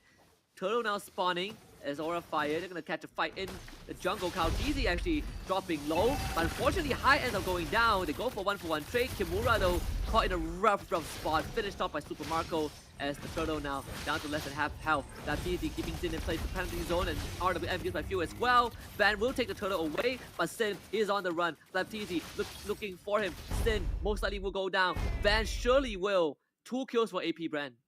You know, it's like that meme, right? It's like, you got the total, but at what cost? That is exactly what happened to Van. You got it, but ooh, he loses teammates. High could be the next one as well. Just absolutely shoved away from this mid-tier 1, and this is a big problem for Aura Fire. You lost a mid-tier 1 under 6 minutes. The jungle is now going to be a free-for-all, and this Lancelot is not going to have a good time at all. You're going to lose your objectives. All the buffs will start to be invaded by AP BREN. Aura Fire, they gotta somehow come up with a contingency plan, right? You're looking to somehow try to trade that mid-tier 1 if possible, but it's easier said than done. Yeah, and speaking about trades now, if Owen knows that High is there, he'll definitely try to go in for it. But Kabuki is there as well to guard him. More like Owen guarding Kabuki at this point. Looking at the movement of BREN, right? Every day talk about like, okay, Aura Fire, if they want to get pick off, they need to get lucky to find someone all alone. BREN, nobody is alone if you think about it. It's, again, right, you can see AP BREN, they're putting so much pressure onto Kabuki. I mean, sure, High is there, but I do not feel like High can protect Kabuki himself. He's going to try to go for a cheeky. One shot gets interrupted by Kautizi. AP BREN came prepared, and with High down, this turret is gone. I don't think Aura Fire can hold this for long. They'll be able to stave off the wave just for a while, but Aura Fire once more, right? They bring 3 members up top. Van is going to farm bot and try to catch up. That's pretty much it. Yeah, and Kautizi is just roaming behind, so he's giving information to his teammates as well as to how many people from Aura Fire are there. Kimura on the other side, Owen catches him, so he's going to stop him there, but at the same time, Super Marco definitely secures the turret, as like what you mentioned, and now they're fully focused on the bottom lane instead. Turtle spawn, third one, the third and final one of this game. Baptiste once more looking to isolate Van, making sure he doesn't get in, but penalty zone will miss. So Van will be part of this contest. Kautizi though in a fight, trying to take down Van, but it ends up getting destroyed by High. Lovely rough waves to get the kill, and that means that now AP BREN has lost their bargaining chip. Kabuki also takes down the mid-tier 1. That is exactly what you want to do if you are Aura Fire. Yeah, but Aura Fire loses the real-world manipulation. Now that they don't have it, AP BREN can go in. As of now, Van will manage to secure the objective. And lovely stuff, honestly. I mean, for the stuff of Aura Fire, Van gets the turtle. They even, they didn't lose too much, in fact, in the interaction. So overall, Aura Fire, they open up the middle lane. Kabuki gets a ton of farm in the meantime. They get the objective. Okay, High is alone. Tries to get away with the rough waves. But Super Marco will be there. Okay, here we go. High will be okay. Not even want to take any risk at all. Kabuki just showing up at bottom side as well. He's gonna always have either High or Sin with him, right? And in this case, this is not as ideal. Both your cores in the same lane. You're gonna share a bit of resources. It does relegate Kimura to this pseudo roamer role, right? Because he doesn't really have much space to farm anymore. All the tier 1s have gone down. Van is going to be cutting the wave. Kabuki will be doing the same in the side lane. And Kimura, he's just left to kind of be that tank that opens up the map, because High can't really do it on a Kadita. Oh, and look at the items. Aura Fire don't have the items yet to deal with Flapdizi, especially with this HP regeneration, able to go up easily. But now Van could be caught out here. Everyone's around him. And should be able to get away, no problem. Kautizi taking off some damage in the middle lane. Gotta be very, very careful, right? Aura Fire, just a measly 1,000 network deficit. Definitely not a lead that they can't overcome. Purple buff under contest, but Aura Fire won't be able to do anything. So AP BREN secures it. Yeah, Kimura can go in. I mean, you have the penalty zone, you have the minimum fury waiting for him, so he's going to let that go. It's not going to be worth it just for a purple buff, but Kabuki takes advantage of the roaming done by AP BREN as a group, and now opening up the bottom lane instead, considering that he knows that the Lord will be taken by AP BREN. Yeah, you gotta love it that Kabuki is able to find the space to get farmed in, but now this is where it gets very, very dicey. Aura Fire needs to take this Lord. The contest is very crucial. Flapteezy losing a big chunk of his health. Penalty zone use. Kabuki able to get away with the BMI. Kimura losing half his health. Lovely Appraiser's Wrath to regain some of that lost HP. High looking for a flank. Flapteezy has found him. They're gonna try and blow up Flapteezy, but unfortunately the damage is just not enough. Phantom Execution used by Van as well. Open keeping everyone on his team topped up with the Minotaur kill. Yeah, even the rough waves, not enough damage. And AP BREN is able to tank that, and now without the rough waves, they can go in. They know that one skill is out, but the real world manipulation is still there. Watch out, Kabuki is gonna be the hero. Open blows his Minotaur in range. Not much of a knockout. Sindo, he's gonna get sniped by Super Marco, and Fear will go in for the finisher, and suddenly everything goes haywire for Aura Fire as AP BREN with a pincer maneuver catches them off guard, left, right, and center. 3 dead for Aura Fire, and they only got few, which is a small price to pay for AP BREN. They get the Lord. Oh, I really like how AP BREN waited for the real world manipulation. The moment it's popped out, they go in and they take out Sin. Sin didn't have much life anyway that time, so there's no way he could take out anything. Just like one shot, and he's gone. Real world manipulation had no effect onto AP BREN. Absolutely zero, right? And you gotta really commend Super Marco. He got that snipe that brought Sin down low and triggered AP BREN, gives them a great green light to go for the contest, because Sin going down basically means that Aura Fire will lose a lot of that control, a lot of that the utility in these team fights. Meanwhile, bottom end, Kabuki gonna solo kill Few as the Lord gets taken care of in the top side. So Kabuki doing massive work. Unfortunately, he's gonna be traded back by Kautizi. Yeah, I mean a Kabuki, a Claude versus a Valentina 1v1, you would expect a Claude to win that fight. But the follow-up after that is where he loses. So with that loss, this opens up the bottom lane. The turret will definitely be taken out. Kautizi will be there. Kimura and Sin, nothing much you can do except just becoming a spectator at the bottom. All things considered, right? AP BREN are just 2,000, they were just shy of 3,000 net worth lead. It is still fairly close, honestly. Again, Kabuki, we say that he is the guy in game 1 that is gonna save the team. Like, we need Kabuki to come online. We need him in these fights to make heroic plays, and we have seen that he's able to do so. But the rest of the team, they gotta be able to back him up. Well, at least this time, they will be overly dependent on Kabuki. If they don't have Kabuki, they still have Van that can dish out the damage. Because going in for an Assassin Emblem, so expect him to build a little bit more damage and not going for the tanks a lot instead. So with that being said, at least they have a backup in case Kabuki goes down, or vice versa. If Van goes down, Kabuki is there to still dish out the damage. You can see Kautizi as well. Easily hops over the wall. I mean, Van will try to clear the wave as much as he can, right? Just making sure that at least one of the waves is going to be shoved in favor of Aura Fire. But even then, they don't really have the best means of rotating. I mean, look at this. Kabuki playing with fire, literally. Van does see this rotation. Super Marco is going to be the target. Van knows that he can't win this. Meanwhile, High just shredded by Few and Flapteezy. He couldn't. He wasn't able to even pull off anything from there. Rough wave, still not used. Goes down just like that, giving the kill away to AP BREN. And now Kautizi, although they see he's alone, but he's actually not. Flapteezy has arrived and they just need information where Sin will be at. Sin is way behind, just keeping himself safe right now because he knows that the Lord will be the next contest. 14 minutes in, AP BREN slowly but surely winning down the Lord a little bit. Van has to be very careful with Flapteezy zoning him out. Don't want to get hit by the penalty zone, that's for sure.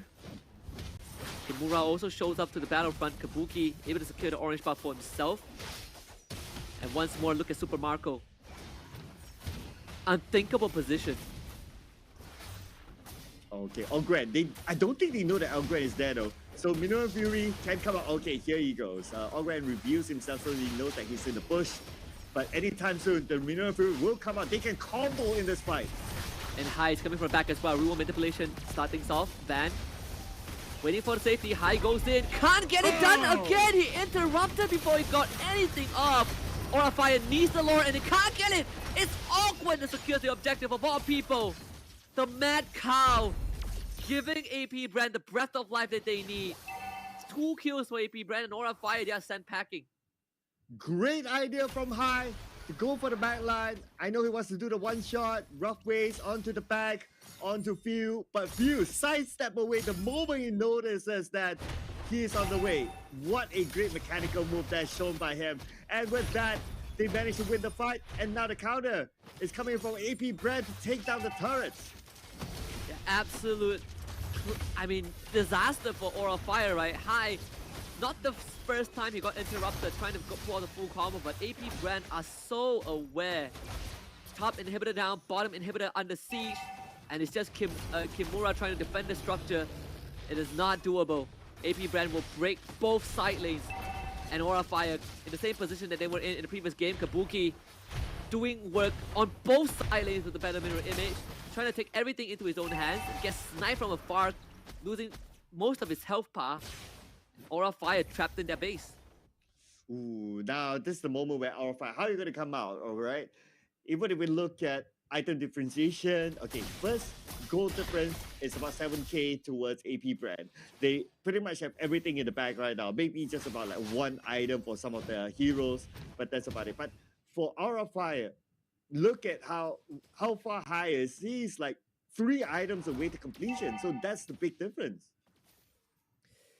Look at this. Look at AP BREN, right? Almost 7,000 net worth advantage. 2 lores in hand. The third one spawning in 70 seconds at the bottom side. We talk about how Kimura is relegated to a role where he's just looking to be a tank, right? Looking to open up the map, because we see every time Highs try to do that, he gets destroyed by AP BREN. So Kimura, his hands are tied, that's for sure. Yeah, he went for full tank items. So he's expected to be the target man. And with BREN knowing that, obviously, they'll be like, okay, when you see him, it's just like, just tickle him, but don't go full on engage with him. Yes, Abandon is naturally tanky enough, but you can, of course, go different kind of builds by Kimura. There's no other choice except for Kimura being the only tank for them. What is the way for Aura Fire to come back into this claw? I mean, we say that Kabuki is the win con at this point. Even at the damage leaderboard, right? Kabuki is the only one who is reliably dishing out damage. But we saw what happened in game 1. He couldn't do it on his own. Yeah, in fact, he's the top damage dealer amongst all. But yeah, like what you say, right? If he gets taken out, like what we saw in game 1, that's it. Game over. Unless Van will be the second one. But if we look at the damage output, Van is not dealing as much damage as Aura Fire would have hoped for. So with that kind of track record, unless he can scale towards the later stage of the game, then great. But if not, if it's still down to Kabuki, then it's going to be the same story again for AP BREN. The lore used already, and Van did find Flap TZ in the brush. Kyle TZ slowly working on the lord also. Kabuki's going to show up early. Okay, here we go. The dance, ladies and gentlemen.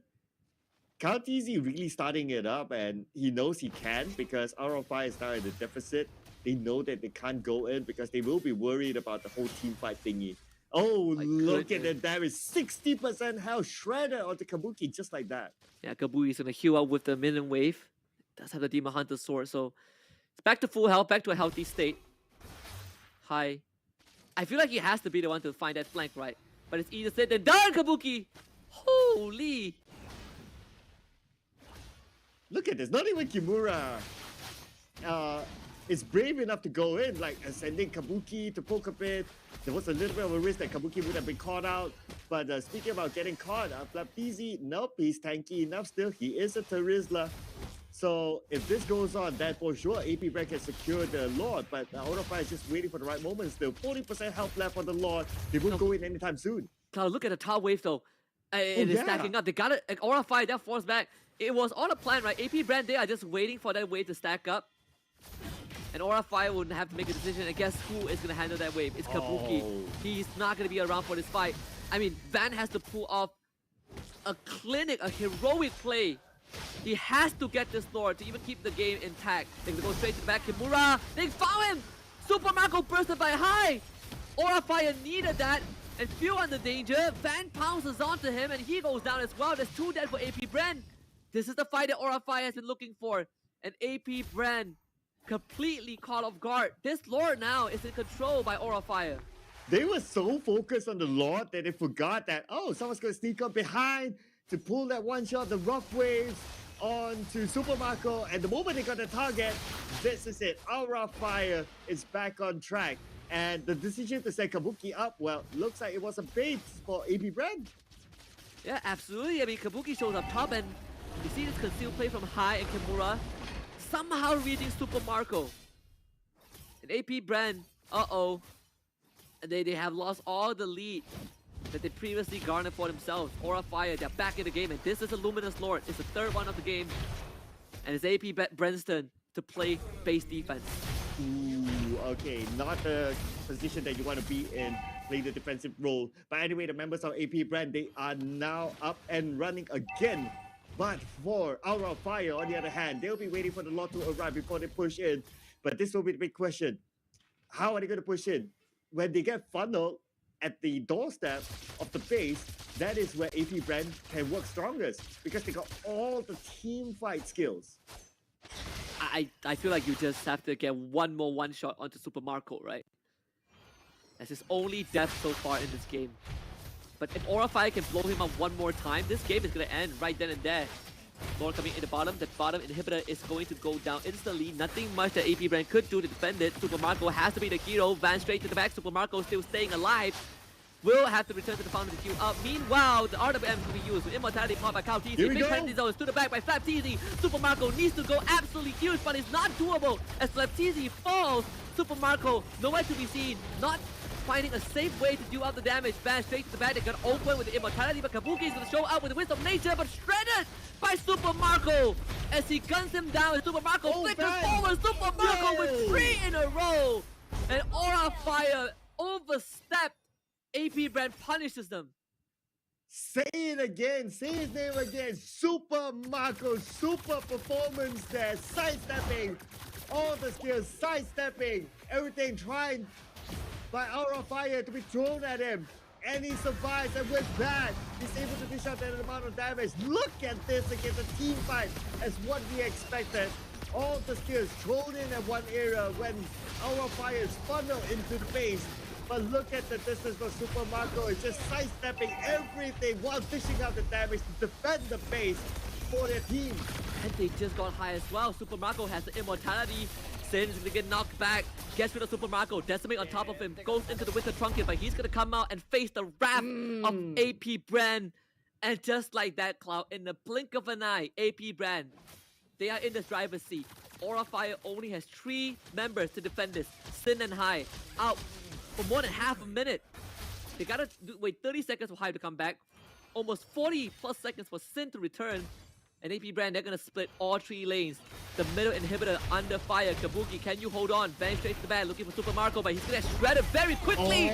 Super Marco just stands his ground, and there's nothing that Aura Fire could do. But Super Marco, he's not done just yet. Kautisi with a decimate, gets to the Kimura. Super Marco finds a double. Super Marco looking for Kabuki. Kabuki's gonna fall, and Aura Fire, they burn to ashes as AP BREN completely extinguished their flames. It's a 2-0 to close out their group stage.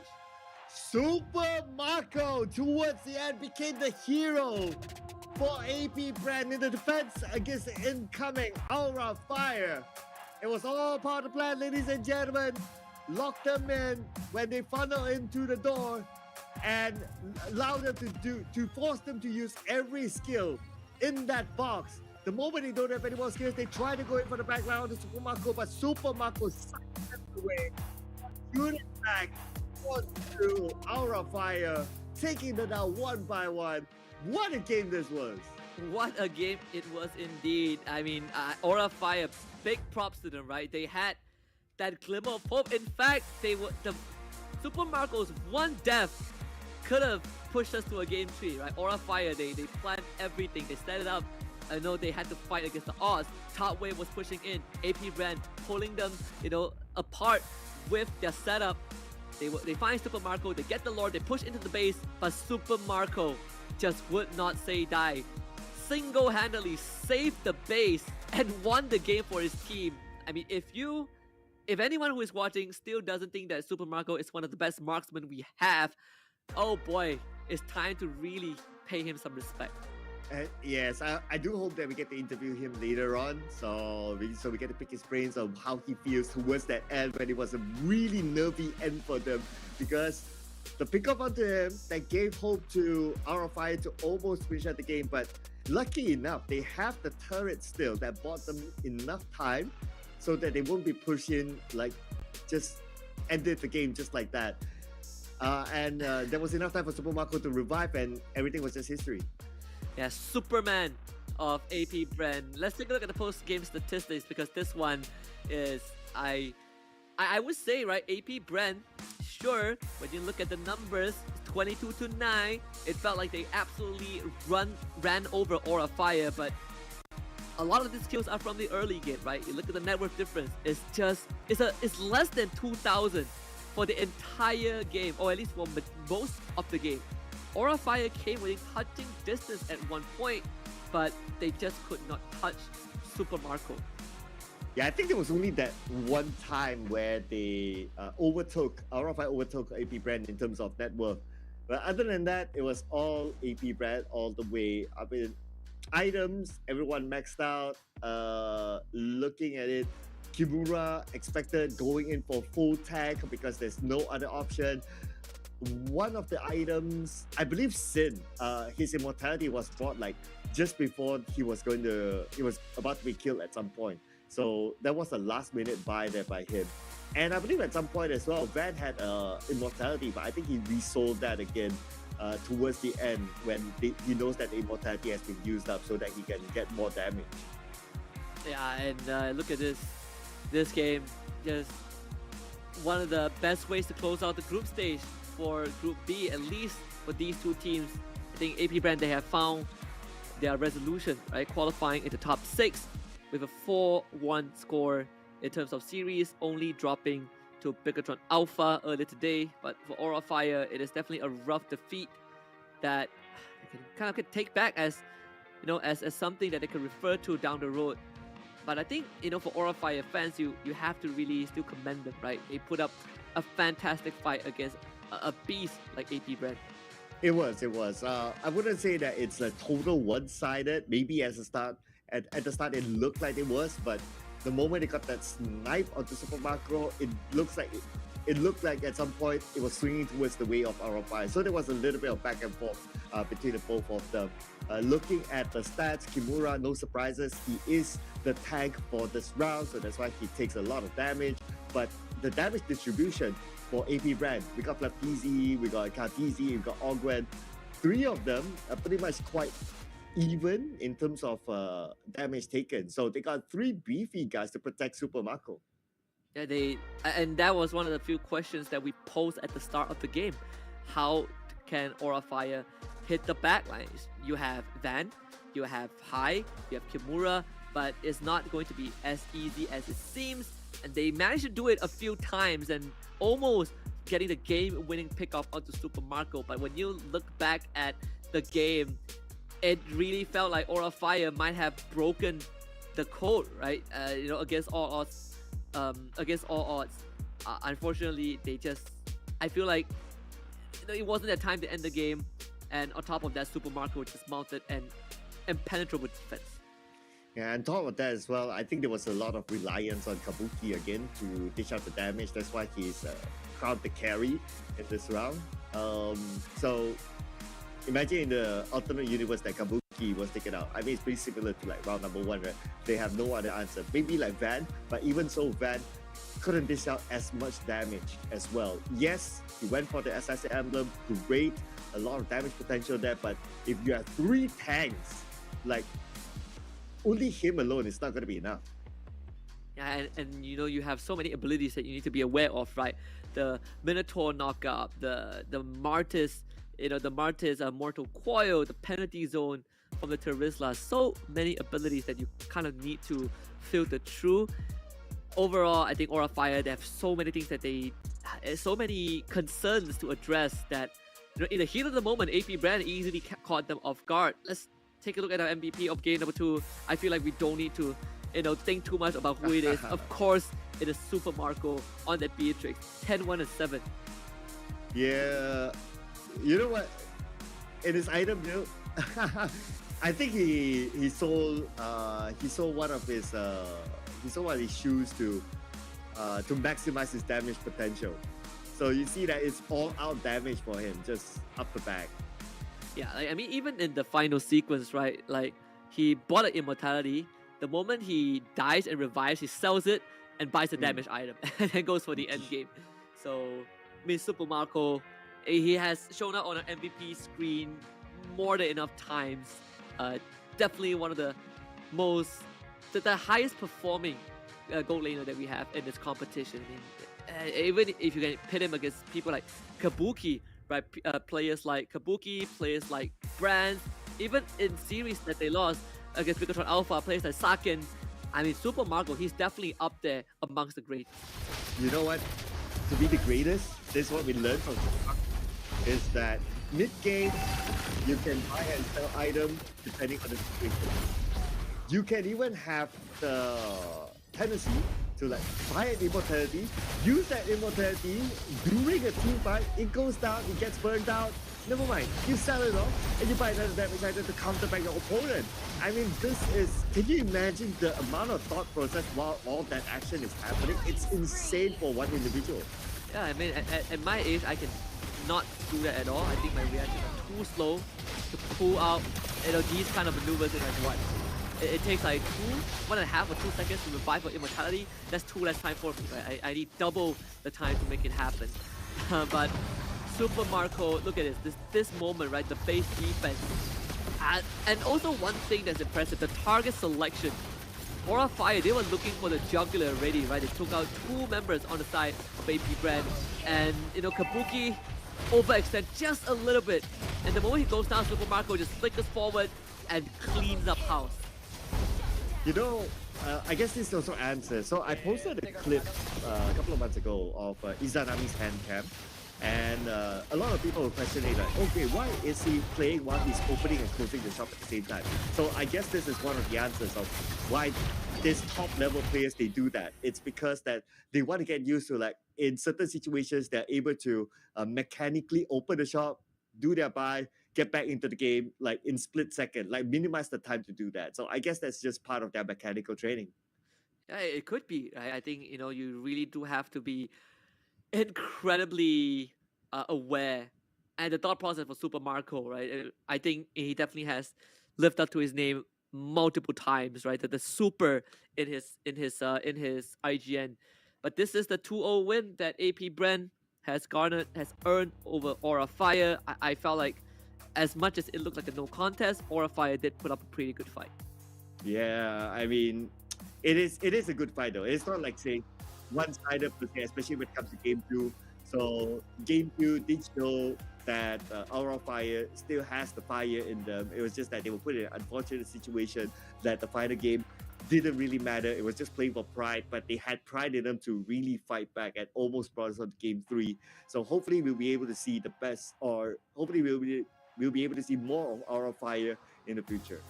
Yeah, and Aura Fire, right? Their journey to this area isn't simple, right? Aura Fire is one of the few teams, alongside EVO's Icon, that play all the way from Open Finals and survive until the Challenge Group stage, right? I mean, we talk about EVO's Icons, we have to wave goodbye to them as well because, you know, they were not able to win the final series.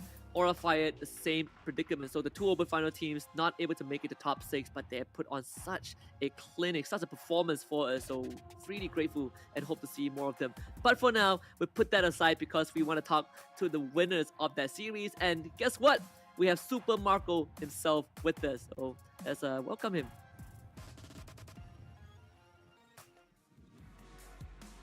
Hello, Super Marco.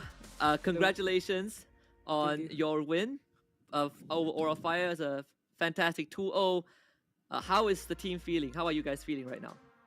Yeah, we are so happy because we make it to the playoffs, even though our bracket is so hard. Oh yeah, I mean, you could not have said it any better, right? The only Philippine teams in a sea of Indonesian representatives. We've on Stream C, we followed 4 out of 5 of AP BREN's, best of 3 series. So it really felt like, I personally feel like I was following the story of your entire team, but here you guys are, only losing against Bigoton Alpha early on. But I want to quickly kind of talk about that game number 2. You got caught out that one time. That was your only death. Aura Fire marching down your base, and you pulled off this crazy base defense. How was the communication like, right? What was the thought process behind it? Yeah, our mindset was to defend because we have no choice. I got killed. Yeah. So you just kind of came back and pulled off that massive defense, right? So, I mean, okay, so I remember talking to, I believe, Few before, and he said that, you guys will join Echo and RSG Philippines in the top 6, and both of those teams have already made it to top 6. So now, in top 6, you have your team AP BREN, you have RSG Philippines, Echo, Red Giant Esports, Bigoton Alpha, and Onyx. Where do you see AP BREN, standing amongst the others? What? So among the top 6, where do you see your team? Like, how far do you think AP BREN can go? Do you think you guys have what it takes to win the whole thing? Yeah, we're confident we can go to finals. All right, Cloud, you got anything, Cloud? Well, since you mentioned you're confident to go to the finals, I want to know which team do you want to meet the most in the finals?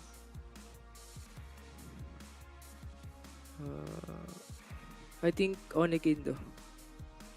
Onyx Indo, right? Right. So kind of that rematch, right? You guys did beat them before, so that would be amazing. But before we send you off for the rest of the night, anything you want to say to all the other teams, or you want to say to the AP BREN supporters that have been tuning in for the group stage?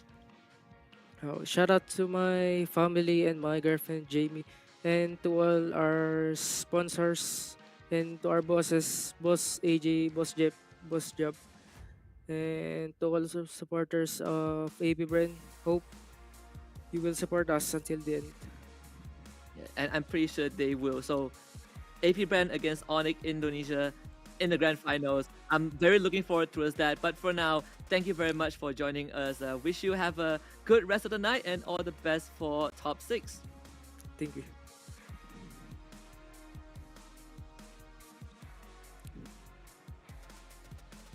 A man of little words, but straight to the point. We can make it to the finals. We want to rematch with Onyx Esports, even though we beat them before, but we want to beat them in front of the home crowd. You know what the best part is that I actually asked the same question to Echo, like, okay, who do you want to meet the most in the finals? And they also mentioned Onyx as well. It's like everyone has a grudge against Onyx for some reason. I mean, Onyx did win MSC, right? They were the one who took it away from the Filipinos, so it makes a lot of sense that the Philippines, they're coming in with a vengeance. They want to just rip it away from the Indonesians and their home ground, just like what they did at M4, right? It's the same venue. Oh, it would feel so good if you can do it 2 times in a row, which is crazy. Yeah, but if they were to do that, they have to go up against one of their own, which is Kyrie as well. So it's going to be a very interesting story. But speaking about stories, we're going to check out the standings after. Not sure if we have completed all the other streams yet, but this is as of now, so don't take it to heart yet. But I think right now with the current standings, it is quite clear that who is in the top 3 for the both groups. Yeah, we're gonna take a look on the standings as it gets posted up on your screen in just a little bit. I mean, prior to that, we already said that the top 6 have been pretty much locked in, right? On Group A, we have RSG Philippines, with Echo and Red Giant Esports, and in Group B, with Onyx Esports, AP BREN, and Bigoton Alpha. I think for me, the biggest surprise is definitely Red Giant Esports. This was a team that was invited to the challenge stage. Again, in fact, out of the top 6 teams, Red Giant Esports is probably one of the most rookie team, right? In terms of competitive experience, in terms of how long the organization has been in competitive Mobile Legends, this is definitely kind of the dark horse moving into the playoffs. Yes, and they are the only team who is not invited directly onto the challenge finals that made it onto the playoffs. That is crazy. Okay, let me just fact check that, right? So it looks like we have RSG Philippines as well that actually go through. So so they have a couple of them. We got BTR as well that went through, and here are our top 3 from each group. So we got a couple of them. We got a good mix basically. Yeah, and of course the match between EVOS Legend and Bigatron Alpha is still ongoing, but that one is not going to affect the results in any way. EVOS Legends will not be able to make it through to top 6 even if they win the series. So overall, once more, we've already locked in our top 6 teams to playoff. Group A with RSG Philippines, Echo, and Yudo Red Giants, and Group B with Onyx, AP BREN, and Bigatron Alpha. Yeah.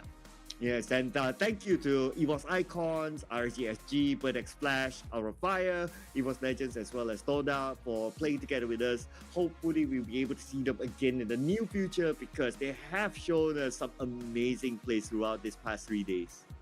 Yeah, they definitely have. And of course, if you guys want to continue checking out the third game between EVOS Legends and Bigatron Alpha, you can head over to stream B. That's where our colleagues are commentating that game as well. It's the final game, the last game on the group stage. So if you don't want to miss it, you can pull up stream B on a separate screen or a separate tab just to witness how this is going to go down. Again, doesn't affect the standings in any way, but for EVOS Legends, I think it would mean a lot to take down a titan like Bigatron Alpha. Yeah, I mean, it's also the bragging rights, right, of the team that's in the same region, the same Indonesian region. So you want to go home and tell people that, hey, you know what, at least we got a game out of Bigatron Alpha, that a lot of people are saying that this is a team that needs to, that all the other teams need to be aware of. And speaking about being aware of, we'll definitely see them in the playoffs later on. And the playoffs will be played in a LAN event. So can you imagine that they'll be closer to each other? There'll be a lot more taunting. And this is where it gets fun. Yeah, we have 3 Filipino teams, we have 2 Indonesian teams, and 1 Malaysian teams. And yes, we made it to top 6 after so long. It does feel really good, again, to see a team like Yudo Red Giants going that far with, as much as we say that this organization in competitive ML isn't as veteran as the other names, but you look at the roster, right? You have players who played with Blacklist prior. You have one of the most decorated coaches, right? Coach Arcadia. You have Coach Ozora Vecchi, who has had a insane amount of experience, and even as an MPL MY winner at some point in his career as well. So this is a team that can be a dark horse. If there are any upsets, I think it's going to come from Yudo Red Giants. Yeah, I think this is the team that definitely you need to keep an eye on. But the next journey will not be easy. Basically, that we've filtered the teams now that we are with the Titans, so they're going up against the Titans. Basically, it's going to be the David versus Goliath sort of story. And Yudo Red Giants, like what you said, being one of the newer teams, the so-called rookie team in the Southeast Asia. In fact, if I want to think about it, right, they just entered the professional scene like last season. Like they came from the open qualifiers, they fought their way, entered the professional season, and even the professional season, they did well to go on to the playoffs. And then now they are playing in a Southeast Asia level. So this team, if they can continue on like this, we might even see them in the end series. Yeah, I mean, they faced off against, our current world champion. They faced off against MSC 2022 winner. And now they're going to have a chance to face off against, the MSC 2023 winners. The ISF winners, Bigatron Alpha and AP BREN, C game gold medalists. So many decorated teams in the playoffs. I mean, Yudo Red Giants, this is a buffet. This is a gold mine of experience for Yudo Red Giants to kind of explore themselves. But we want to bring up the top 3 moments, the top 3 sequence of plays for today, because we need you guys to help us out. So many good plays out there. Tell us which play you think is the best. Is it going to be Sakin from Bigatron Alpha? Is it going to be Zaida? Or is it going to be Super Marco? Oh man, these are all great picks, right? It's very hard for us to pick one.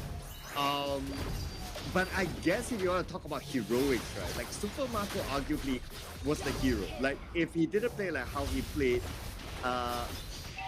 like Out of Fire would have won that round. So I would think it. But of course Zaida has a good moment as well. But I think that all of them have great moments, not gonna lie. But if you talk about impactful moments, I think Super Marco will get my vote. Yeah, I am also kind of torn between Super Marco and Sakin, right? I mean, Sakin, okay.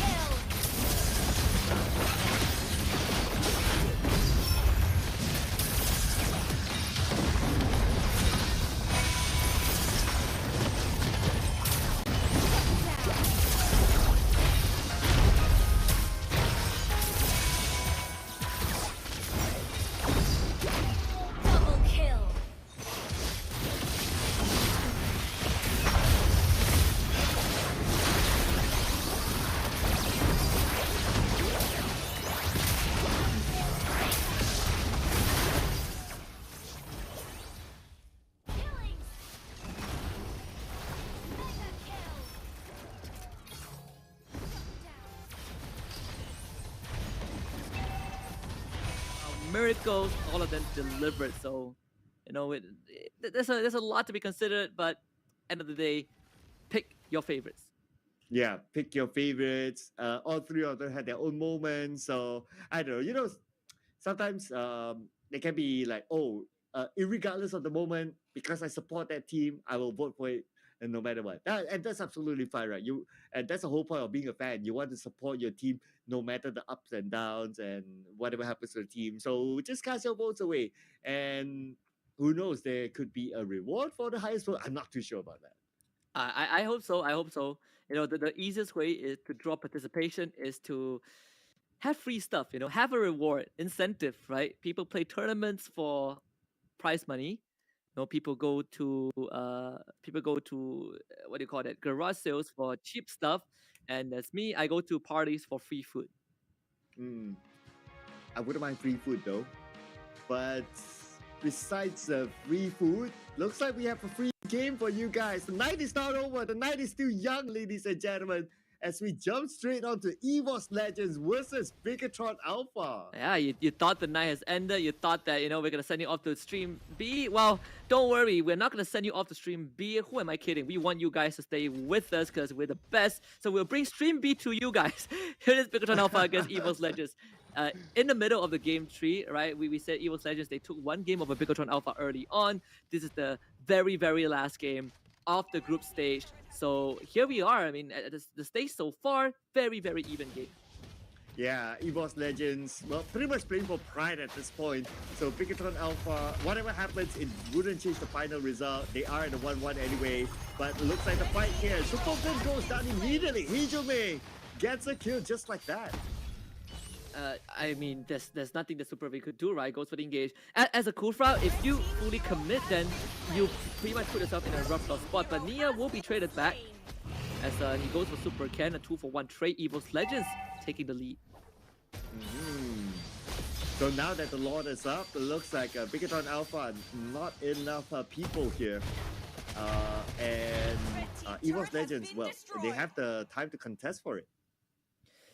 Yeah, I mean, EVOS Legends, they will be able to set up Lord, but without Nia, it will be kind of a stalemate, right? Bigatron Alpha will get to set this, Super Ken will be back. EVOS Legends tussling over this area.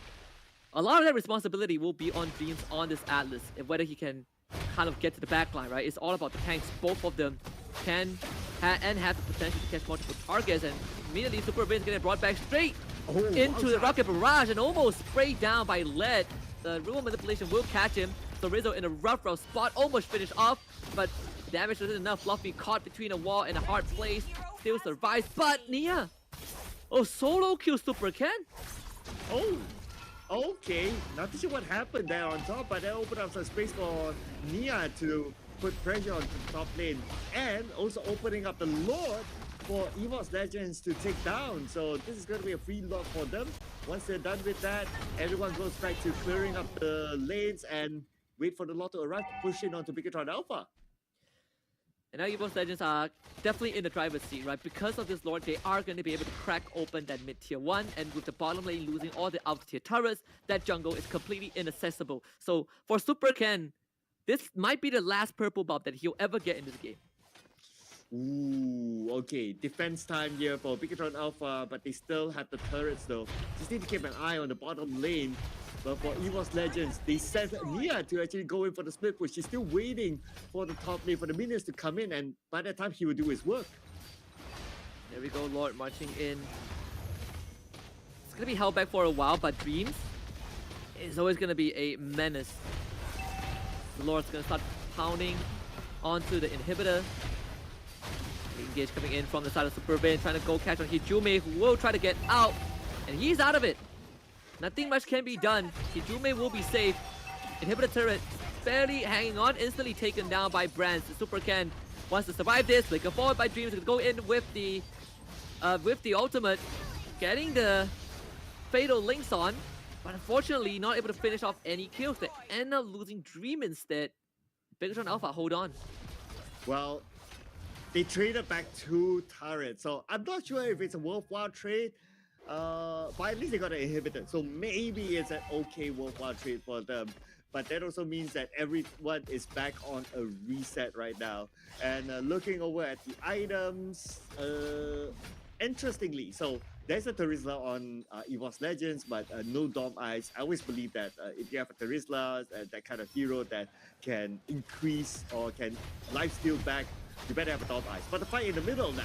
Meanwhile, Charles Dorizo straight to the back, and they able to find Brent. Brent ends up going down. Inisaki start putting out the damage on this Melissa, but unfortunately, both Dorizo and Superwin have already been taken out. So, Bigatron Alpha are not able to continue the chase. EVOS Legends continues to hold on. Dude, this is like brawl in the middle, okay? It's like just everyone just going head on with each other. It's like, okay, don't need to think about going for the flag or something like that. You just go in. That's all. And just look at this. Because there's a good distance for the side of Bigatron Alpha to pull off the better airstrike, that's why they can pull off that amount of damage. But they lose 3 in the front, including Supervin, who's supposed to be the tank, as well as Zorizo. And look at this, Bigatron Alpha still really hanging on. Look at the damage overall leaderboard, right? Hijume at the top, Sakin coming in second. Definitely a bit of a flashback. As Bigatron Alpha, they did run the Melissa in the earlier series against AP BREN, and Sakin was able to completely demolish the game. Second Lord spawning on the bottom side also.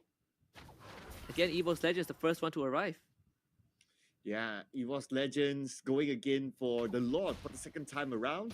And it does not look like Bigatron Alpha is contesting, at least as of now. But they're sending Supervin just to scout out, just to see what's the potential for them to come in and steal it away. But time is not on their side though. 50% of health left. Zorizo needs to make it fast. But Super Cat behind. Watch out.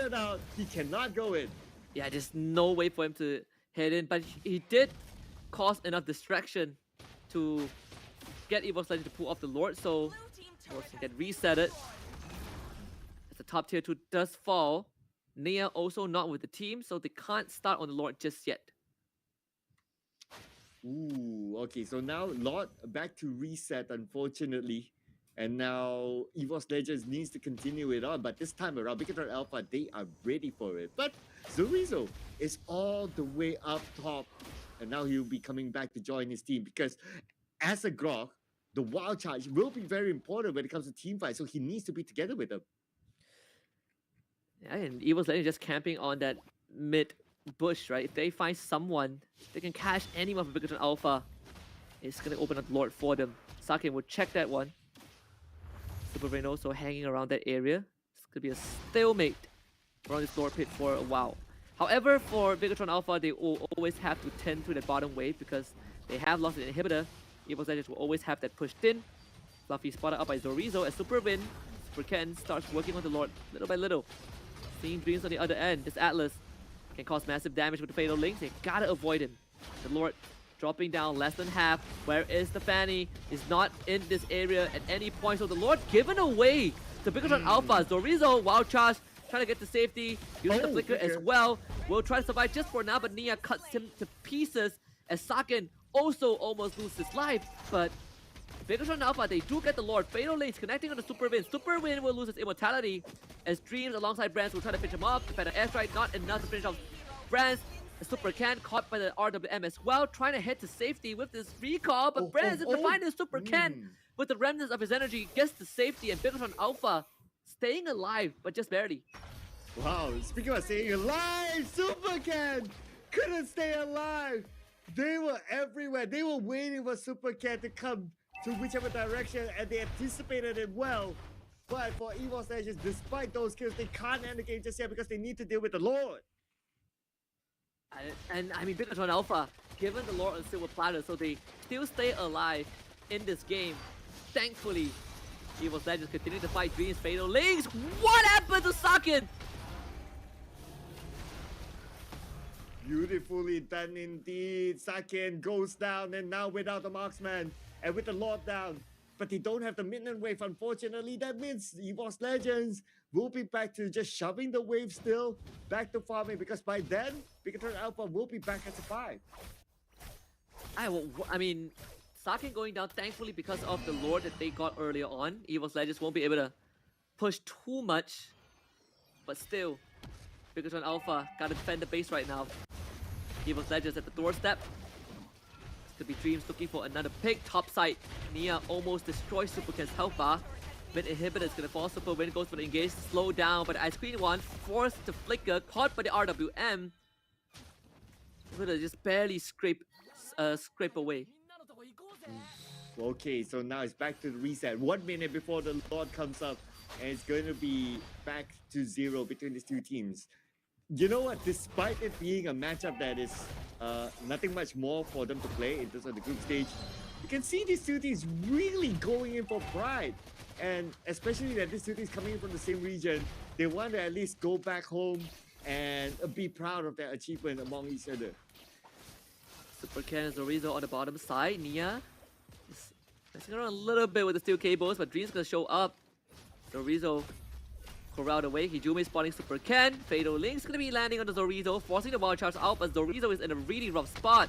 BREN's behind him. Zorizo, he's gonna be surrendered over. Evil's Legends getting a free pick. Ooh, yeah, there's nothing much that Zorizo can do, but at least he pulled away the members of EVOS Legends from his teammate, but that also means that they are down with only Super Vin that's able to tank out any damage in case a fight happens. But the fight will not happen for now. Instead, the Lord is up. But speaking of fight, oh, Super Vin caught out! Uh-oh, Super Vin torn to shreds. Hijumi on a killing spree. They might not even need the Lord right now. Super Ken on the run. It's gonna be forced back to his base. Zorizo back in another 15 seconds, so EVOS Legends, they can't end the game yet. But they sure as hell can get the Lord. Yeah. Because we can see the movement from Nia going towards the Lord. That's a signal already that EVOS Legends is not interested to end this. But they sent two of their chunky heroes, Fluffy, as well as Dreams at the front, just to block things out. Okay, Super Ken coming in. But will he be at the right timing? Can Super Ken do it? Super Ken gets the shutdown. Wow! EVOS still stands. He's gonna lose his immortality. EVOS Legends, they can still rush down the Lord, right? Both junglers are dead. Zorizo, can he get this? No, he could not. 147 HP was the difference maker. And the rest of EVOS Legends will start cleaning up house. Bigatron Alpha with 3 dead. And EVOS Legends looking for a potential win. Okay, this is it. This will be the moment here. 2v4 we're talking about. Super Vin, the tank. Second, the only damage dealer. Will that be enough from Super Ken to actually clear off the minions? I don't think so. A lot of single target hits from Super Ken, so to clear off the minions on 3 ways is going to be difficult. They might have to do it. It's going to be Flicker. Penalty though, Sakin completely kidnapped by EVOS Legends and finished off. And this is it. EVOS Legends in the final stretch actually takes down Bigatron Alpha. Wow. A 2-1 victory for EVOS Legends. Wow, EVOS Legends, despite them going out of this tournament, but they put on a fight and they still played with pride. So with this win against Bigatron Alpha, at least something for them to take home at the end of the day. You know what they say? If you go down, you want to go down swinging, and they definitely just swung a blow. Just one last shot at Bigatron Alpha before they go down. But again, we gotta thank EVOS Legends for being a part of this, right? They will not advance to the next stage. Unfortunately, that win is not gonna change the standings, but it was still a very well-fought game either way. Yes, it was very good quality gameplay, I must say. They know who to pick off, they know the discipline, the timing, they know when to go for the Lord, when to disengage.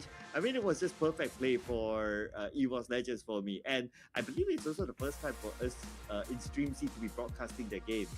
Oh yeah, I think, you know, it just so happens that it was the last game, right? So then we get to witness a pretty good ending to some of these teams' matches. And that actually just concludes our group stage. We have finished off 3 days of group stage, just plenty of best of threes. I've lost count, but a lot of quality Mobile Legends games.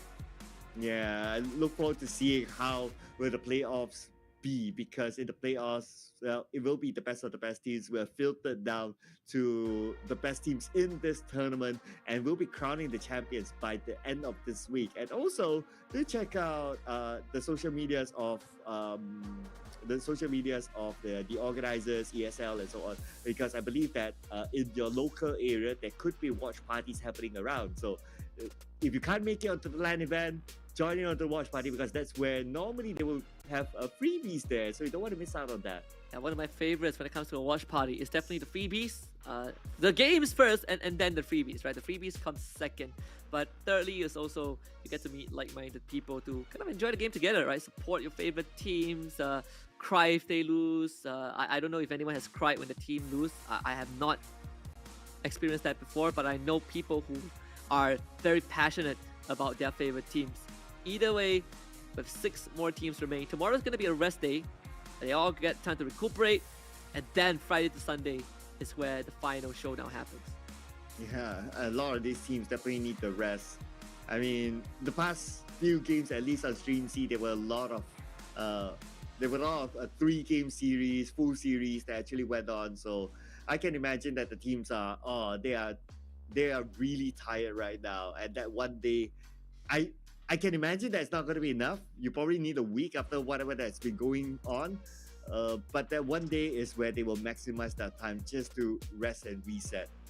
Oh yeah, and I think, for these guys, they definitely have fought tooth and nail, right? Even coming into this top 12, I feel like when I look at the top 12 teams, it's very hard for me to kind of say which team is going to make it, right? I want a lot of teams in my mind to make it to top 6, so it's a tough task to pick out just 6 of them. But I'm glad the top 6 that we have are gonna, it's guaranteed to give us one of the best playoffs we've ever seen. Oh yeah, absolutely. I mean,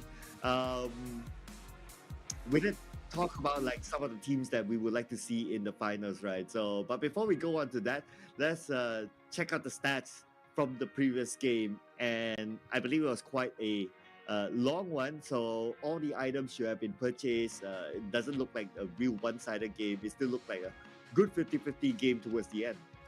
Yeah, I would say that, this game, esports Legends, really coming out clutch, coming out on top as well, right? You look at the roster that they played with. Instead of Taz, it was Nia in the jungle, and he really delivered on that Fanny. Oh yeah. Since this is the last game, that it doesn't really matter for them, but so that's why they can put in the sub. So Nia has been playing really, really well, even as a substitute. Him cutting in the waves and him getting the kills onto the back line, that was really on point. I mean, the number 21-8, I don't think this tells the full story, but if you were to watch that game from the start to the end, then you will see that, it's actually quite 50-50. And I think majority of the kills, they got it towards the end as esports Legends wanted to close out game. I mean, BT, there were some slightly weird moments in that game, but overall, I mean, esports Legends again pulled up that final hurrah to get this win. I'm gonna look at the numbers just a little bit. We're talking about Saken, but in this game, he was just not able to deliver on that front because it was so hard for him to kind of be effective in that environment.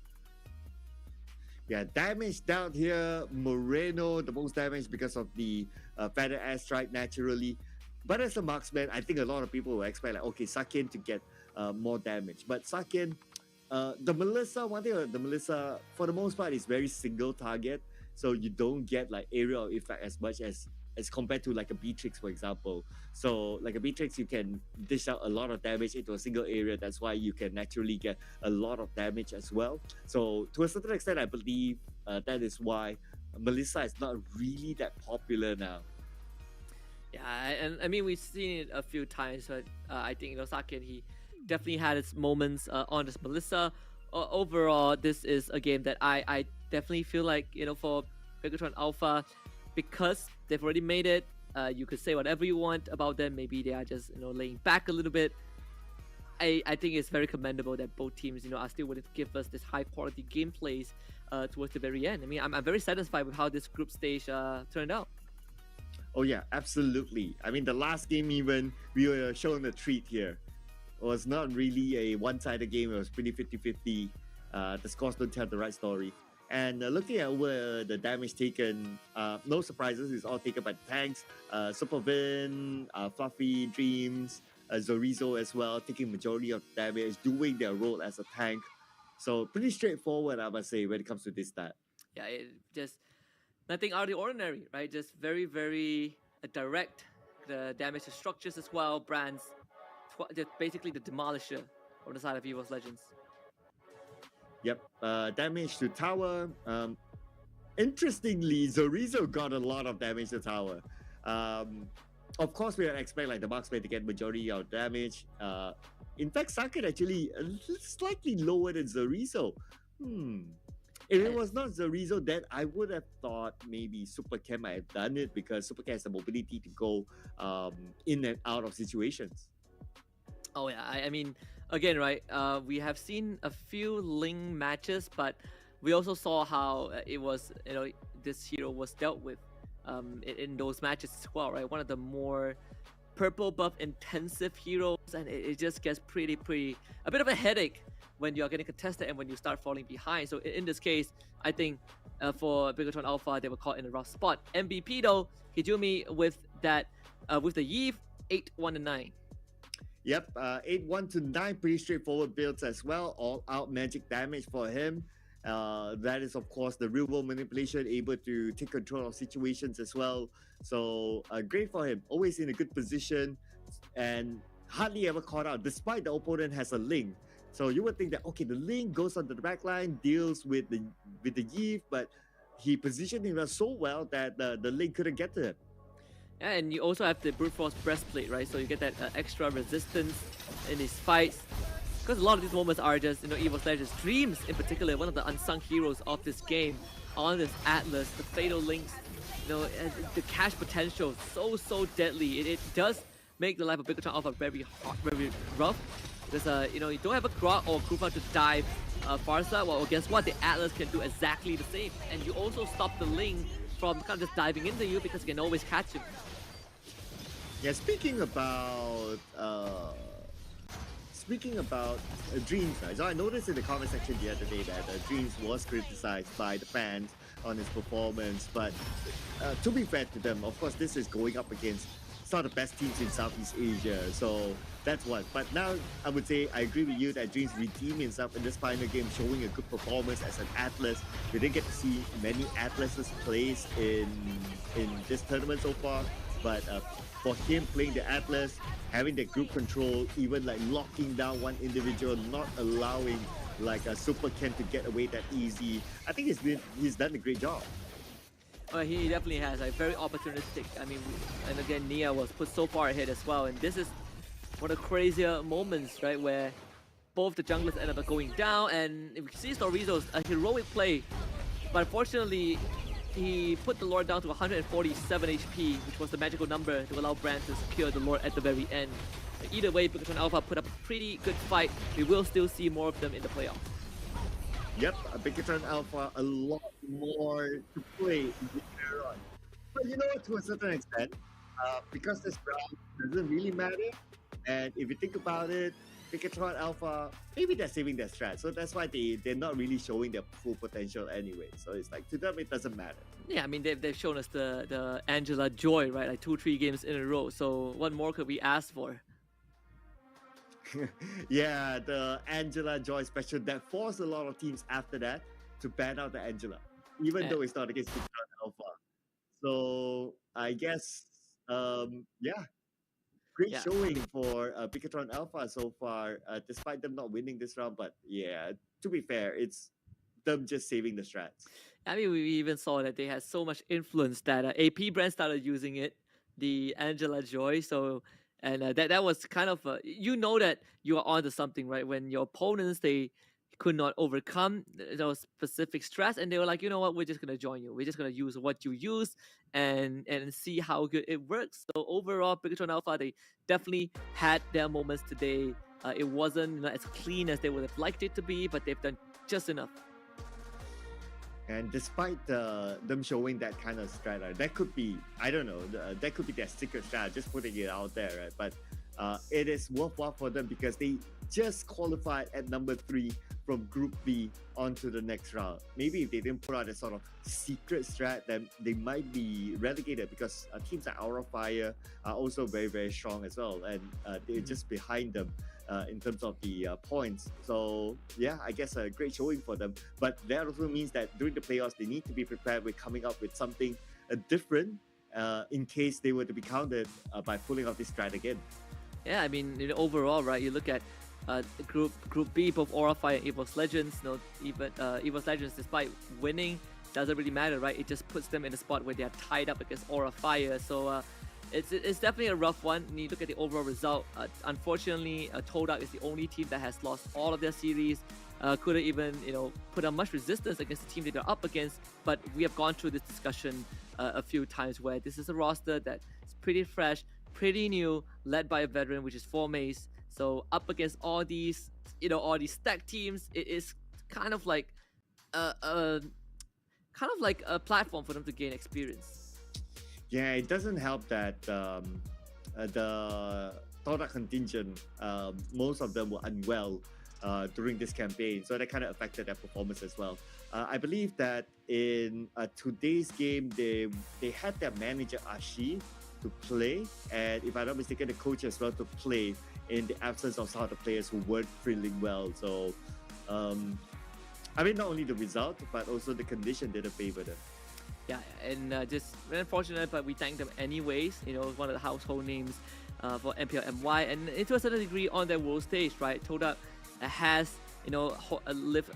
brought our flags to the international stage, and I'm pretty sure that down the road we're gonna see these players continue to prosper locally. It's still baby steps, one step at a time. They've gotten a taste of what the regional teams can do, so perhaps it's a lesson learned. Let's take a look at the updated stats from the group stage. We have just concluded every single game, so here it is. Yeah, so no changes in terms of standings. Everyone was as it is as before. It's just that we update the scores a little bit. That eVos Legends won their game against Bigotron Alpha, so they happen to be just 1 point behind Bigotron Alpha.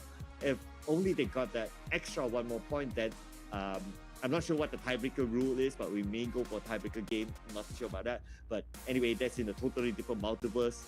What's important is that RCPH, Echo, Udu Red Giants, AP BREN, Onyx, Bigotron Alpha will be continuing on this journey in the playoffs. I want to hear what you guys have to think, right? Drop it down Twitch chat, regardless of what platform you're watching on. Let us know which team that you think is gonna take it all. Because when you look at how it has been, this is a crazy ride. Of course, Bigotron Alpha, there was a bit of the we had a slight typo, and we've corrected it. There it is. Bigotron Alpha, 11 points, 3 wins and 2 losses. This does show one thing though: no team is perfect, right? Even the best, RTPH, Echo, AP BREN, Onyx, even they have dropped one game themselves. Yeah, this is what's exciting, right? Towards leading up to the playoff is that every team is vulnerable. Like even your world champions, Echo, they didn't top the group. So and we even have like a dark horse, Udu Red Giants in the top 3. So it can be anyone's game in the finals later on. So I don't know. Now I wouldn't want to be in a position to be forced to predict what's going to happen in the finals, because based on this alone, just look at the numbers, like no one is running away.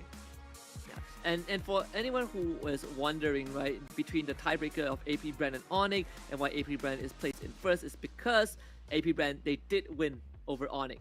So that kind of that is the reason why AP BREN is in first place. So it does matter, right? The head-to-head. Is this a single round robin? So overall, and all these tiebreaker rules when it comes to head-to-head, this is where it matters. Yeah, and I guess this sort of arrangement is also will also affect the next round, how they will be placed in what sort of seeding as well. So for them to top the group, naturally they will have a better seeding later on. So we'll let the officials do their thingy, and we'll get to know like what will the seeding be, or what will the groupings be later on in the following matchup, which is going to be exciting either way, because all these teams are amazing. It will be. I think that for the playoff, regardless of how the seeding is going to end up, we are in for we are in for a ride for sure.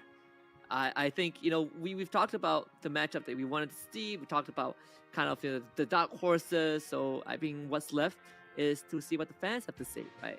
Every single team has such a big fan base behind them, But at the end of the day, if it is an Indo team, then they will get the support of their own region. If it's a Philippine team, they're going to get the support of their respective regions as well. Yeah, and plus the playoff area is in Jakarta, like one of the most populated cities, if not the most populated city in Indonesia. So can you imagine like being in such a populated area, like the people from Jakarta itself can attend easily at the main event, and you get like the surrounding areas of Jakarta also be able to have that access to easily come. And the fact that they have like how many here?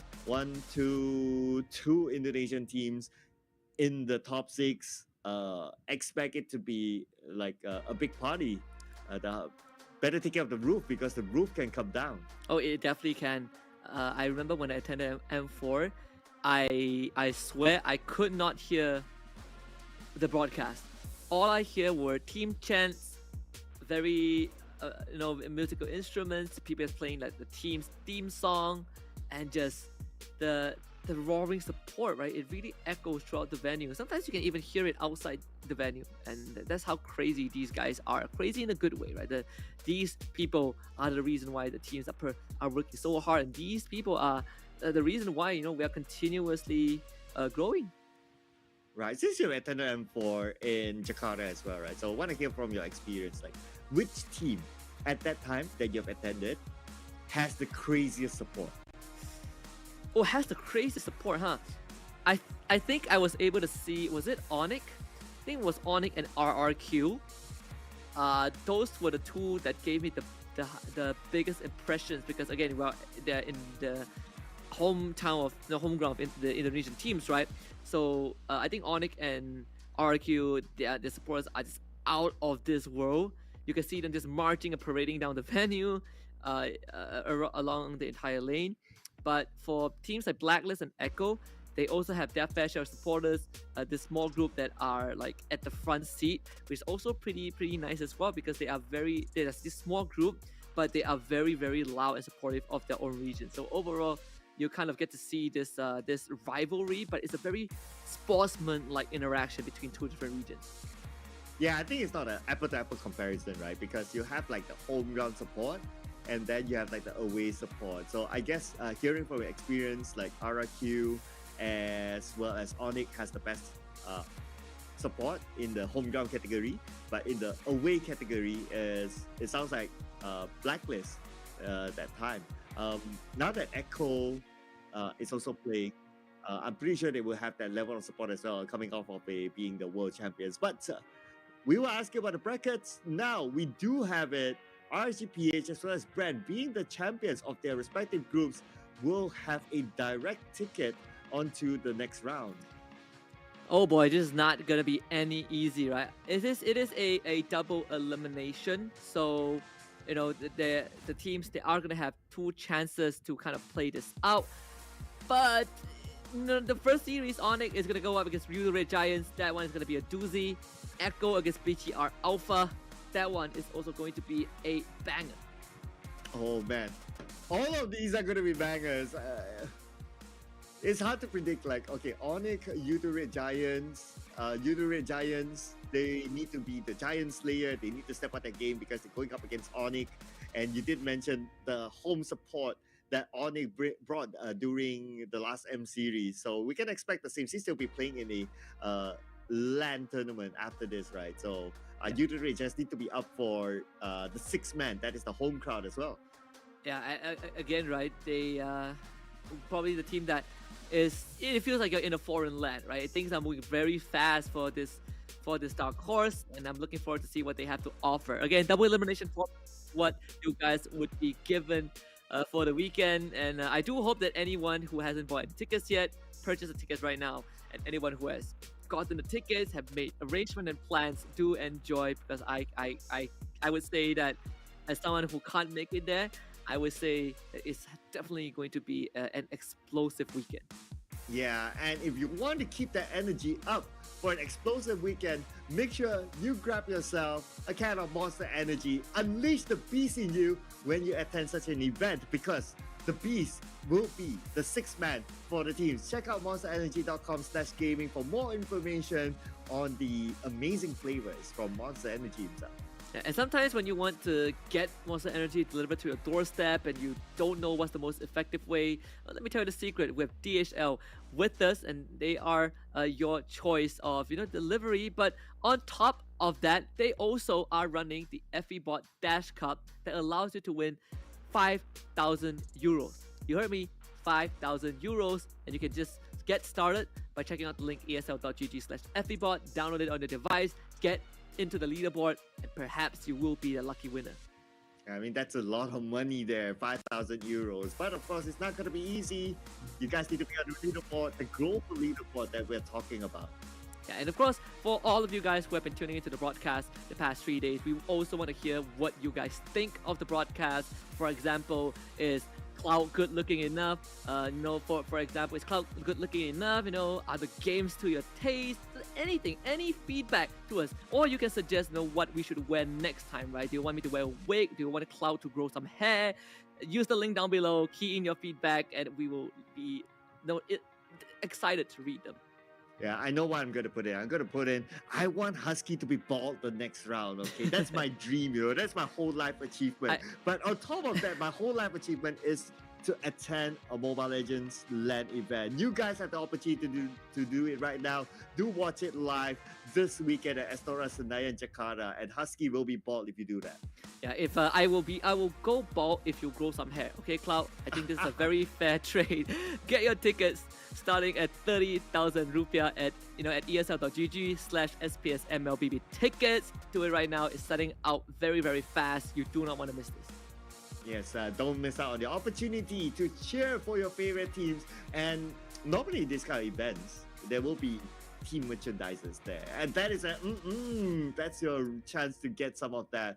I wish I had the opportunity to get some from the previous M series, but unfortunately I couldn't. So don't have the same regret like me. Make sure you do that for yourself. Yeah, don't have the same regret like me either. I attended and I wasn't able to get any merch. So I wasn't able to get any merch. So yeah, I also have a bit of my regret. But one thing that I will never regret is being able to be a part of this broadcast. Right? It's been a lovely 3 days with you, Cloud, and also shout out to our buddy Jace, who is currently watching on broadcast. But most importantly, is a thank you to everyone who tuned in for the first 3 days of the group stage, because this will be it for us. We're gonna head into the boys at Jakarta who are doing Stream A to give you guys the best weekend for Mobile Legends action. With that being said, my name is Husky. This is Sir Cloud on behalf of our friend Jace and everyone behind the scenes. We wish you guys a fantastic night and enjoy the LAN event this weekend at Istora Senayan for the playoffs. Goodbye.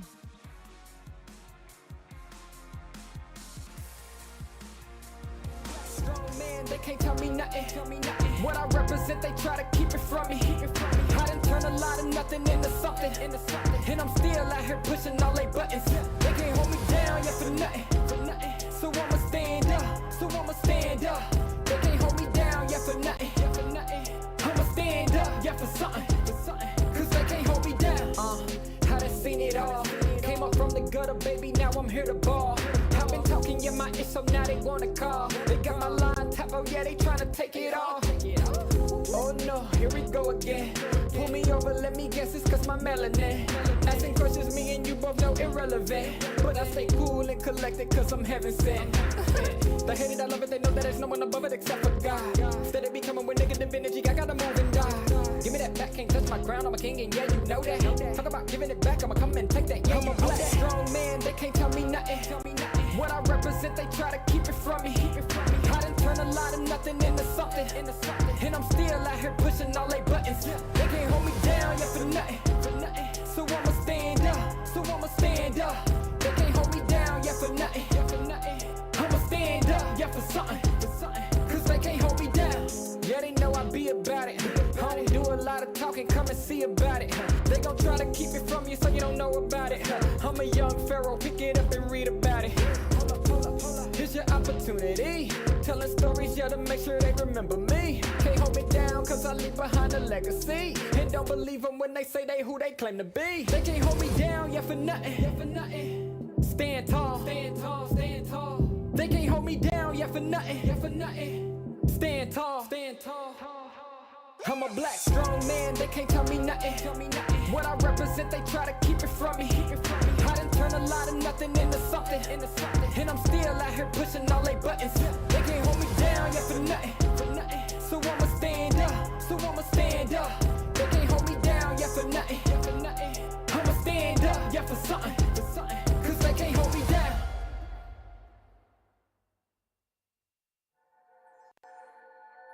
I got a thorn in my side. You can run, but you can hide. Yeah, this is magic in a way, but no remedy in the head. Let me go where it hurts. Hold me tight while you inside. Rip my head for the holiday. We're gonna make it make sense of me. Baby, let me be your voodoo doll. Stick up in it like a bunch of bones. Come let me be your voodoo doll. Push it in and make me scream and cry. Baby, let me be your voodoo doll. Stick up in it like a bunch of bones. Come let me be your voodoo doll. Push it in and make me scream and cry. See me up with your eyes. I got stitches from your lies. Let me lift your spirit if you are for it. But be careful of my heart. It's best you leave that part. The end about revenge. 'Cause I'm a good friend. Baby, let me be your voodoo doll. Stick up in it like a bunch of bones. Come let me be your voodoo doll. Push it in and make me scream and cry. Baby, let me be your voodoo doll. Stick up in it like a bunch of bones. Come let me be your voodoo doll. Push it in and make me scream and cry.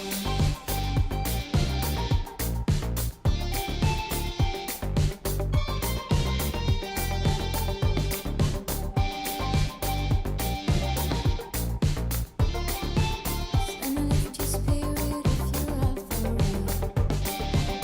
I got pins and needles and spread like candy. Come give me the preservatives while I'm on all fours. This heavy key stuff, you know it's enough.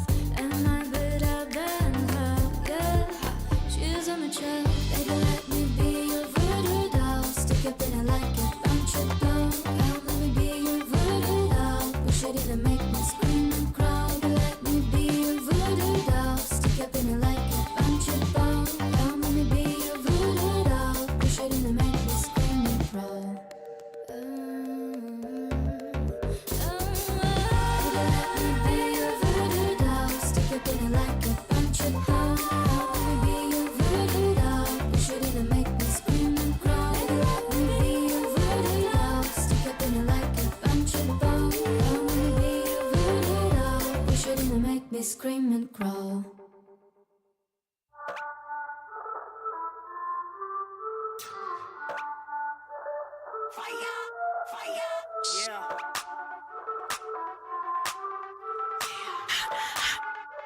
Yeah.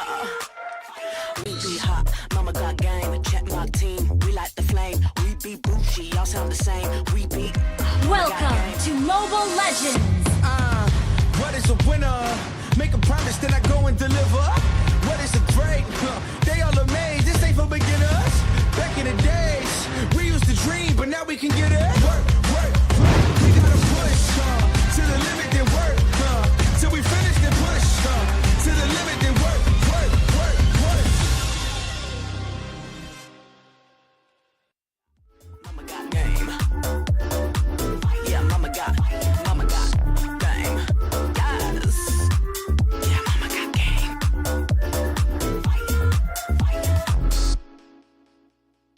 Rockin' be rockin' the game. Hear them screaming, they screaming my name. We be up on the fame. We be all of the power, we reign. Rockin' be rockin' the game. Hear them screaming, they screaming my name. We be up on the fame. We be all of the power, we reign. We be cooking something new. Hear us knocking, coming through. Push the limit on them rules, 'cause they don't do